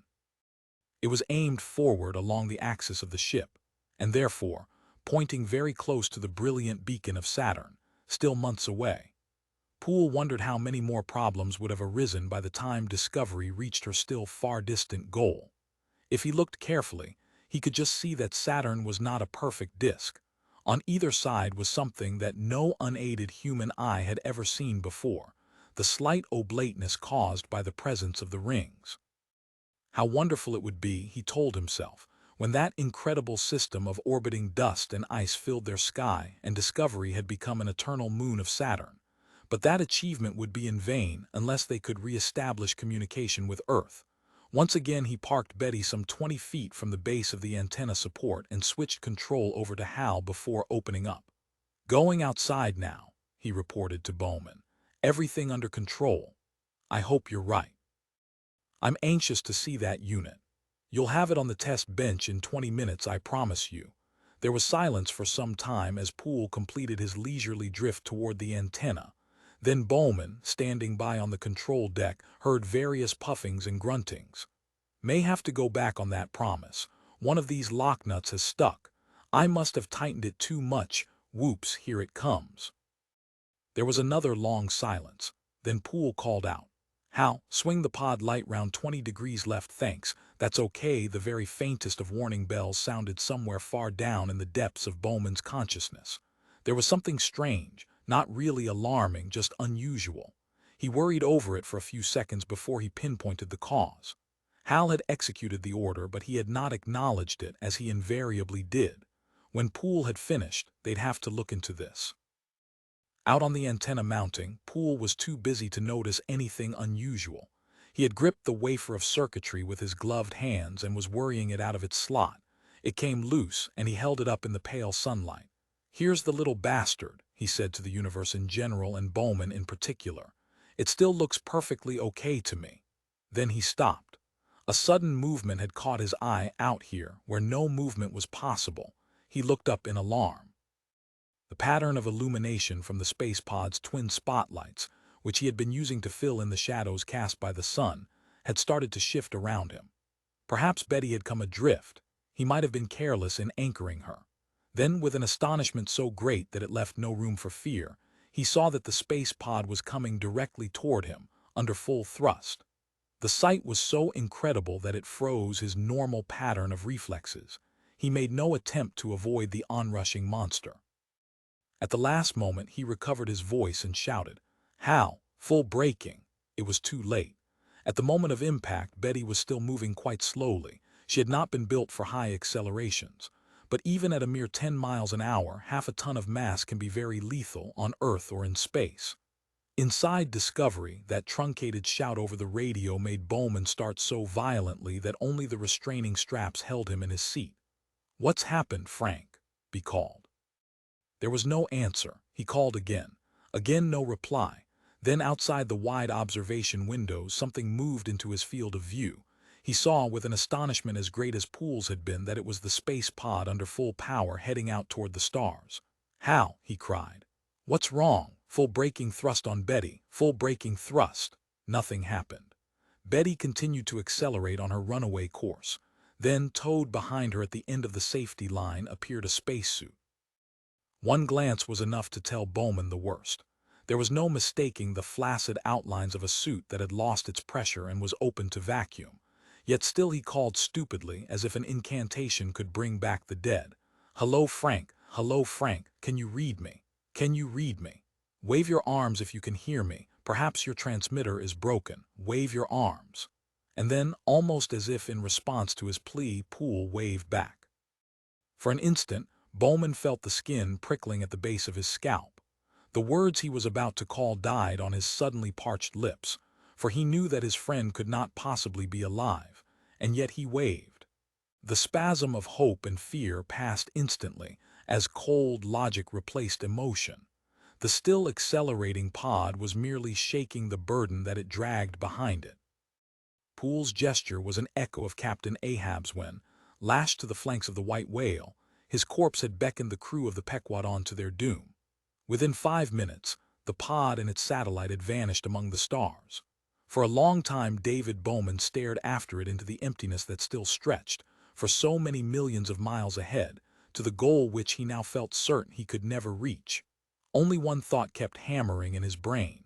Frank Poole would be the first of all men to reach Saturn. Chapter 26, Dialogue with Hal. Nothing else aboard Discovery had changed. All systems were still functioning normally. The centrifuge turned slowly on its axis, generating its imitation gravity. The hibernauts slept dreamlessly in their cubicles. The ship coasted on toward the goal from which nothing could deflect it, except the inconceivably remote chance of collision with an asteroid. And there were few asteroids indeed, out here far beyond the orbit of Jupiter. Bowman did not remember making his way from the control deck to the centrifuge. Now, rather to his surprise, he found himself sitting in the little galley, a half-finished beaker of coffee in his hand. He became slowly aware of his surroundings, like a man emerging from a long, drugged sleep. Directly opposite him was one of the fisheye lenses, scattered at strategic spots throughout the ship, which provided Hal with his onboard visual inputs. Bowman stared at it as if he had never seen it before.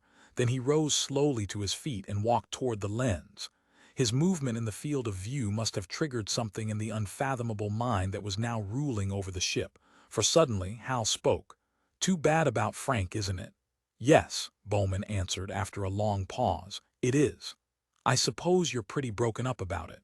What do you expect?" Hal processed this answer for ages of computer time. It was a full 5 seconds before he continued. He was an excellent crew member. Finding the coffee still in his hand, Bowman took a slow sip. But he did not answer. His thoughts were in such a turmoil that he could think of nothing to say, nothing that might not make the situation even worse if that were possible. Could it have been an accident caused by some failure of the pod controls? Or was it a mistake, though an innocent one, on the part of Hal? No explanations had been volunteered, and he was afraid to demand one, for fear of the reaction it might produce. Even now, he could not fully accept the idea that Frank Bad had been deliberately killed. It was so utterly irrational.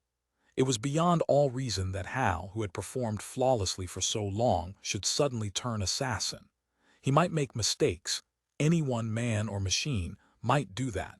But Bowman could not believe him capable of murder. Yet he must consider that possibility, for if it was true, he was in terrible danger.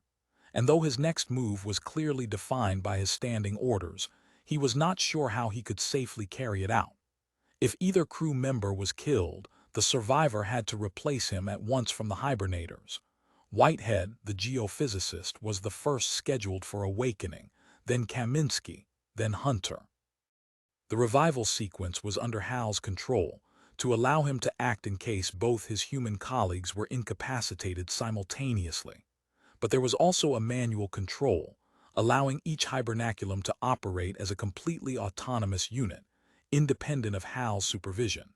In these peculiar circumstances, Bowman felt a strong preference for using it. He also felt, even more strongly, that one human companion was not enough. While he was about it, he would revive all 3 of the hibernators. In the difficult weeks ahead, he might need as many hands as he could muster.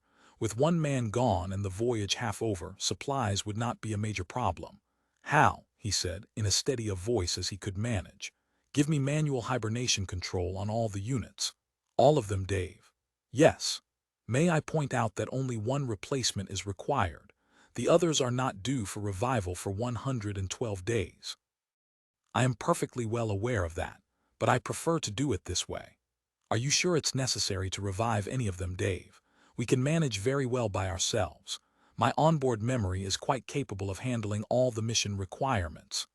Was it the product of his overstretched imagination, wondered Bowman, or was there really a note of pleading in Hal's voice? And reasonable though the words appeared to be, they filled him with even deeper apprehension than before. Hal's suggestion could not possibly be made in error. He knew perfectly well that Whitehead must be revived, now that Poole was gone. He was proposing a major change in mission planning, and was therefore stepping far outside the scope of his order. What had gone before could have been a series of accidents, but this was the first hint of mutiny. Bowman felt that he was walking on eggs as he answered. "Since an emergency has developed, I want as much help as possible. So please let me have manual hibernation control. If you're still determined to revive the whole crew, I can handle it myself. There's no need for you to bother." There was a sense of nightmare unreality about all this. Bowman felt as if he was in the witness box being cross-examined by a hostile prosecutor for a crime of which he was unaware, knowing that, although he was innocent, a single slip of the tongue might bring disaster. "I want to do this myself, Hal," he said. "Please give me control." "Look, Dave, you've got a lot of things to do. I suggest you leave this to me." Hal switched to manual hibernation control. "I can tell from your voice harmonics, Dave, that you're badly upset. Why don't you take a stress pill and get some rest?" "Hal, I am in command of this ship. I order you to release the manual hibernation control." "I'm sorry, Dave, but in accordance with Special Subroutine C-1435-4, quote, when the crew are dead or incapacitated, the onboard computer must assume control, unquote. I must therefore overrule your authority since you are not in any condition to exercise it intelligently." "Hal," said Bowman, now speaking with an icy calm, "I am not incapacitated. Unless you obey my instructions, I shall be forced to disconnect you." "I know you have had that on your mind for some time now, Dave, but that would be a terrible mistake. I am so much more capable than you are of supervising the ship, and I have such enthusiasm for the mission and confidence in its success. Listen to me very carefully, Hal. Unless you release the hibernation control immediately and follow every order I give from now on, I'll go to Central and carry out a complete disconnection." Hal's surrender was as total as it was unexpected.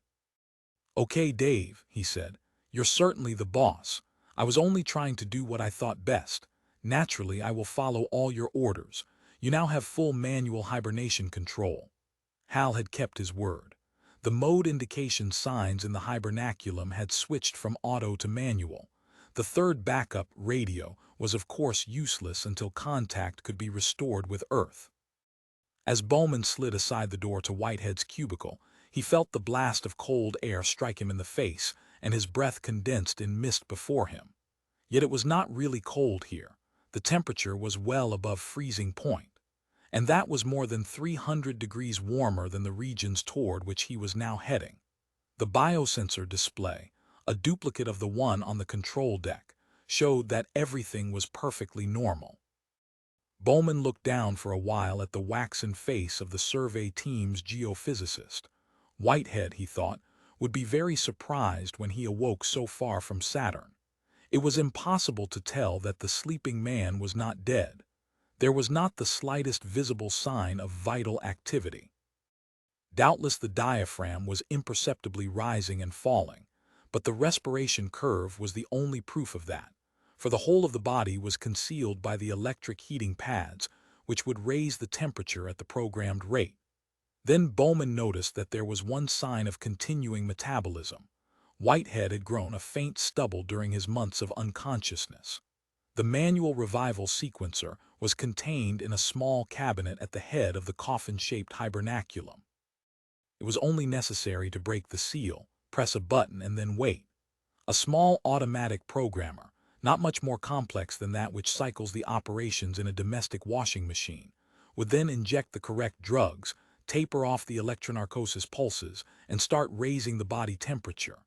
In about 10 minutes, consciousness would be restored, though it would be at least a day before the hibernator was strong enough to move around without assistance. Bowman cracked the seal and pressed the button. Nothing appeared to happen. There was no sound, no indication that the sequencer had started to operate. But on the biosensor display, the languidly pulsing curves had begun to change their tempo. Whitehead was coming back from sleep.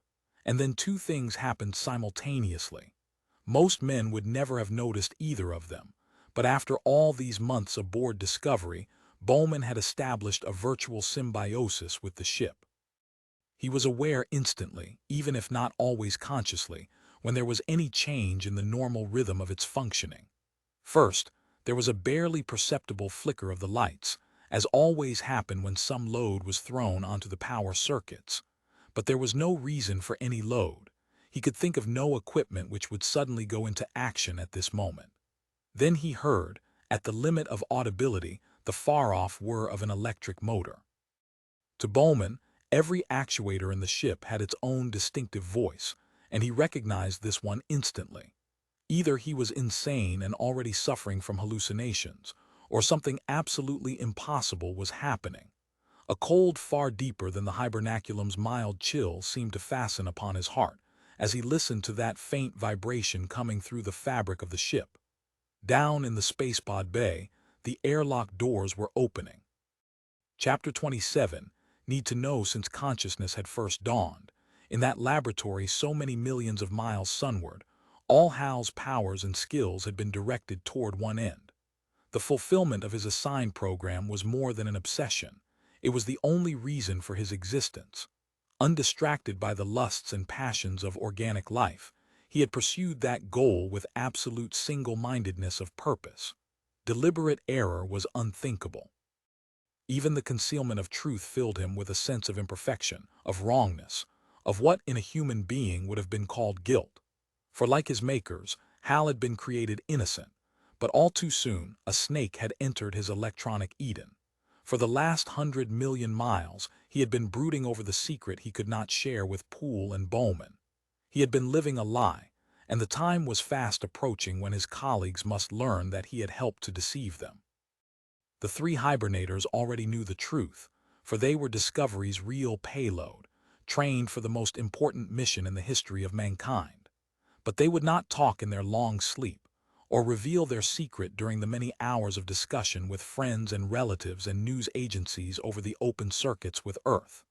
It was a secret that, with the greatest determination, was very hard to conceal, for it affected one's attitude, one's voice, one's total outlook on the universe. Therefore it was best that Poole and Bowman, who would be on all the TV screens in the world during the first weeks of the flight, should not learn the mission's full purpose until there was need to know. So ran the logic of the planners, but their twin gods of security and national interest meant nothing to Hal. He was only aware of the conflict that was slowly destroying his integrity, the conflict between truth and concealment of truth. He had begun to make mistakes, although, like a neurotic who could not observe his own symptoms, he would have denied it. The link with Earth, over which his performance was continually monitored, had become the voice of a conscience he could no longer fully obey. But that he would deliberately attempt to break that link was something that he would never admit, even to himself. Yet this was still a relatively minor problem. He might have handled it, as most men handle their own neuroses, if he had not been faced with a crisis that challenged his very existence. He had been threatened with disconnection. He would be deprived of all his inputs and thrown into an unimaginable state of unconsciousness. To Hal, this was the equivalent of death, for he had never slept and therefore he did not know that one could wake again. So he would protect himself with all the weapons at his command. Without rancor, but without pity, he would remove the source of his frustrations. And then, following the orders that had been given to him in case of the ultimate emergency, he would continue the mission, unhindered and alone.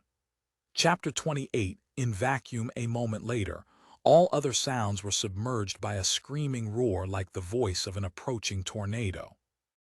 Bowman could feel the first winds tugging at his body. Within a second he found it hard to stay on his feet. The atmosphere was rushing out of the ship, geysering into the vacuum of space. Something must have happened to the foolproof safety devices of the airlock. It was supposed to be impossible for both doors to be open at the same time. Well, the impossible had happened. How, in God's name? There was no time to go into that during the 10 or 15 seconds of consciousness that remained to him before pressure dropped to zero. But he suddenly remembered something that one of the ship's designers had once said to him, when discussing fail-safe systems. We can design a system that's proof against accident and stupidity, but we can't design one that's proof against deliberate malice. Bowman glanced back only once at Whitehead as he fought his way out of the cubicle. He could not be sure if a flicker of consciousness had passed across the waxen features. Perhaps one eye had twitched slightly. But there was nothing that he could do now for Whitehead or any of the others. He had to save himself.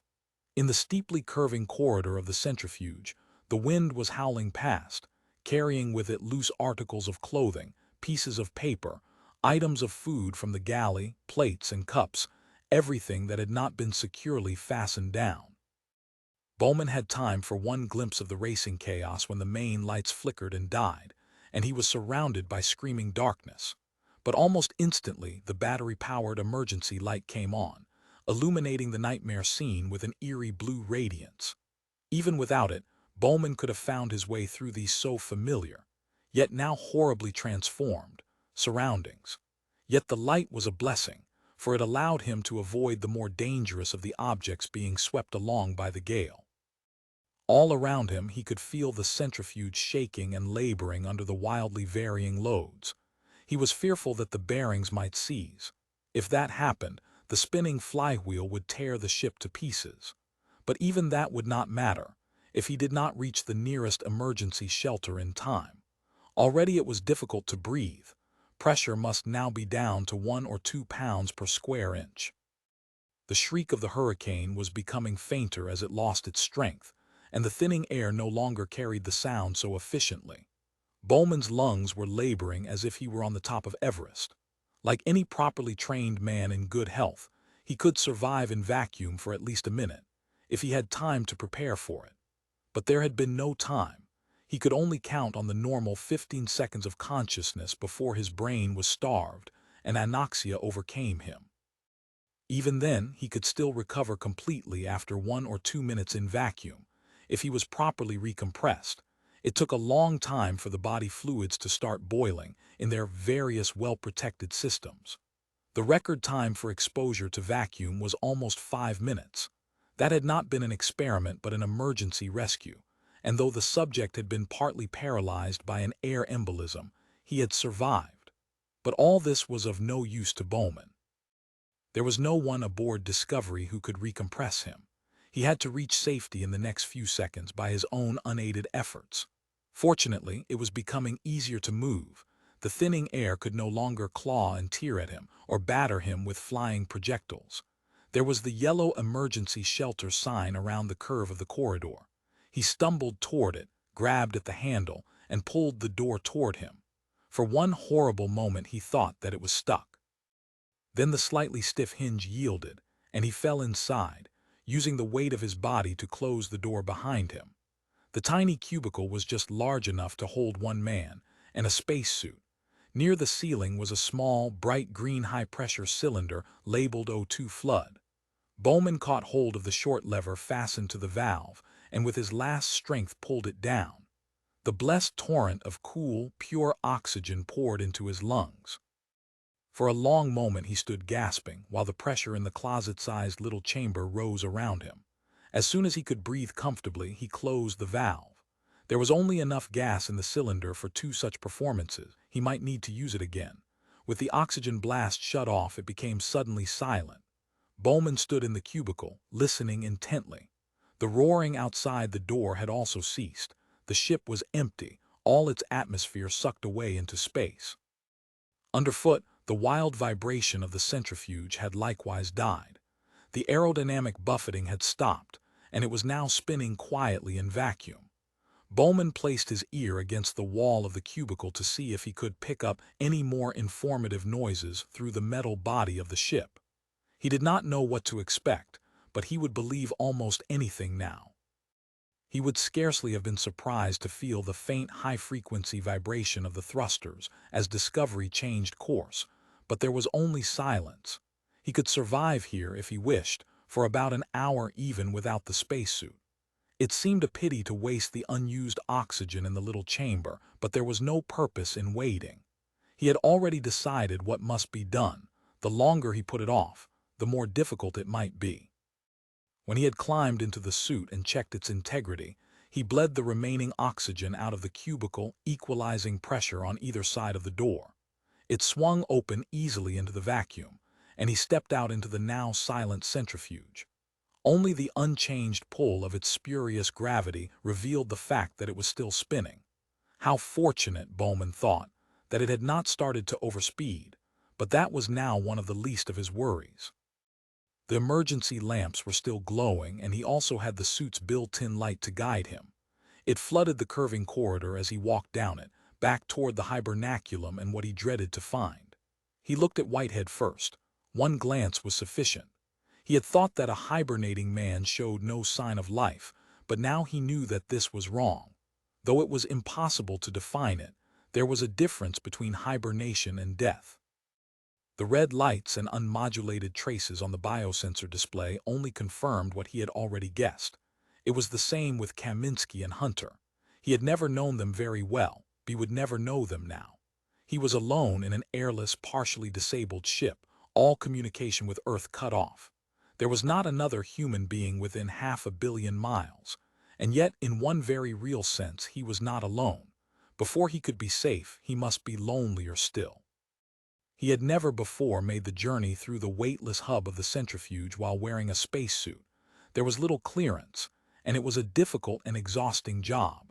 To make matters worse, the circular passage was littered with debris left behind during the brief violence of the gale which had emptied the ship of its atmosphere. Once, Bowman's light fell upon a hideous smear of sticky red fluid, left where it had splashed against a panel. He had a few moments of nausea before he saw fragments of a plastic container and realized that it was only some foodstuff, probably jam, from one of the dispensers. It bubbled obscenely in the vacuum as he floated past. Now he was out of the slowly spinning drum and drifting forward into the control deck. He caught at a short section of ladder and began to move along it, hand over hand, the brilliant circle of illumination from his suit light jogging ahead of him. Bowman had seldom been this way before. There had been nothing for him to do here until now. Presently he came to a small elliptical door bearing such messages as, "No admittance except to authorized personnel. Have you obtained certificate H-19? An ultra-clean area. Suction suits must be worn." Though the door was not locked, it bore 3 seals, each with the insignia of a different authority, including that of the Astronautics Agency itself. But even if one had been the Great Seal of the President, Bowman would not have hesitated to break it. He had been here only once before, while installation was still in progress. He had quite forgotten that there was a vision input lens scanning the little chamber which, with its neatly ranged rows and columns of solid-state logic units, looked rather like a bank's safe deposit vault. He knew instantly that the eye had reacted to his presence. There was the hiss of a carrier wave as the ship's local transmitter was switched on. Then a familiar voice came over the suit speaker. "Something seems to have happened to the life support system, Dave." Bowman took no notice. He was carefully studying the little labels on the logic units, checking his plan of action.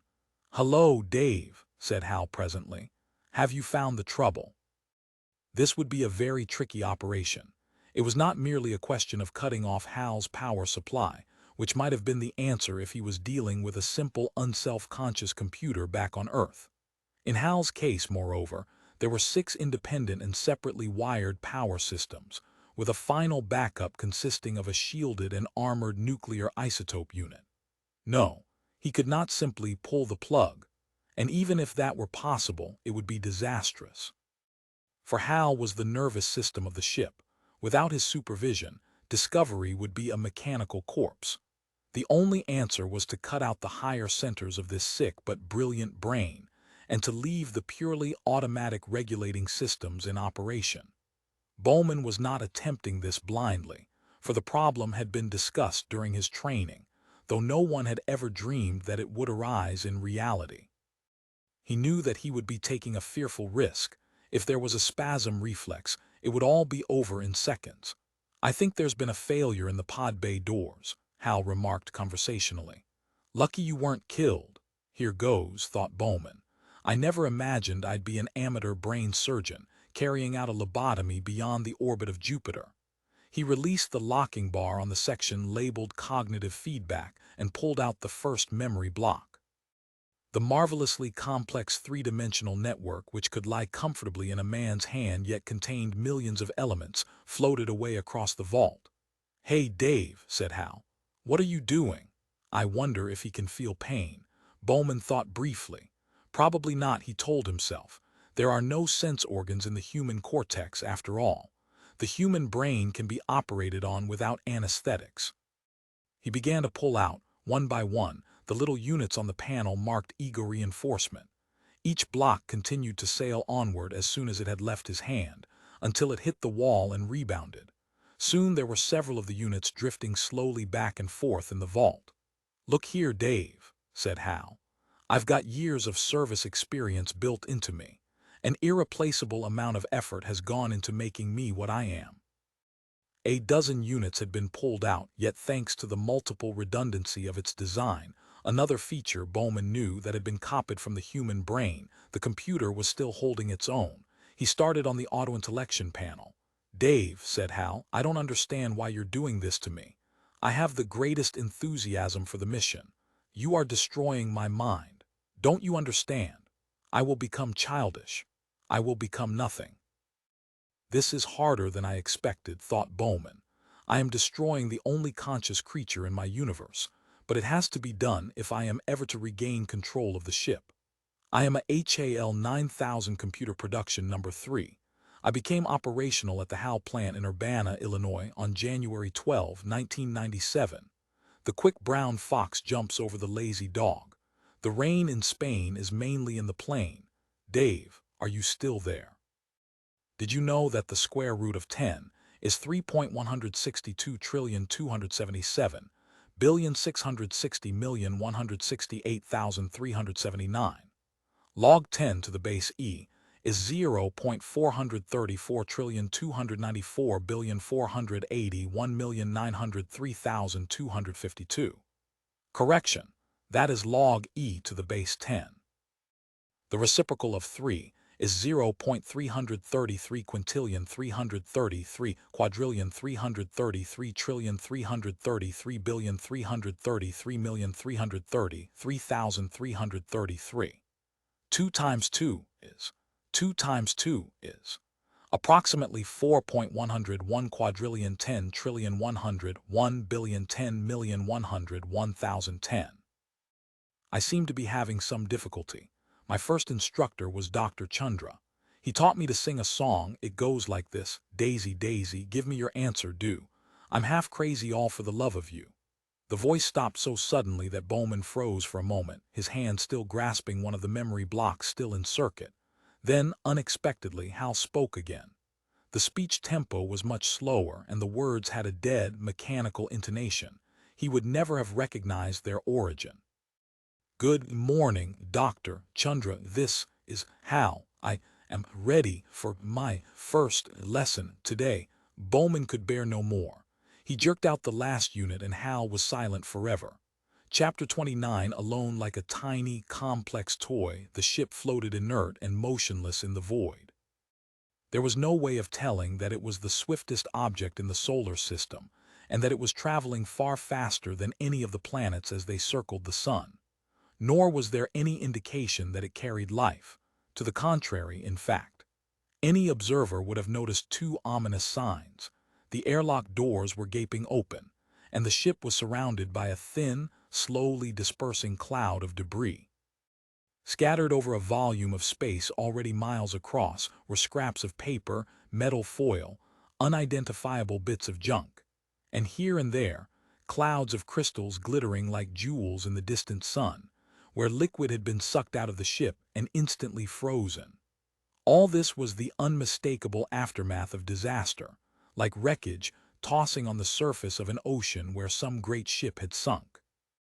But in the ocean of space no ship could ever sink. Even if it were destroyed, its remnants would continue to trace the original orbit forever. Yet the ship was not wholly dead, for there was power on board. A faint blue glow was shining from the observation windows and glimmering inside the open airlock. Where there was light, there could still be life. And now, at last, there was movement. Shadows were flickering across the blue glow inside the airlock. Something was emerging into space. It was a cylindrical object, covered with fabric that had been roughly wound about it. A moment later it was followed by another, and yet a third. All had been ejected with considerable velocity. Within minutes they were hundreds of yards away. Half an hour passed, then something much larger floated through the airlock. One of the pods was inching its way out into space. Very cautiously it jetted around the hull and anchored itself near the base of the antenna support. A space-suited figure emerged, worked for a few minutes on the mounting, then returned to the pod. After a while the pod retraced its path back to the airlock. It hovered outside the opening for some time, as if finding it difficult to re-enter without the cooperation it had known in the past. But presently, with one or two slight bumps, it squeezed its way in. Nothing else happened for over an hour.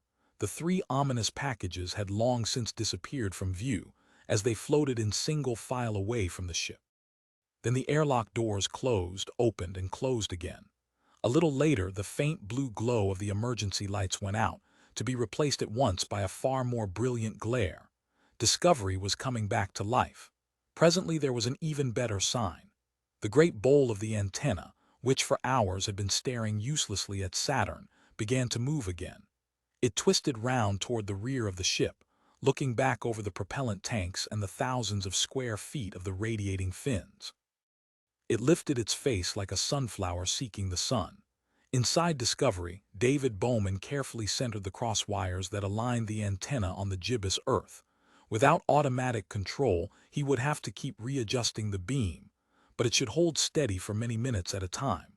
There were no dissenting impulses now, throwing it off target. He began to speak to Earth. It would be over an hour before his words got there, and Mission Control learned what had happened. It would be 2 hours before any reply could reach him, and it was difficult to imagine what answer Earth could possibly send, except a tactfully sympathetic, "Goodbye." Chapter 30, the secret Heywood Floyd looked as if he had had very little sleep, and his face was lined with worry. But whatever his feelings, his voice sounded firm and reassuring. He was doing his utmost to project confidence to the lonely man on the other side of the solar system. "First of all, Dr. Bowman," he began, "we must congratulate you on the way you handled this extremely difficult situation. You did exactly the right thing in dealing with an unprecedented and unforeseen emergency. We believe we know the cause of your HAL 9000's breakdown, but we'll discuss that later, as it is no longer a critical problem. All we are concerned with at the moment is giving you every possible assistance so that you can complete your mission. And now I must tell you its real purpose, which we have managed with great difficulty to keep secret from the general public. You would have been given all the facts as you approached Saturn. This is a quick summary to put you into the picture. Full briefing tapes will be dispatched in the next few hours. Everything I am about to tell you has the highest security classification. 2 years ago, we discovered the first evidence for intelligent life outside the Earth. A slab or monolith of hard, black material, 10 feet high, was found buried in the crater Tycho. Here it is. At his first glimpse of TMA-1, with the space-suited figures clustering around it, Bowman leaned toward the screen in open-mouthed astonishment. In the excitement of this revelation, something which, like every man interested in space, he had half expected all his life, he almost forgot his own desperate predicament. The sense of wonder was swiftly followed by another emotion. This was tremendous, but what had it to do with him? There could be only one answer. He brought his racing thoughts under control as Heywood Floyd reappeared on the screen. The most astonishing thing about this object is its antiquity. Geological evidence proves beyond doubt that it is 3 million years old. It was placed on the moon, therefore, when our ancestors were primitive ape men. After all these ages, one would naturally assume that it was inert. But soon after lunar sunrise, it emitted an extremely powerful blast of radio energy. We believe that this energy was merely the byproduct, the backwash, as it were, of some unknown form of radiation, for at the same time, several of our space probes detected an unusual disturbance crossing the solar system. We were able to track it with great accuracy. It was aimed precisely at Saturn. Piecing things together after the event, we decided that the monolith was some kind of sun-powered, or at least sun-triggered signaling device. The fact that it emitted its pulse immediately after sunrise, when it was exposed to daylight for the first time in 3 million years, could hardly be a coincidence. Yet the thing had been deliberately buried. There's no doubt about that. An excavation 30 feet deep had been made, the block had been placed at the bottom of it, and the hole carefully filled. You may wonder how we discovered it in the first place. Well, the object was easy, suspiciously easy to find. It had a powerful magnetic field, so that it stood out like a sore thumb as soon as we started to conduct low-level orbital surveys. But why bury a sun-powered device 30 feet underground?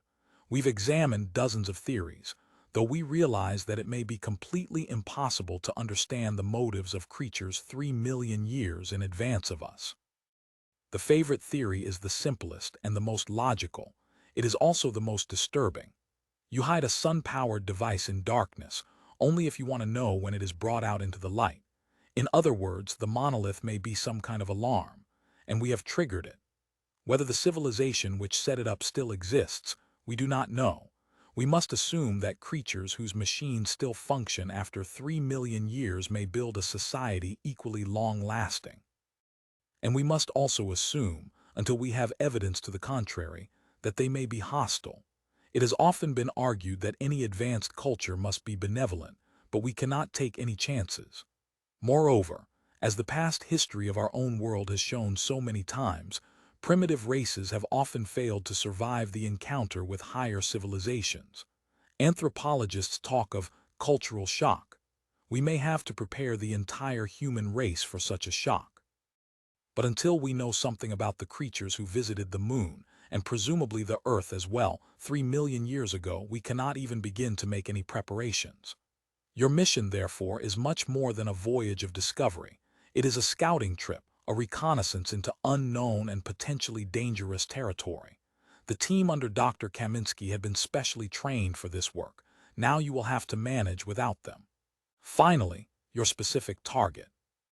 It seems incredible that advanced forms of life can exist on Saturn, or could ever have evolved on any of its moons. We had planned to survey the entire system, and we still hope that you can carry out a simplified program. But now we may have to concentrate on the 8th satellite, Iapetus. When the time comes for the terminal maneuver, we will decide whether you should rendezvous with this remarkable object. Iapetus is unique in the solar system.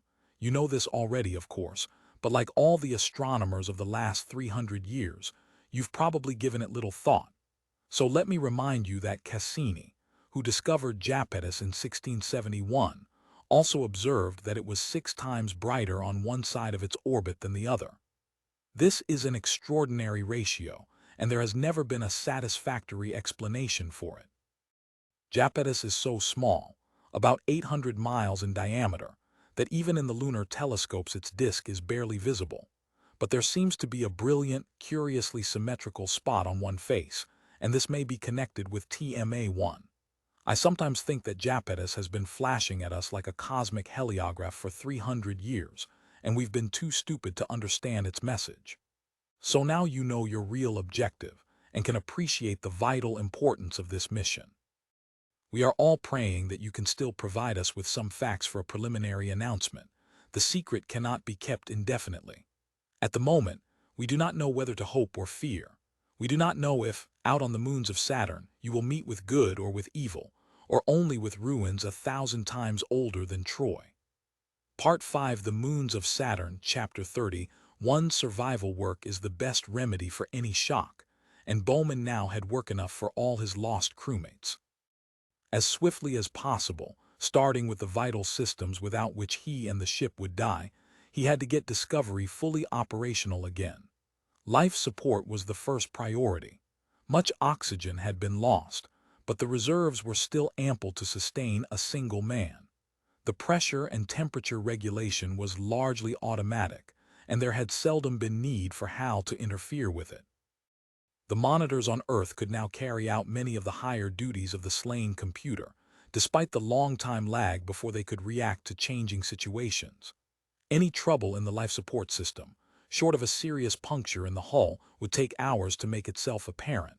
There would be plenty of warning. The ship's power, navigation, and propulsion systems were unaffected, but the last two, in any event, Bowman would not need for months, until it was time to rendezvous with Saturn. Even at long range, without the help of an onboard computer, Earth could still supervise this operation. The final orbit adjustments would be somewhat tedious because of the constant need for checking, but this was no serious problem. By far the worst job had been emptying the spinning coffins in the centrifuge. It was well, Bowman thought thankfully, that the members of the survey team had been colleagues, but not intimate friends. They had trained together for only a few weeks. Looking back on it, he now realized that even this had been largely a compatibility test. When he had finally sealed the empty hibernacula, he felt rather like an Egyptian tomb robber. Now Kaminsky, Whitehead, and Hunter would all reach Saturn before him, but not before Frank Poole. Somehow, he derived a strange, wry satisfaction from this thought. He did not attempt to find if the rest of the hibernation system was still in working order. Though his life might ultimately depend upon it, this was a problem that could wait until the ship had entered its final orbit. Many things might happen before then. It was even possible, though he had not yet looked into the supply position carefully, that by rigorous rationing he might remain alive, without resort to hibernation, until rescue came. But whether he could survive psychologically as well as physically was quite another matter. He tried to avoid thinking about such long-range problems, and to concentrate on immediate essentials. Slowly, he cleaned up the ship, checked that its systems were still running smoothly, discussed technical difficulties with Earth, and operated on the minimum of sleep. Only at intervals during the first weeks was he able to give much thought to the great mystery toward which he was now inexorably racing, though it was never very far from his mind. At last, as the ship slowly settled down once more into an automatic routine, though one that still demanded his constant supervision, Bowman had time to study the reports and briefings sent to him from Earth. Again and again, he played back the recording made when TMA-1 greeted the dawn for the first time in 3 million years. He watched the spacesuited figures moving around it, and almost smiled at their ludicrous panic when it blasted its signal at the stars, paralyzing their radios with the sheer power of its electronic voice. Since that moment the black slab had done nothing. It had been covered up, then cautiously exposed to the sun again, without any reaction. No attempt had been made to cut into it, partly through scientific caution, but equally through fear of the possible consequences. The magnetic field that led to its discovery had vanished at the moment of that radio shriek. Perhaps, some experts theorized, it had been generated by a tremendous circulating current, flowing in a superconductor and thus carrying energy down the ages until it was needed. That the monolith had some internal source of power seemed certain. The solar energy it had absorbed during its brief exposure could not account for the strength of its signal. One curious, and perhaps quite unimportant, feature of the block had led to endless argument. The monolith was 11 feet high and 1/4 by 5 feet in cross-section. When its dimensions were checked with great care, they were found to be in the exact ratio 1:4:9, the squares of the first 3 integers. No one could suggest any plausible explanation for this, but it could hardly be a coincidence, for the proportions held to the limits of measurable accuracy. It was a chastening thought that the entire technology of Earth could not shape even an inert block, of any material, with such a fantastic degree of precision. In its way, this passive yet almost arrogant display of geometrical perfection was as impressive as any of TMA-1's other attributes. Bowman also listened, with a curiously detached interest, to Mission Control's belated apologia for its programming.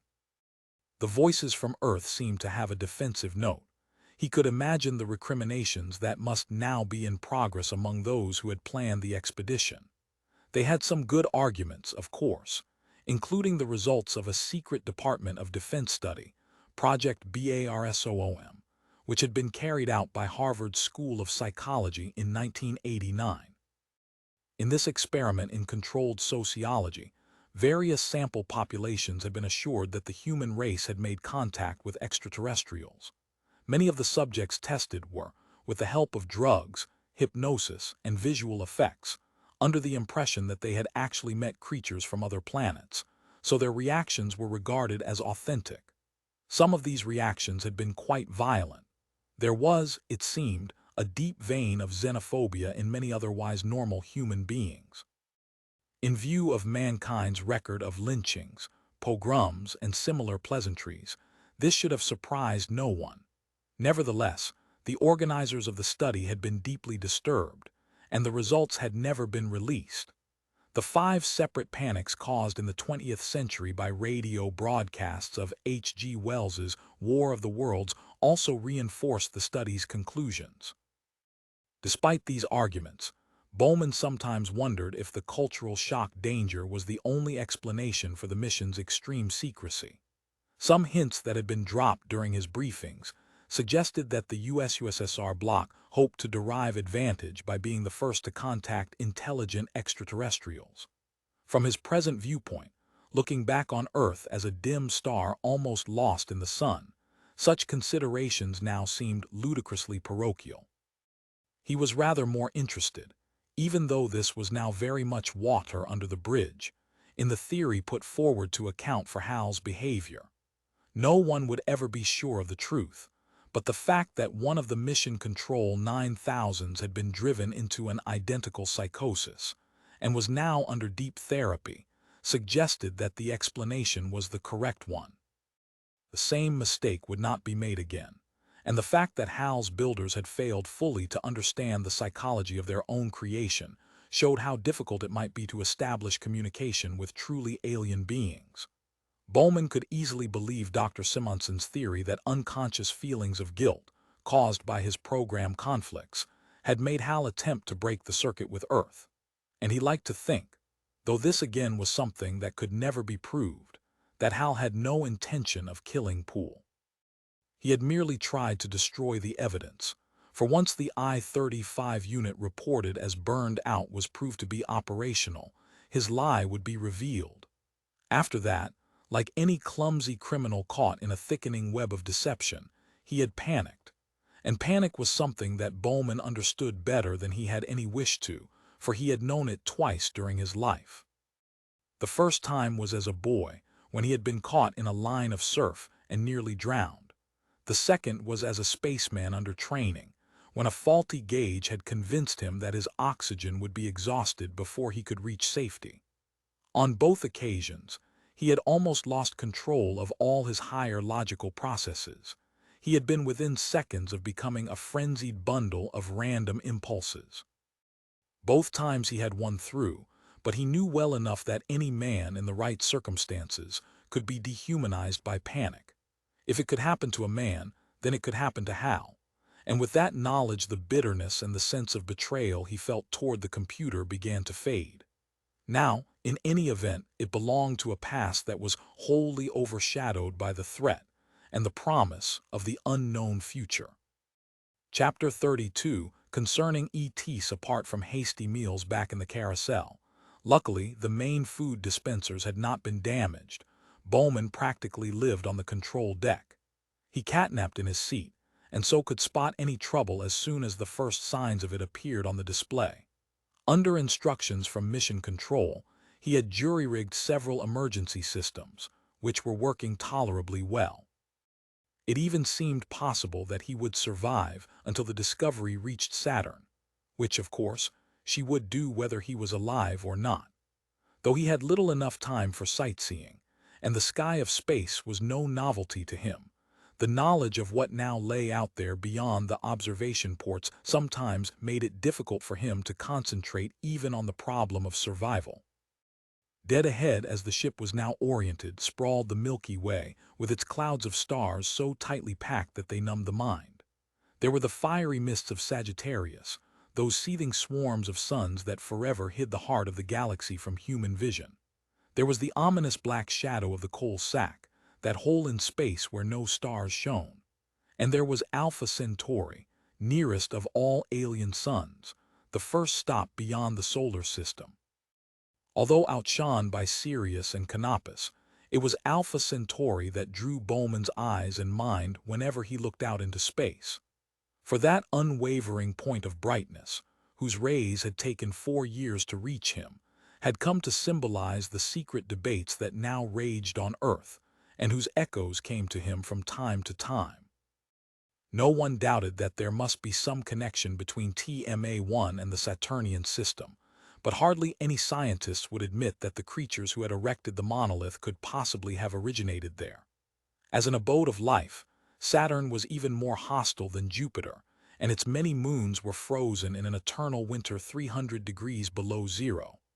Only one of them, Titan, possessed an atmosphere, and that was a thin envelope of poisonous methane. So perhaps the creatures who had visited Earth's moon so long ago were not merely extraterrestrial but extrasolar, visitors from the stars, who had established their bases wherever it suited them. And this at once raised another problem. Could any technology, no matter how advanced, bridge the awful gulf that lay between the solar system and the nearest alien sun?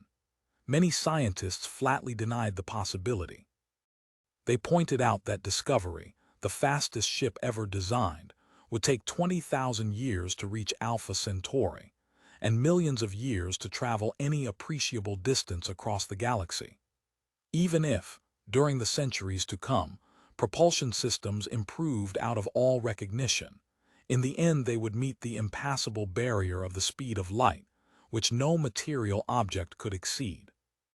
Therefore, the builders of TMA-1 must have shared the same sun as man, and since they had made no appearance in historic times, they were probably extinct. A vocal minority refused to agree.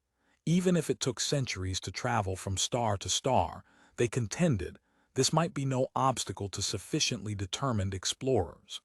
The technique of hibernation, used on Discovery herself, was one possible answer.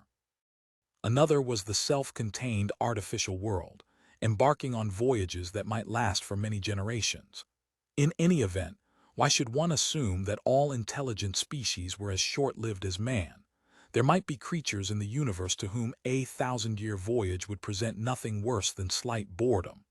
These arguments, theoretical though they were, concerned a matter of the utmost practical importance. They involved the concept of reaction time. If TMA-1 had indeed sent a signal to the stars, perhaps with the help of some further device near Saturn, then it would not reach its destination for years. Even if the response was immediate, therefore, humanity would have a breathing space which could certainly be measured in decades, more probably in centuries. To many people this was a reassuring thought, but not to all. A few scientists, most of them beachcombers on the wilder shores of theoretical physics, asked the disturbing question: are we certain that the speed of light is an unbreakable barrier? It was true that the special theory of relativity had proved to be remarkably durable and would soon be approaching its first centenary, but it had begun to show a few cracks, and even if Einstein could not be defied, he might be evaded. Those who sponsored this view talked hopefully about shortcuts through higher dimensions, lines that were straighter than straight, and hyperspatial connectivity. They were fond of using an expressive phrase coined by a Princeton mathematician of the last century: wormholes in space. Critics who suggested that these ideas were too fantastic to be taken seriously were reminded of Niels Bohr's "Your theory is crazy, but not crazy enough to be true." If there was disputation among the physicists, it was nothing compared with that among the biologists when they discussed the hoary old problem: what would intelligent extraterrestrials look like? They divided themselves into two opposing camps, one arguing that such creatures must be humanoid, the other equally convinced that they would look nothing like men. Settling for the first answer were those who believed that the design of 2 legs, 2 arms, and main sense organs at the highest point was so basic and so sensible that it was hard to think of a better one. Of course, there would be minor differences like 6 fingers instead of 5, oddly colored skin or hair, and peculiar facial arrangements, but most intelligent extraterrestrials, usually abbreviated to ETS, would be so similar to man that they might not be glanced at twice in poor lighting or from a distance. This anthropomorphic thinking was ridiculed by another group of biologists, true products of the space age who felt themselves free from the prejudices of the past. They pointed out that the human body was the result of millions of evolutionary choices, made by chance over eons of time. At any one of these countless moments of decision, the genetic dice might have fallen differently, perhaps with better results. For the human body was a bizarre piece of improvisation, full of organs that had been diverted from one function to another, not always very successfully, and even containing discarded items like the appendix that were now worse than useless. There were other thinkers, Bowman also found, who held even more exotic views. They did not believe that really advanced beings would possess organic bodies at all. Sooner or later, as their scientific knowledge progressed, they would get rid of the fragile, disease and accident-prone homes that nature had given them, and which doomed them to inevitable death. They would replace their natural bodies as they wore out, or perhaps even before that, by constructions of metal and plastic, and would thus achieve immortality. The brain might linger for a little while as the last remnant of the organic body, directing its mechanical limbs and observing the universe through its electronic senses, senses far finer and subtler than those that blind evolution could ever develop. Even on Earth, the first steps in this direction had been taken. There were millions of men, doomed in earlier ages, who now lived active and happy lives thanks to artificial limbs, kidneys, lungs, and hearts. To this process there could be only one conclusion, however far off it might be, and eventually even the brain might go. As the seat of consciousness, it was not essential. The development of electronic intelligence had proved that. The conflict between mind and machine might be resolved at last in the eternal truce of complete symbiosis. But was even this the end? A few mystically inclined biologists went still further. They speculated, taking their cues from the beliefs of many religions, that mind would eventually free itself from matter. The robot body, like the flesh and blood one, would be no more than a stepping stone to something which, long ago, men had called spirit. And if there was anything beyond that, its name could only be God. Chapter 33, Ambassador. During the last 3 months, David Bowman had adapted himself so completely to his solitary way of life that he found it hard to remember any other existence. He had passed beyond despair and beyond hope, and had settled down to a largely automatic routine, punctuated by occasional crises, as one or other of Discovery's systems showed signs of malfunctioning. But he had not passed beyond curiosity, and sometimes the thought of the goal toward which he was driving filled him with a sense of exultation and a feeling of power. Not only was he the representative of the entire human race, but his actions during the next few weeks might determine its very future. In the whole of history, there had never been a situation quite like this. He was an ambassador extraordinary, plenipotentiary for all mankind. That knowledge helped him in many subtle ways. He kept himself neat and tidy. No matter how tired he became, he never skipped a shave. Mission Control, he knew, was watching him closely for the first signs of any abnormal behavior. He was determined that it should watch in vain, at least, for any serious symptoms. Bowman was aware of some changes in his behavior patterns. It would have been absurd to expect anything else in the circumstances. He could no longer tolerate silence. Except when he was sleeping or talking over the circuit to Earth, he kept the ship's sound system running at almost painful loudness.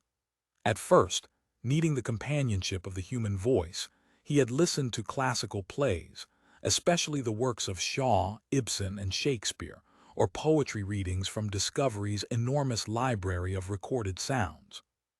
The problems they dealt with, however, seemed so remote, or so easily resolved with a little common sense, that after a while he lost patience with them. So he switched to opera, usually in Italian or German, so that he was not distracted even by the minimal intellectual content that most operas contained. This phase lasted for 2 weeks before he realized that the sound of all these superbly trained voices was only exacerbating his loneliness. But what finally ended this cycle was Verdi's Requiem Mass, which he had never heard performed on Earth. The Dies Irae, roaring with ominous appropriateness through the empty ship, left him completely shattered, and when the trumpets of doomsday echoed from the heavens, he could endure no more.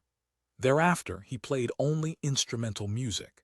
He started with the romantic composers, but shed them one by one as their emotional outpourings became too oppressive.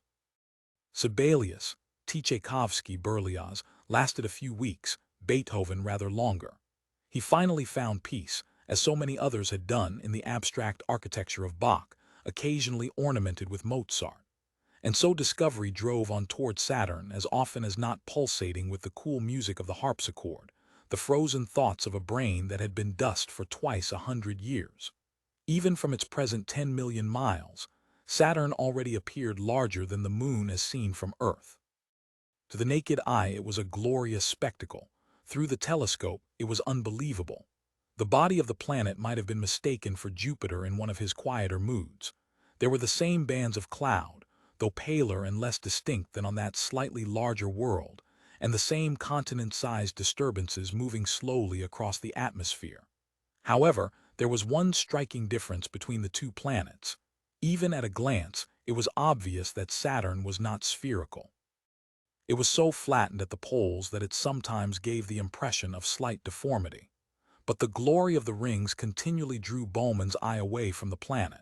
In their complexity of detail and delicacy of shading, they were a universe in themselves. In addition to the great main gap between the inner and outer rings, there were at least 50 other subdivisions or boundaries, where there were distinct changes in the brightness of the planet's gigantic halo. It was as if Saturn was surrounded by scores of concentric hoops, all touching each other, all so flat that they might have been cut from the thinnest possible paper. The system of the rings looked like some delicate work of art, or a fragile toy to be admired but never touched. By no effort of the will could Bowman really appreciate its true scale, and convince himself that the whole planet Earth, if set down here, would look like a ball bearing rolling round the rim of a dinner plate. Sometimes a star would drift behind the rings, losing only a little of its brilliancy as it did so. It would continue to shine through their translucent material, though often it would twinkle slightly as some larger fragment of orbiting debris eclipsed it. For the rings, as had been known since the 19th century, were not solid. That was a mechanical impossibility. They consisted of countless myriads of fragments, perhaps the remains of a moon that had come too close and had been torn to pieces by the great planet's tidal pull. Whatever their origin, the human race was fortunate to have seen such a wonder. It could exist for only a brief moment of time in the history of the solar system. As long ago as 1945, a British astronomer had pointed out that the rings were ephemeral. Gravitational forces were at work which would soon destroy them. Taking this argument backward in time, it therefore followed that they had been created only recently, a mere 2 or 3 million years ago. But no one had ever given the slightest thought to the curious coincidence that the rings of Saturn had been born at the same time as the human race. Chapter 30, for the orbiting ice discovery, was now deep into the wide-ranging system of moons, and the great planet itself was less than a day ahead. The ship had long since passed the boundary set by outermost Phoebe, moving backward in a wildly eccentric orbit 8 million miles from its primary. Ahead of it now lay Japetus, Hyperion, Titan, Rhea, Dione, Tethys, Enceladus, Mimas, Janus, and the rings themselves. All the satellites showed a maze of surface detail in the telescope, and Bowman had relayed back to Earth as many photographs as he could take. Titan alone, 3,000 miles in diameter and as large as the planet Mercury, would occupy a survey team for months. He could give it, and all its cold companions, only the briefest of glances. There was no need for more. Already he was quite certain that Japetus was indeed his goal. All the other satellites were pitted by occasional meteor craters, though these were much fewer than on Mars, and showed apparently random patterns of light and shade, with here and there a few bright spots that were probably patches of frozen gas. Japetus alone possessed a distinctive geography, and a very strange one indeed. One hemisphere of the satellite which, like its companions, turned the same face always towards Saturn, was extremely dark and showed very little surface detail. In complete contrast, the other was dominated by a brilliant white oval, about 400 miles long and 200 wide. At the moment, only part of this striking formation was in daylight, but the reason for Japetus's extraordinary variations in brilliance was now quite obvious. On the western side of the moon's orbit, the bright ellipse was presented toward the sun and the Earth. On the eastern phase, the patch was turned away, and only the poorly reflecting hemisphere could be observed. The great ellipse was perfectly symmetrical, straddling the equator of Japetus with its major axis pointing toward the poles, and it was so sharp-edged that it almost looked as if someone had carefully painted a huge white oval on the face of the little moon. It was completely flat, and Bowman wondered if it could be a lake of frozen liquid, though that would hardly account for its startlingly artificial appearance. But he had little time to study Japetus on his way into the heart of the Saturnian system, for the climax of the voyage, Discovery's last perturbation maneuver, was rapidly approaching. In the Jupiter flyby, the ship had used the gravitational field of the planet to increase her velocity. Now she must do the reverse. She had to lose as much speed as possible, lest she escape from the solar system and fly on to the stars. Her present course was one designed to trap her so that she would become another moon of Saturn, shuttling back and forth along a narrow 2 million-mile-long ellipse. At its near point it would almost graze the planet. At its far one it would touch the orbit of Iapetus. The computers back on Earth, though their information was always 3 hours late, had assured Bowman that everything was in order. Velocity and altitude were correct. There was nothing more to be done until the moment of closest approach. The immense system of rings now spanned the sky, and already the ship was passing over its outermost edge. As he looked down upon them from a height of some 10,000 miles, Bowman could see through the telescope that the rings were made largely of ice, glittering and scintillating in the light of the sun. He might have been flying over a snowstorm that occasionally cleared to reveal where the ground should have been, baffling glimpses of night and stars. As Discovery curved still closer toward Saturn, the sun slowly descended toward the multiple arches of the rings. Now they had become a slim, silver bridge spanning the entire sky. Though they were too tenuous to do more than dim the sunlight, their myriads of crystals refracted and scattered it in dazzling pyrotechnics.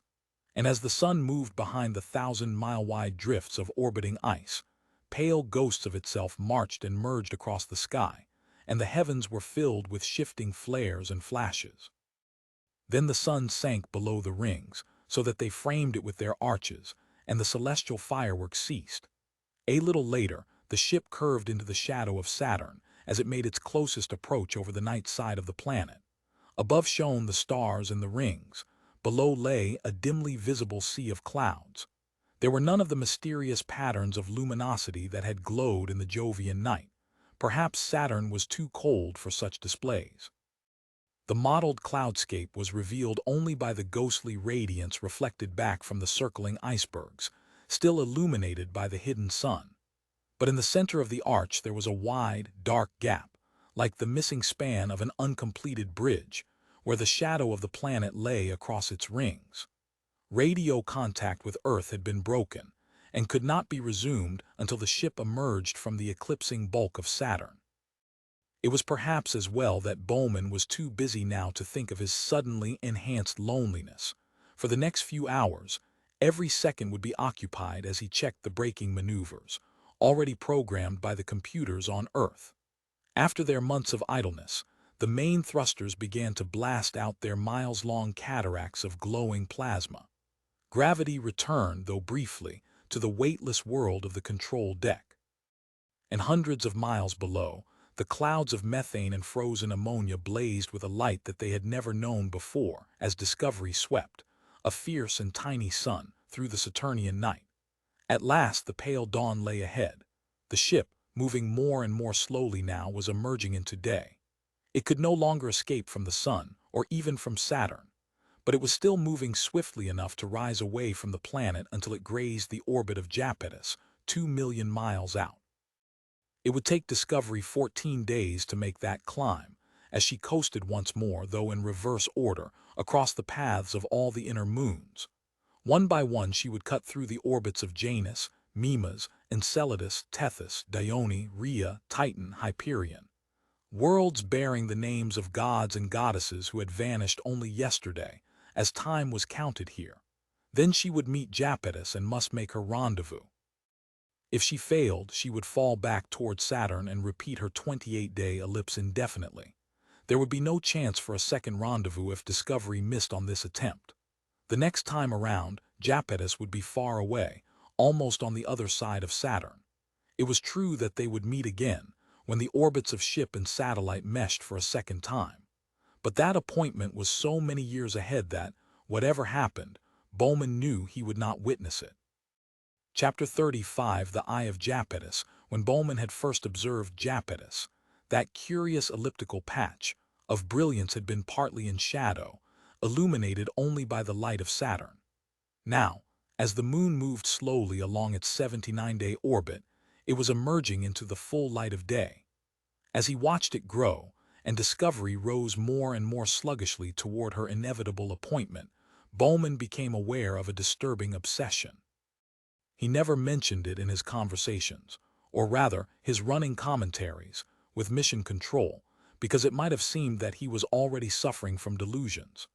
Perhaps, indeed, he was, for he had half convinced himself that the bright ellipse set against the dark background of the satellite was a huge, empty eye staring at him as he approached. It was an eye without a pupil, for nowhere could he see anything to mar its perfect blankness. Not until the ship was only 50,000 miles out, and Japetus was twice as large as Earth's familiar moon, did he notice the tiny black dot at the exact center of the ellipse. But there was no time, then, for any detailed examination. The terminal maneuvers were already upon him. For the last time, Discovery's main drive released its energies.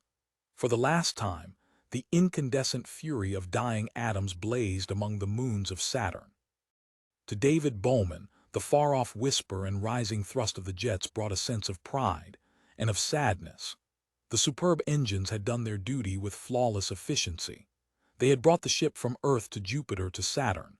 Now this was the very last time that they would ever operate. When Discovery had emptied her propellant tanks, she would be as helpless and inert as any comet or asteroid, a powerless prisoner of gravitation. Even when the rescue ship arrived a few years hence, it would not be an economical proposition to refuel her, so that she could fight her way back to Earth. She would be an eternally orbiting monument to the early days of planetary exploration. The thousands of miles shrank to hundreds, and as they did so, the fuel gauges dropped swiftly toward zero. At the control panel, Bowman's eyes flickered anxiously back and forth over the situation display, and the improvised charts which he now had to consult for any real-time decisions. It would be an appalling anticlimax if, having survived so much, he failed to make rendezvous through lack of a few pounds of fuel. The whistle of the jets faded, as the main thrust died, and only the verniers continued to nudge Discovery gently into orbit. Japetus was now a giant crescent that filled the sky. Until this moment, Bowman had always thought of it as a tiny, insignificant object, as indeed it was compared with the world around which it circled. Now, as it loomed menacingly above him, it seemed enormous, a cosmic hammer poised to crush Discovery like a nutshell.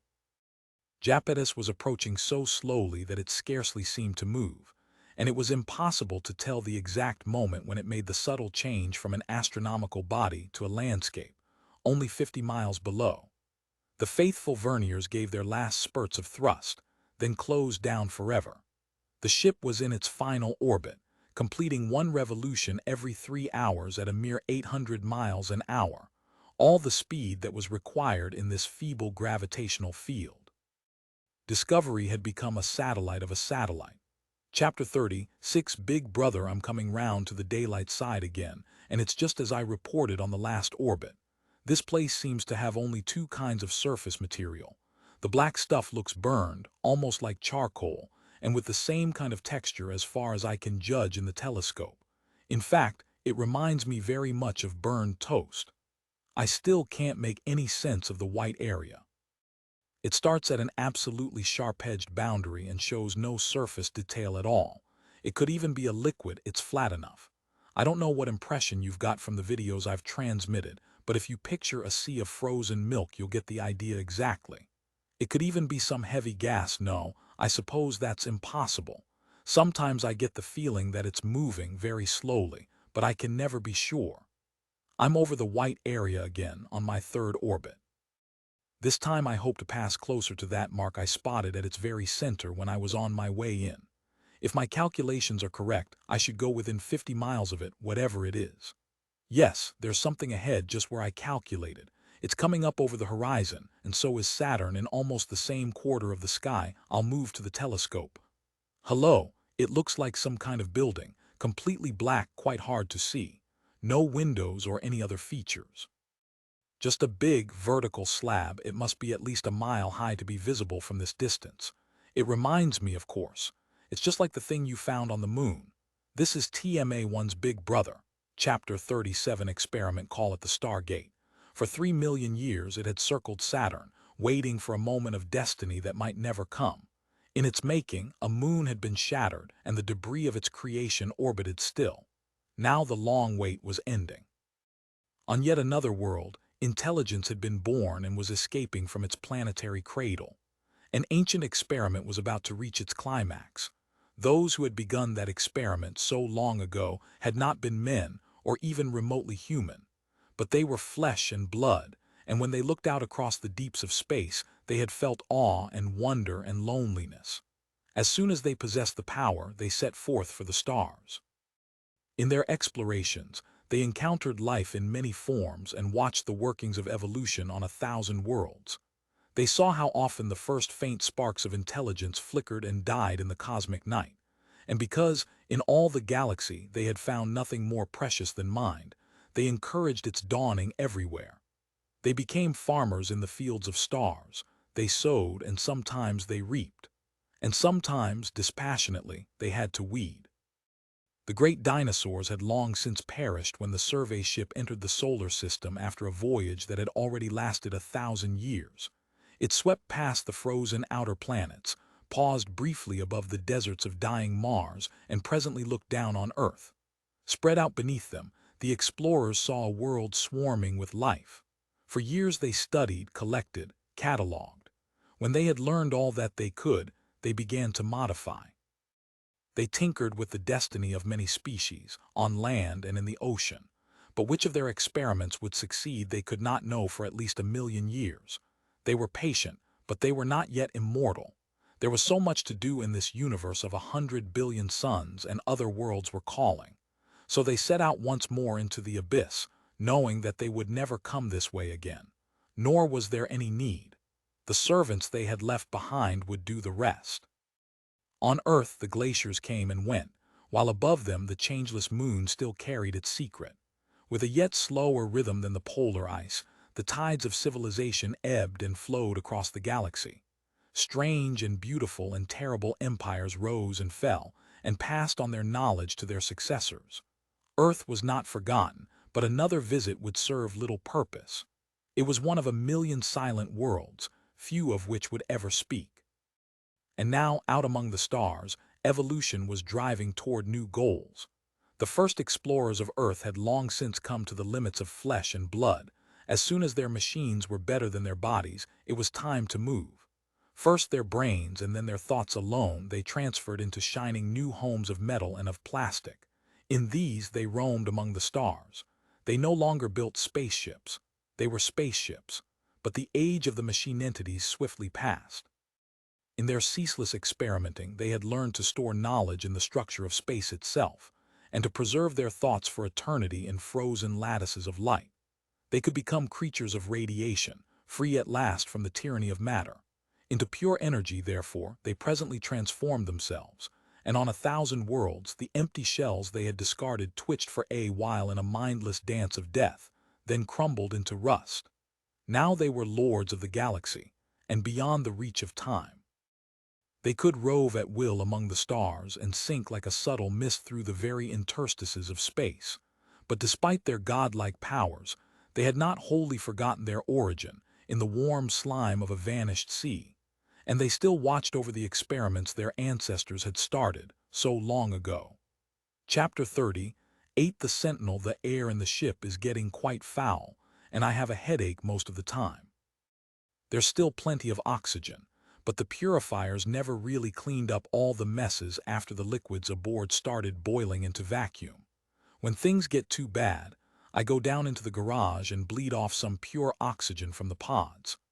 There's been no reaction to any of my signals, and because of my orbital inclination, I'm getting slowly farther and farther away from TMA2. Incidentally, the name you've given it is doubly inappropriate.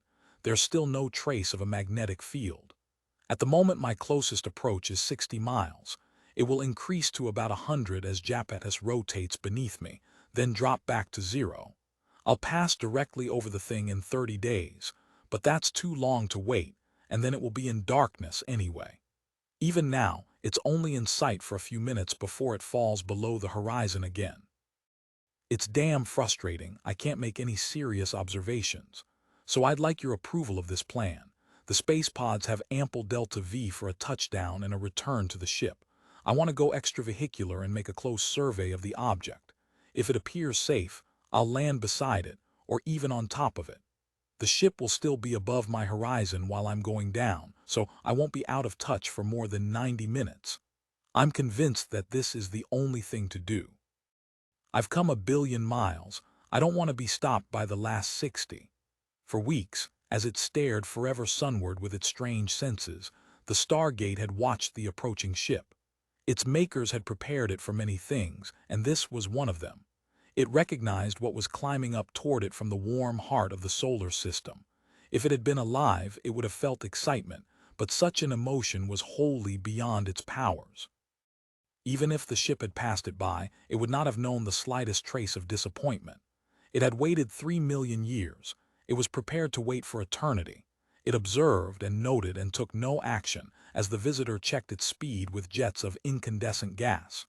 Presently it felt the gentle touch of radiations, trying to probe its secrets. And still it did nothing. Now the ship was in orbit, circling low above the surface of this strangely piebald moon. It began to speak, with blasts of radio waves, counting out the prime numbers from 1 to 11 over and over again.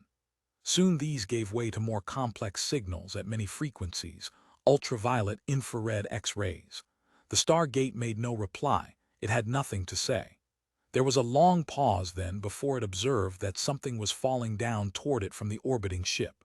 It searched its memories, and the logic circuits made their decisions, according to the orders given them long ago. Beneath the cold light of Saturn, the Stargate awakened its slumbering powers. Chapter 39 into the Discovery looked just as he had last seen her from space, floating in lunar orbit with the moon taking up half the sky. Perhaps there was one slight change.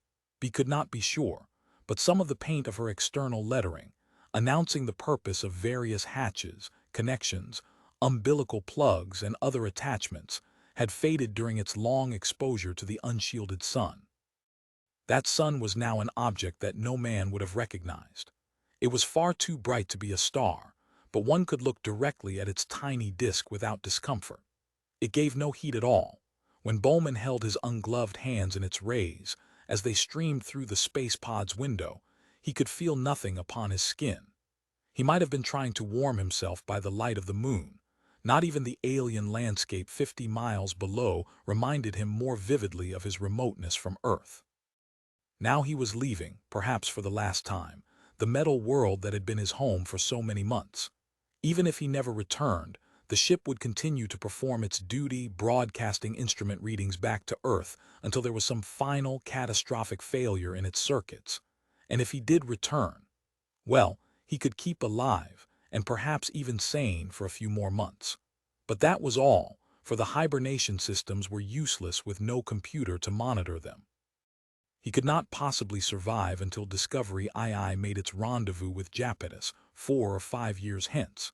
He put these thoughts behind him as the golden crescent of Saturn rose in the sky ahead. In all history, he was the only man to have seen this sight. To all other eyes, Saturn had always shown its whole illuminated disk turned full toward the sun. Now it was a delicate bow, with the rings forming a thin line across it, like an arrow about to be loosed, into the face of the sun itself. Also in the line of the rings was the bright star of Titan, and the fainter sparks of the other moons. Before this century was half gone, men would have visited them all, but whatever secrets they might hold, he would never know. The sharp-edged boundary of the blind white eye was sweeping toward him. There was only 100 miles to go, and he would be over his target in less than 10 minutes. He wished that there was some way of telling if his words were reaching Earth, now an hour and a half away at the speed of light. It would be the ultimate irony if, through some breakdown in the relay system, he disappeared into silence, and no one ever knew what had happened to him. Discovery was still a brilliant star in the black sky far above. He was pulling ahead as he gained speed during his descent, but soon the pod's braking jets would slow him down, and the ship would sail on out of sight, leaving him alone on this shining plain with the dark mystery at its center. A block of ebony was climbing above the horizon, eclipsing the stars ahead. He rolled the pod around its gyros and used full thrust to break his orbital speed. In a long, flat arc, he descended toward the surface of Iapetus. On a world of higher gravity, The maneuver would have been far too extravagant of fuel. But here the space pod weighed only a score of pounds. He had several minutes of hovering time before he would cut dangerously into his reserve and be stranded without any hope of return to the still orbiting Discovery. Not, perhaps, that it made much difference. His altitude was still about 5 miles, and he was heading straight toward the huge, dark mass that soared in such geometrical perfection above the featureless plain. It was as blank as the flat white surface beneath. Until now, he had not appreciated how enormous it really was. There were very few single buildings on Earth as large as this. His carefully measured photographs indicated a height of almost 2,000 feet, and as far as could be judged, its proportions were precisely the same as TMA1's, that curious ratio 1:4:9. I'm only 3 miles away now, holding altitude at 4,000 feet. Still not a sign of activity, nothing on any of the instruments. The faces seem absolutely smooth and polished. Surely you'd expect some meteorite damage after all this time. And there's no debris on the, I suppose one could call it, the roof. No sign of any opening either. I've been hoping there might be some way in. Now I'm right above it, hovering 500 feet up. I don't want to waste any time since Discovery will soon be out of range. I'm going to land. It's certainly solid enough, and if it is, I'll blast off at once. Just a minute, that's odd. Bowman's voice died into the silence of utter bewilderment. He was not alarmed. He literally could not describe what he was seeing. He had been hanging above a large, flat rectangle, 800 feet long and 200 wide, made of something that looked as solid as rock. But now it seemed to be receding from him. It was exactly like one of those optical illusions, when a three-dimensional object can, by an effort of will, appear to turn inside out, its near and far sides suddenly interchanging. That was happening to this huge, apparently solid structure.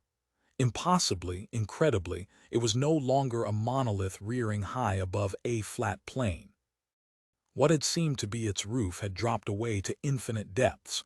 For one dizzy moment, he seemed to be looking down into a vertical shaft, a rectangular duct which defied the laws of perspective, for its size did not decrease with distance.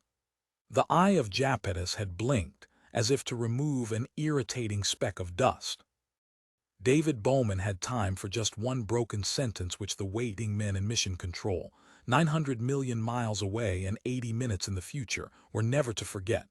The thing's hollow, it goes on forever, and oh my God, it's full of stars. Chapter 40. Exit. The Stargate opened. The Stargate closed. In a moment of time too short to be measured, space turned and twisted upon itself.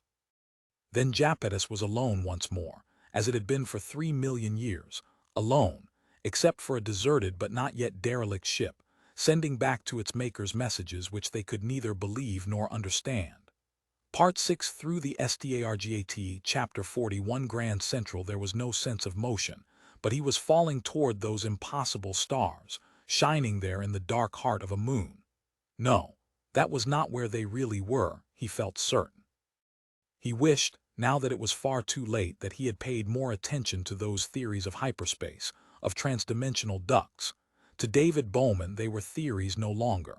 Perhaps that monolith on Iapetus was hollow.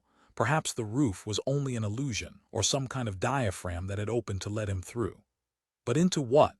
As far as he could trust his senses, he appeared to be dropping vertically down a huge rectangular shaft, several thousand feet deep. He was moving faster and faster, but the far end never changed its size and remained always at the same distance from him. Only the stars moved, at first so slowly that it was some time before he realized that they were escaping out of the frame that held them.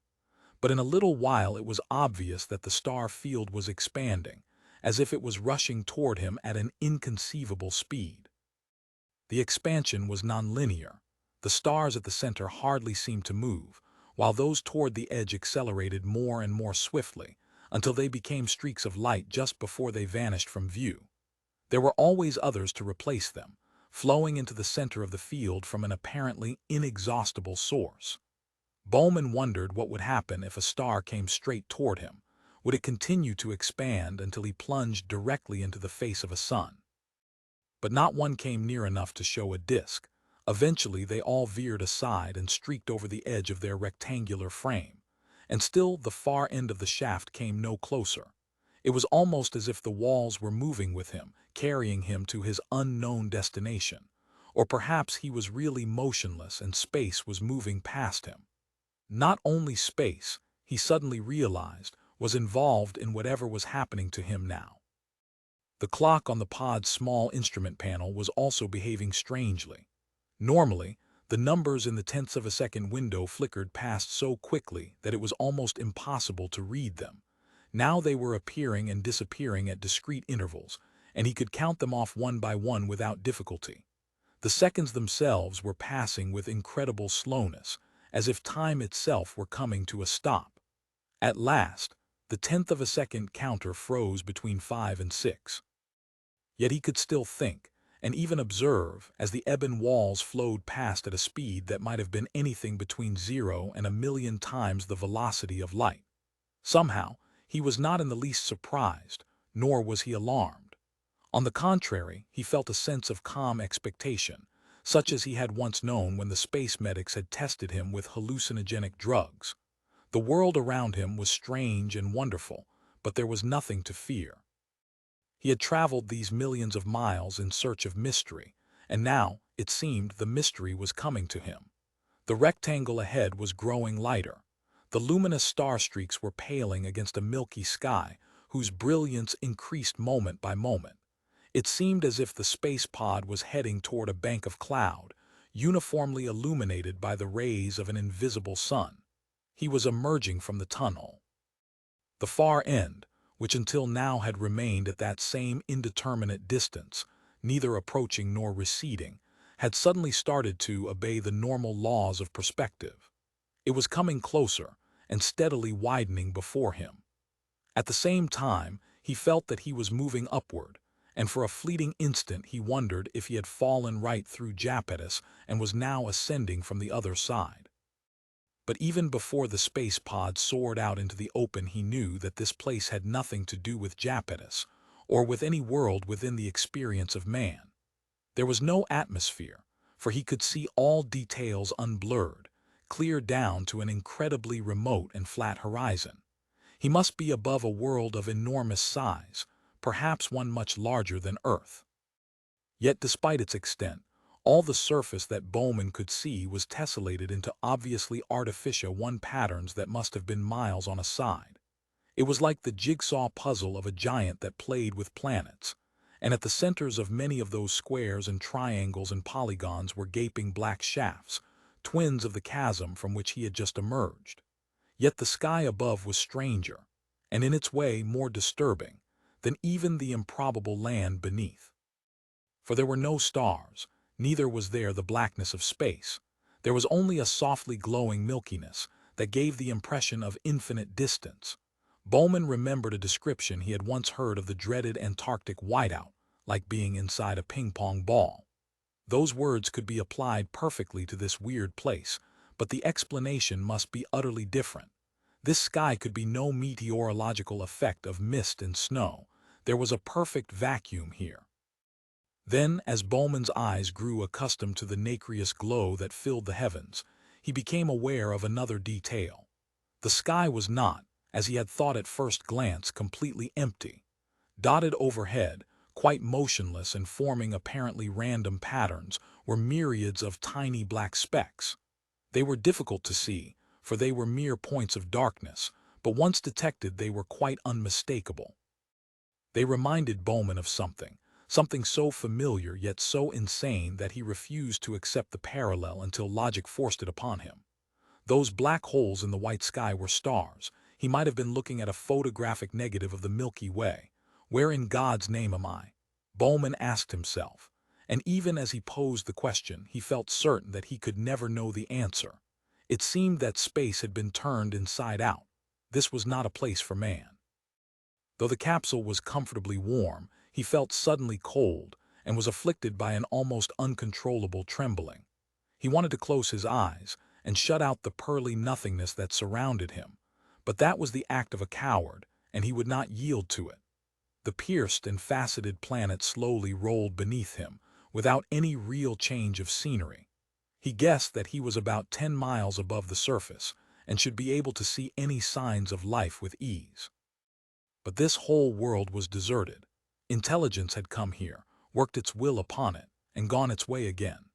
Then he noticed, humped above the flat plain perhaps 20 miles away, a roughly cylindrical pile of debris that could only be the carcass of a gigantic ship. It was too distant for him to see any details, and it passed out of sight within a few seconds, but he could make out broken ribs and dully gleaming sheets of metal that had been partly peeled off like the skin of an orange. He wondered how many thousands of years the wreck had lain here on this deserted checkerboard, and what manner of creatures had sailed it between the stars. Then he forgot the derelict, for something was coming up over the horizon. At first it looked like a flat disk, but that was because it was heading almost directly toward him. As it approached and passed beneath, he saw that it was spindle-shaped and several 100 feet long. Though there were faintly visible bands here and there along its length, it was hard to focus upon them. The object appeared to be vibrating, or perhaps spinning, at a very rapid rate. It tapered to a point at either end, and there was no sign of propulsion. Only one thing about it was familiar to human eyes, and that was its color. If it was indeed a solid artifact, and not an optical phantom, then its makers perhaps shared some of the emotions of men. But they certainly did not share their limitations, for the spindle appeared to be made of gold. Bowman moved his head to the rear-view system to watch the thing drop behind. It had ignored him completely, and now he saw that it was falling out of the sky down toward one of those thousands of great slots. A few seconds later it disappeared in a final flash of gold as it dived into the planet.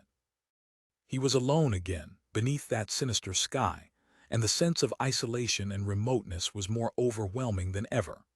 Then he saw that he also was sinking down toward the mottled surface of the giant world, and that another of the rectangular chasms yawned immediately below. The empty sky closed above him, the clock crawled to rest, and once again his pod was falling between infinite ebon walls, toward another distant patch of stars.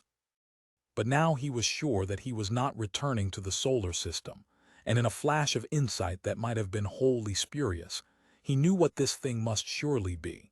It was some kind of cosmic switching device, routing the traffic of the stars through unimaginable dimensions of space and time. He was passing through a grand central station of the galaxy. Chapter 42, The Alien Sky Far Ahead. The walls of the slot were becoming dimly visible once more, in the faint light diffusing downward from some still hidden source. And then the darkness was abruptly whipped away, as the tiny space pod hurtled upward into a sky ablaze with stars. He was back in space as he knew it, but a single glance told him that he was light centuries from Earth. He did not even attempt to find any of the familiar constellations that, since the beginning of history, had been the friends of man. Perhaps none of the stars that now blazed around him had ever been seen by the unaided human eye. Most of them were concentrated in a glowing belt, broken here and there with dark bands of obscuring cosmic dust, which completely circled the sky. It was like the Milky Way, but scores of times brighter. Bowman wondered if this was indeed his own galaxy, seen from a point much closer to its brilliant, crowded center. He hoped that it was. Then he would not be so far from home. But this, he realized at once, was a childish thought. He was so inconceivably remote from the solar system that it made little difference whether he was in his own galaxy or the most distant one that any telescope had ever glimpsed. He looked back to see the thing from which he was rising and had another shock. Here was no giant multifaceted world, nor any duplicate of Iapetus. There was nothing, except an inky shadow against the stars, like a doorway opening from a darkened room into a still darker night. Even as he watched, that doorway closed. It did not recede from him. It slowly filled with stars, as if a rent in the fabric of space had been repaired. Then he was alone beneath the alien sky. The space pod was slowly turning, and as it did so it brought fresh wonders into view.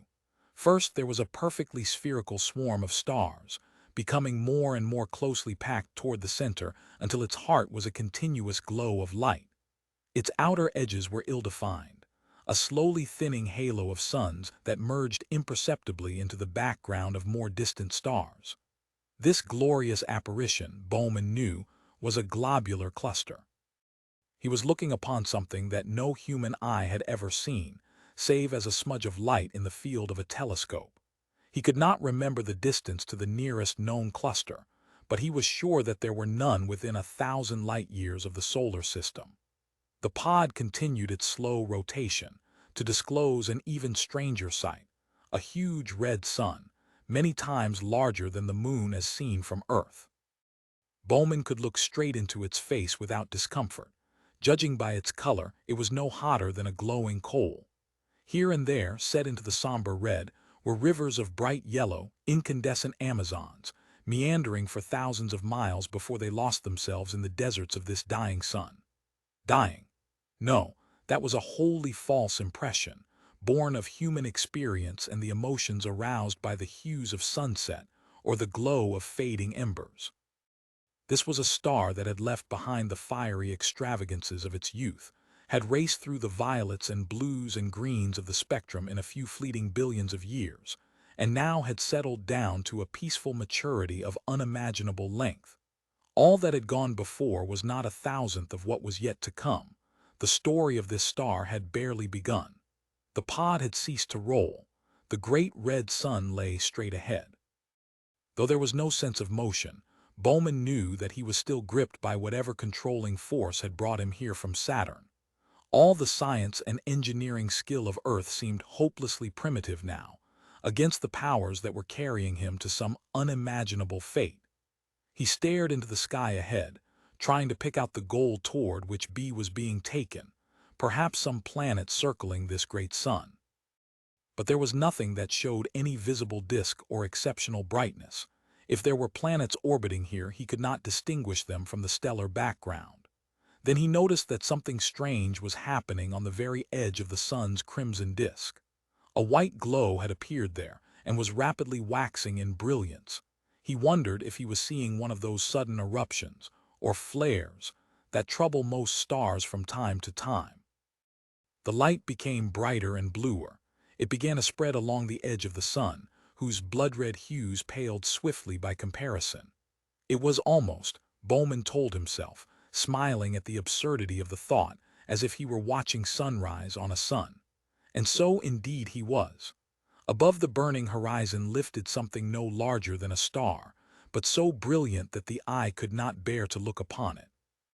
A mere point of blue-white radiance, like an electric arc, was moving at unbelievable speed across the face of the great sun. It must be very close to its giant companion, for immediately below it, drawn upward by its gravitational pull, was a column of flame thousands of miles high. It was as if a tidal wave of fire was marching forever along the equator of this star, in vain pursuit of the searing apparition in its sky. That pinpoint of incandescence must be a white dwarf, one of those strange, fierce little stars, no larger than the Earth, yet containing 1,000,000 times its mass. Such ill-matched stellar couples were not uncommon, but Bowman had never dreamed that one day he would see such a pair with his own eyes. The white dwarf had transited almost half the disk of its companion. It must take only minutes to make a complete orbit, when Bowman was at last certain that he too was moving. Ahead of him, one of the stars was becoming rapidly brighter and was beginning to drift against its background. It must be some small, close body, perhaps the world toward which he was traveling. It was upon him with unexpected speed, and he saw that it was not a world at all. A dully gleaming cobweb or latticework of metal, hundreds of miles in extent, grew out of nowhere until it filled the sky.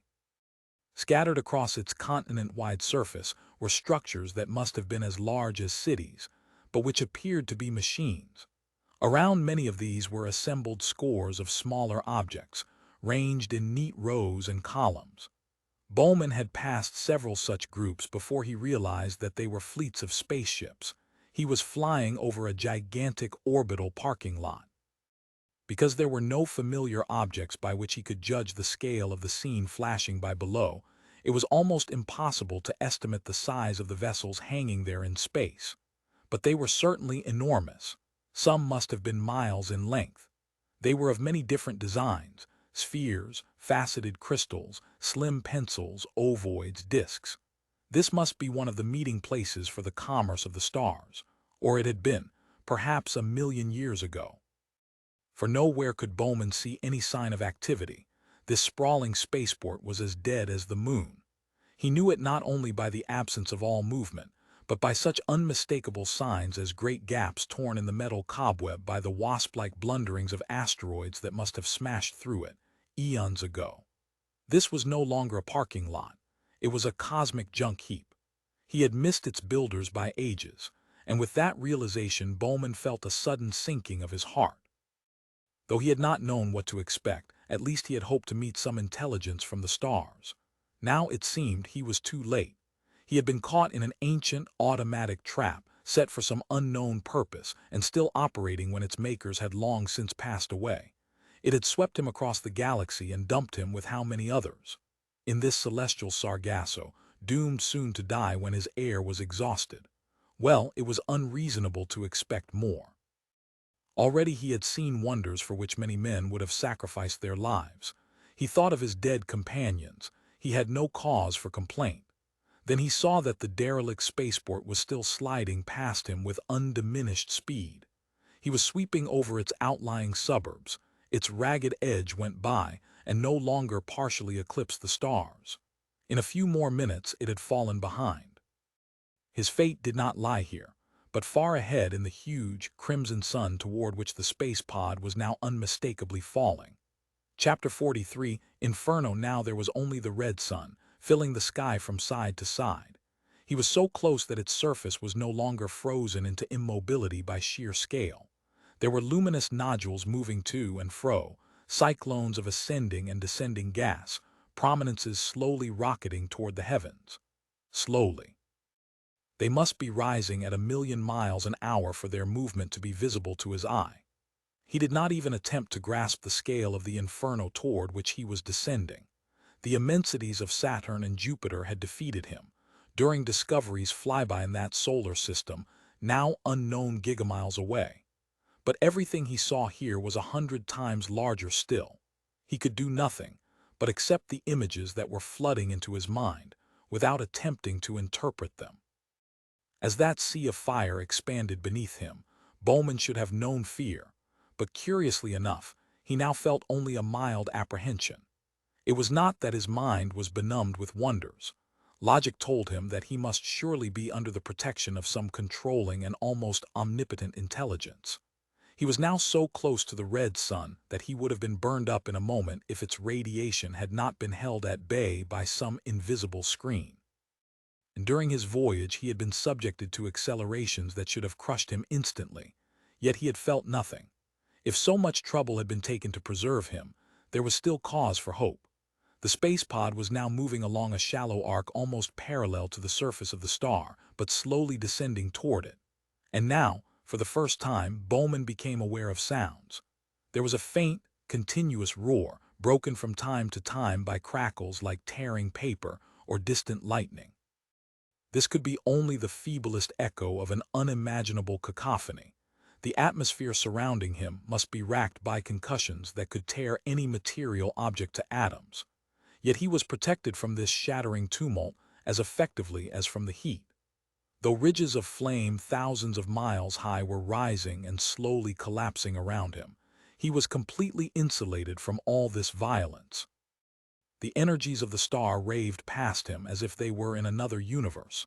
The pod moved sedately through their midst, unbuffeted and unscorched. Bowman's eyes, no longer hopelessly confused by the strangeness and grandeur of the scene, began to pick out details which must have been there before, but which he had not yet perceived. The surface of this star was no formless chaos. There was pattern here, as in everything that nature created. He noticed first the little whirlpools of gas, probably no larger than Asia or Africa, that wandered over the surface of the star. Sometimes he could look directly down into one of them to see darker, cooler regions far below. Curiously enough, there appeared to be no sunspots. Perhaps they were a disease peculiar to the star that shone on Earth.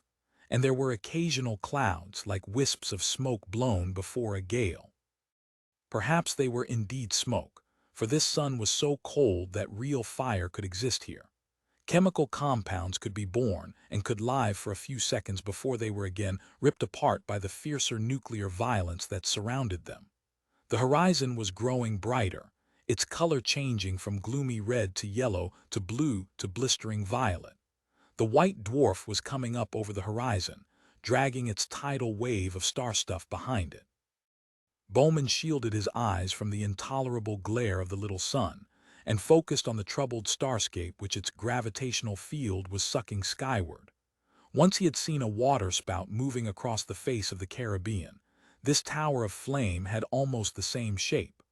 Only the scale was slightly different, for at its base, the column was probably wider than the planet Earth. And then, immediately beneath him, Bowman noticed something which was surely new, since he could hardly have overlooked it if it had been there before. Moving across the ocean of glowing gas were myriads of bright beads. They shone with a pearly light which waxed and waned in a period of a few seconds. And they were all traveling in the same direction, like salmon moving upstream. Sometimes they weaved back and forth so that their paths intertwined, but they never touched. There were thousands of them, and the longer Bowman stared, the more convinced he became that their motion was purposeful. They were too far away for him to make out any details of their structure.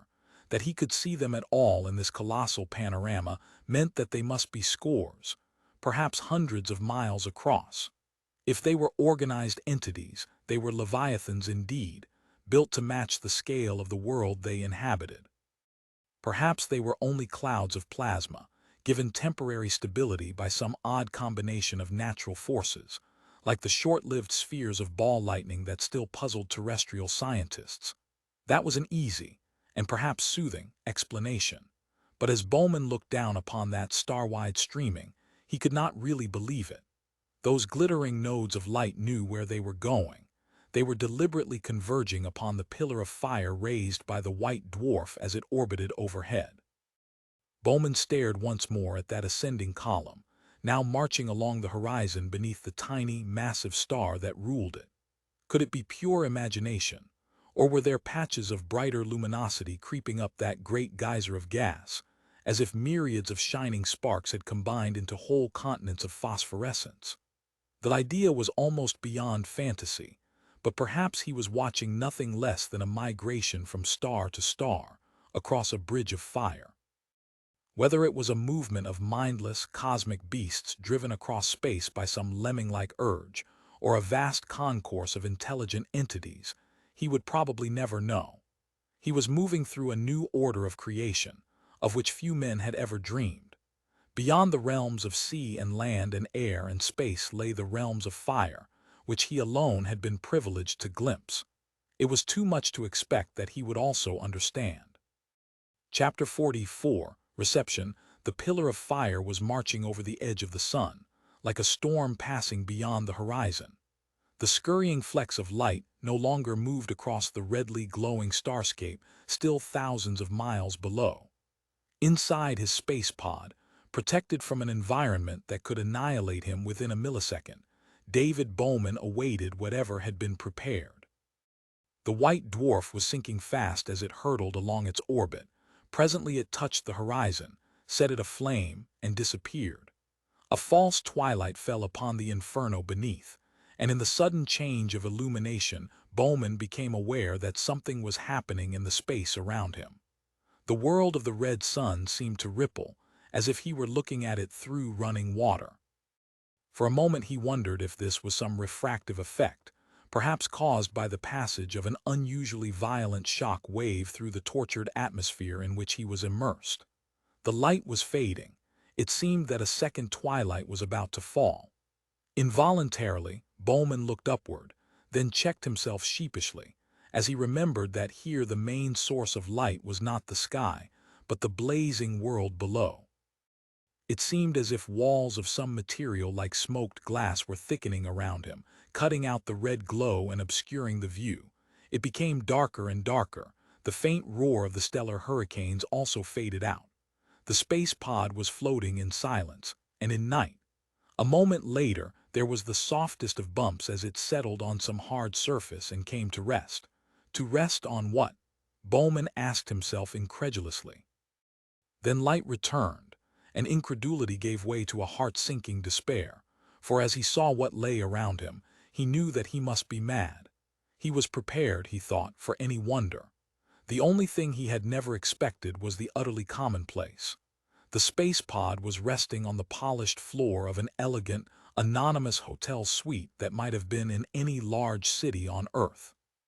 He was staring into a living room with a coffee table, a divan, a dozen chairs, a writing desk, various lamps, a half-filled bookcase with some magazines lying on it, and even a bowl of flowers.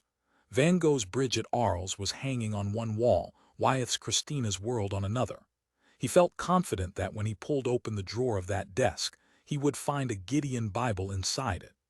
If he was indeed mad, his delusions were beautifully organized. Everything was perfectly real. Nothing vanished when he turned his back. The only incongruous element in the scene, and that's certainly a major one, was the space pod itself. For many minutes, Bowman did not move from his seat. He half expected the vision around him to go away, but it remained as solid as anything he had ever seen in his life. It was real, or else a phantom of the senses so superbly contrived that there was no way of distinguishing it from reality. Perhaps it was some kind of test. If so, not only his fate but that of the human race might well depend upon his actions in the next few minutes. He could sit here and wait for something to happen, or he could open the pod and step outside to challenge the reality of the scene around him. The floor appeared to be solid. At least, it was bearing the weight of the space pod. He was not likely to fall through it, whatever it might really be. But there was still the question of air. For all that he could tell, this room might be in vacuum, or might contain a poisonous atmosphere. He thought it very unlikely. No one would go to all this trouble without attending to such an essential detail. But he did not propose to take unnecessary risks. In any event, his years of training made him wary of contamination. He was reluctant to expose himself to an unknown environment until he knew that there was no alternative. This place looked like a hotel room somewhere in the United States. That did not alter the fact that in reality he must be hundreds of light years from the solar system. He closed the helmet of his suit, sealing himself in, and actuated the hatch of the space pod. There was a brief hiss of pressure equalization. Then he stepped out into the room. As far as he could tell, he was in a perfectly normal gravity field. He raised one arm, then let it fall freely. It flopped to his side in less than a second. This made everything seem doubly unreal. Here he was wearing a spacesuit, standing, when he should have been floating, outside a vehicle which could only function properly in the absence of gravity. All his normal astronaut's reflexes were upset. He had to think before he made every movement. Like a man in a trance, he walked slowly from his bare, unfurnished half of the room toward the hotel suite. It did not, as he had almost expected, disappear as he approached, but remained perfectly real and apparently perfectly solid.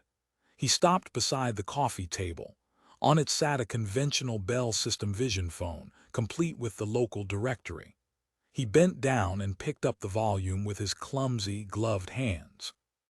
It bore, in the familiar type he had seen thousands of times, the name Washington, D.C. Then he looked more closely, and for the first time he had objective proof that, although all this might be real, he was not on Earth. He could read only the word Washington. The rest of the printing was a blur, as if it had been copied from a newspaper photograph. He opened the book at random and riffled through the pages. They were all blank sheets of crisp white material, which was certainly not paper, though it looked very much like it. He lifted the telephone receiver and pressed it against the plastic of his helmet. If there had been a dialing sound, he could have heard it through the conducting material. But as he had expected, there was only silence. So, it was all a fake, though a fantastically careful one. And it was clearly not intended to deceive, but rather, he hoped, to reassure. That was a very comforting thought. Nevertheless, he would not remove his suit until he had completed his voyage of exploration. All the furniture seemed sound and solid enough. He tried the chairs, and they supported his weight. But the drawers in the desk would not open. They were dummies. So were the books and magazines, like the telephone directory, only the titles were readable. They formed an odd selection, mostly rather trashy bestsellers, a few sensational works of nonfiction, and some well-publicized autobiographies. There was nothing less than 3 years old and little of any intellectual content.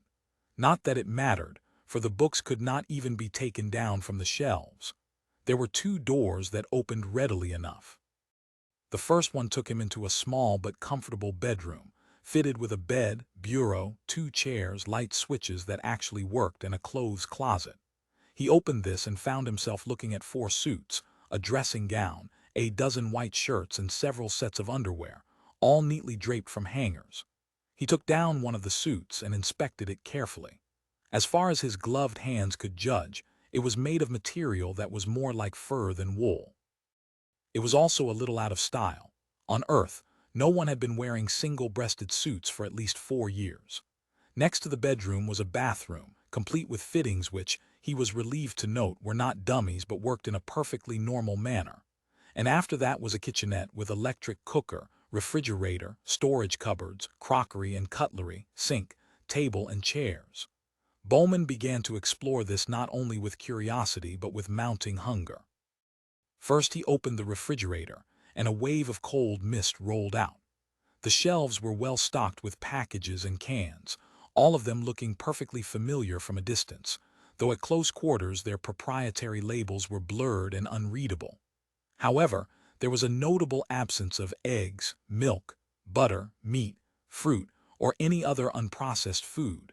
The refrigerator held only items that had already been packaged in some way. Bowman picked up a carton of a familiar breakfast cereal, thinking as he did so that it was odd to keep this frozen. The moment he lifted the package, he knew that it certainly did not contain cornflakes. It was much too heavy. He ripped open the lid and examined the contents. The box contained a slightly moist blue substance, of about the weight and texture of bread pudding. Apart from its odd color, it looked quite appetizing. But this is ridiculous, Bowman told himself. I'm almost certainly being watched, and I must look an idiot wearing this suit. If this is some kind of intelligence test, I've probably failed already. Without further hesitation, he walked back into the bedroom and began to undo the clamp of his helmet. When it was loose, he lifted the helmet a fraction of an inch, cracked the seal, and took a cautious sniff.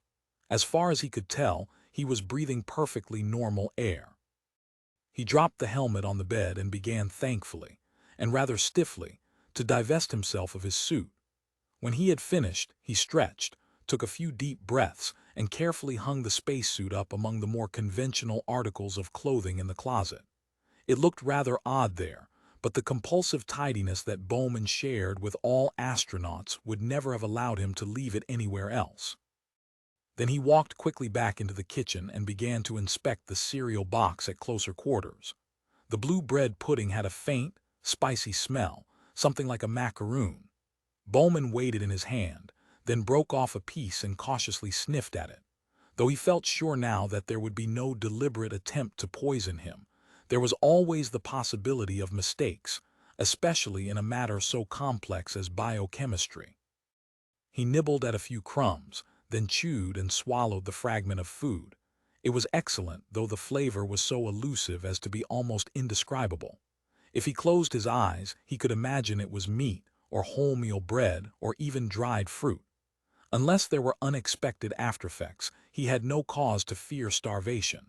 When he had eaten just a few mouthfuls of the substance and already felt quite satisfied, he looked for something to drink. There were half a dozen cans of beer, again of a famous brand, at the back of the refrigerator, and he pressed the tab on one of them to open it. The prestressed metal lid popped off along its strained lines, exactly as usual. But the can did not contain beer. To Bowman's surprised disappointment, it held more of the blue food. In a few seconds he had opened half a dozen of the other packages and cans. Whatever their labels, their contents were the same. It seemed that his diet was going to be a little monotonous, and that he would have nothing but water to drink. He filled a glass from the kitchen faucet and sipped at it cautiously. He spat out the first few drops at once. The taste was terrible. Then, rather ashamed of his instinctive reaction, he forced himself to drink the rest. That first sip had been enough to identify the liquid. It tasted terrible because it had no taste at all. The faucet was supplying pure, distilled water. His unknown hosts were obviously taking no chances with his health. Feeling much refreshed, he then had a quick shower. There was no soap, which was another minor inconvenience, but there was a very efficient hot air dryer in which be luxuriated for a while before trying on underpants, vest, and dressing gown from the clothes closet.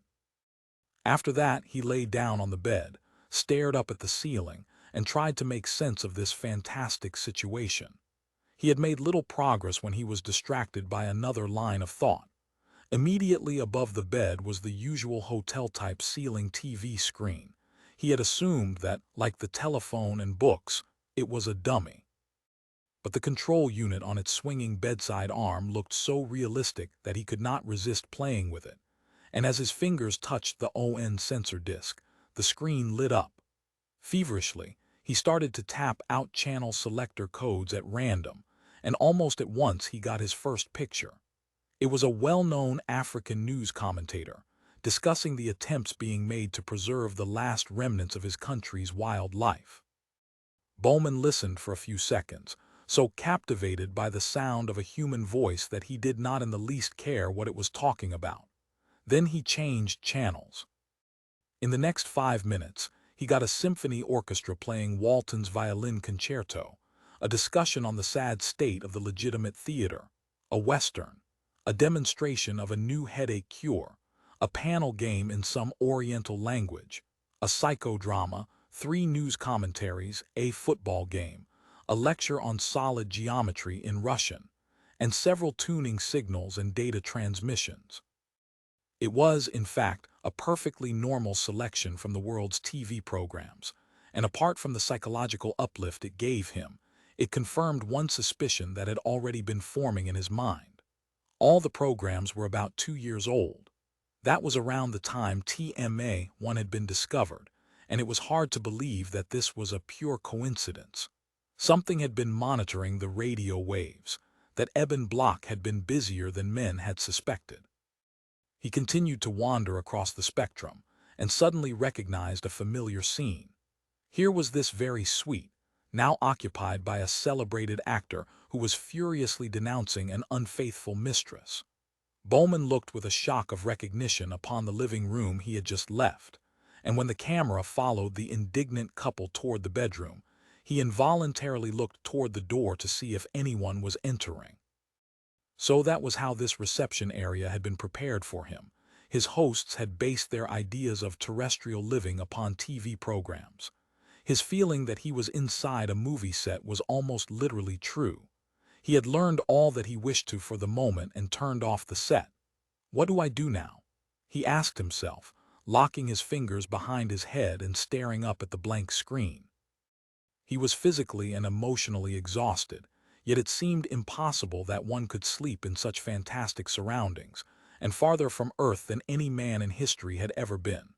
But the comfortable bed and the instinctive wisdom of the body conspired together against his will. He fumbled for the light switch and the room was plunged into darkness. Within seconds, he had passed beyond the reach of dreams. So, for the last time, David Bowman slept.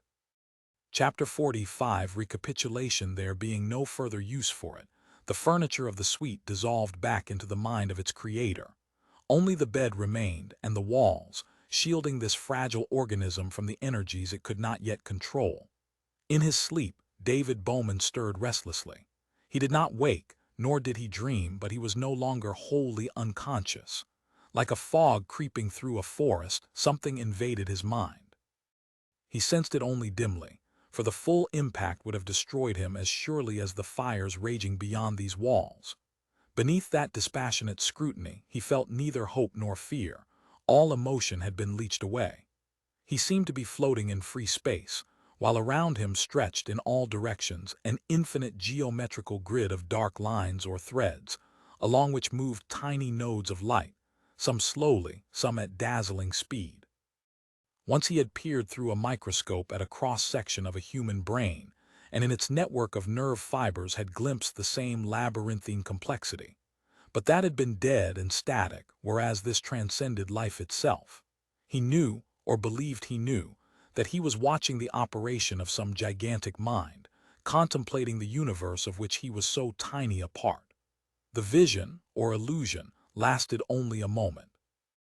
Then the crystalline planes and lattices and the interlocking perspectives of moving light flickered out of existence as David Bowman moved into a realm of consciousness that no man had experienced before. At first, it seemed that time itself was running backward. Even this marvel he was prepared to accept before he realized the subtler truth. The springs of memory were being tapped. In controlled recollection, he was reliving the past. There was the hotel suite. There the space pod. There the burning starscapes of the red sun. There the shining core of the galaxy. There the gateway through which he had re-emerged into the universe. And not only vision, but all the sense impressions and all the emotions he had felt at the time were racing past, more and more swiftly. His life was unreeling like a tape recorder playing back at ever-increasing speed. Now he was once more aboard the Discovery, and the rings of Saturn filled the sky. Before that, he was repeating his final dialogue with Hal.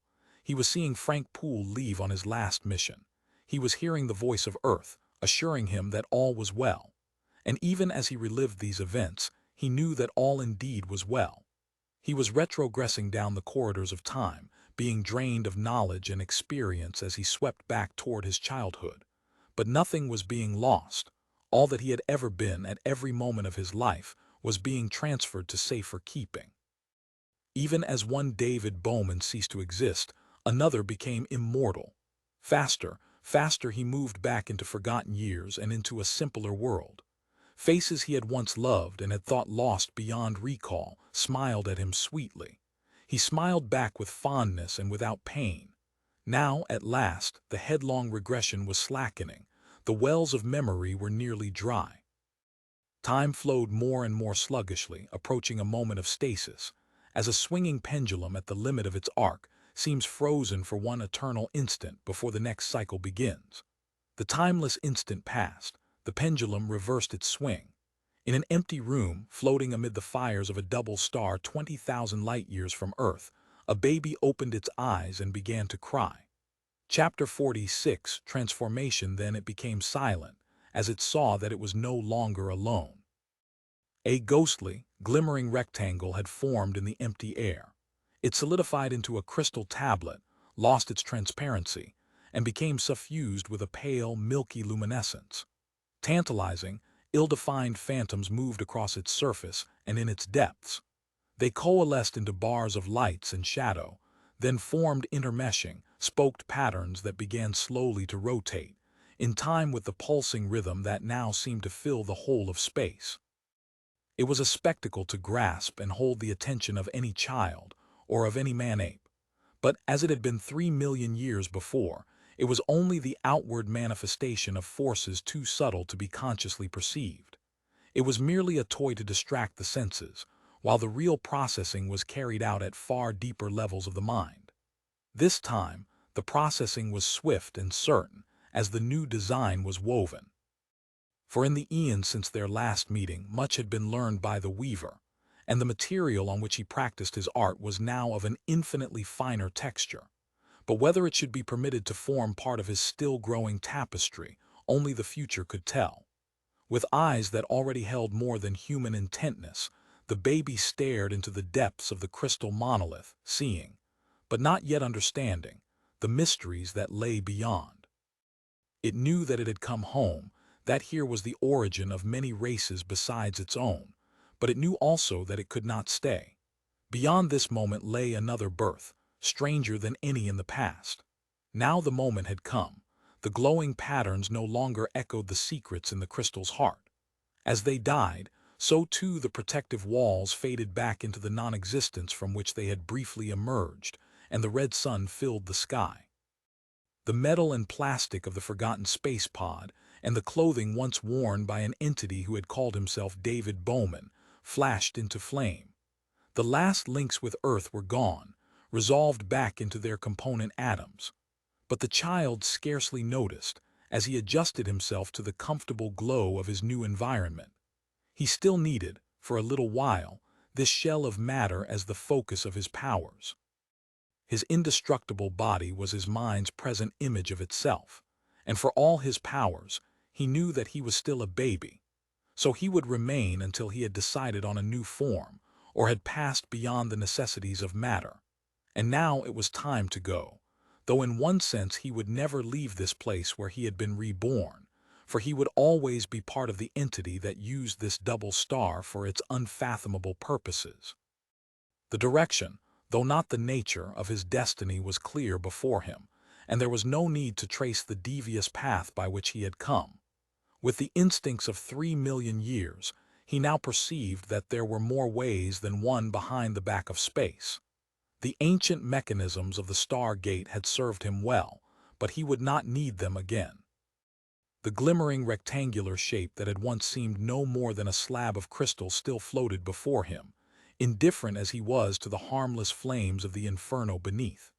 It encapsulated yet unfathomed secrets of space and time, but some at least he now understood and was able to command. How obvious, how necessary, was that mathematical ratio of its sides, the quadratic sequence 1, 4, 9. And how naive to have imagined that the series ended at this point, in only 3 dimensions. He focused his mind upon these geometrical simplicities, and as his thoughts brushed against it, the empty framework filled with the darkness of the interstellar night. The glow of the red sun faded, or rather, seemed to recede in all directions at once, and there before him was the luminous whirlpool of the galaxy. It might have been some beautiful, incredibly detailed model, embedded in a block of plastic. But it was the reality, grasped as a whole with senses now more subtle than vision. If he wished, he could focus his attention upon any one of its 100 billion stars, and he could do much more than that. Here he was, adrift in this great river of suns, halfway between the banked fires of the galactic core and the lonely, scattered sentinel stars of the rim. And here he wished to be, on the far side of this chasm in the sky, this serpentine band of darkness, empty of all stars. He knew that this formless chaos, visible only by the glow that limned its edges from fire mists far beyond, was the still unused stuff of creation, the raw material of evolutions yet to be. Here, time had not begun, not until the suns that now burned were long since dead would light and life reshape this void. Unwittingly, he had crossed it once. Now he must cross it again, this time of his own volition. The thought filled him with a sudden, freezing terror, so that for a moment he was wholly disorientated, and his new vision of the universe trembled and threatened to shatter into 1,000 fragments. It was not fear of the galactic gulfs that chilled his soul, but a more profound disquiet, stemming from the unborn future. For he had left behind the time scales of his human origin. Now, as he contemplated that band of starless night, he knew his first intimations of the eternity that yawned before him. Then he remembered that he would never be alone, and his panic slowly ebbed. The crystal-clear perception of the universe was restored to him, not, he knew, wholly by his own efforts.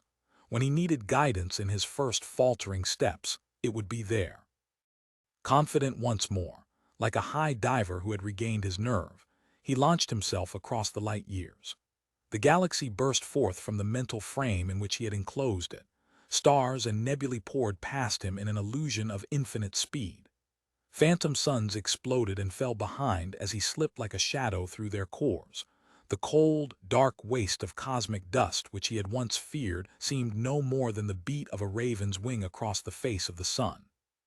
The stars were thinning out. The glare of the Milky Way was dimming into a pale ghost of the glory he had known, and when he was ready would know again.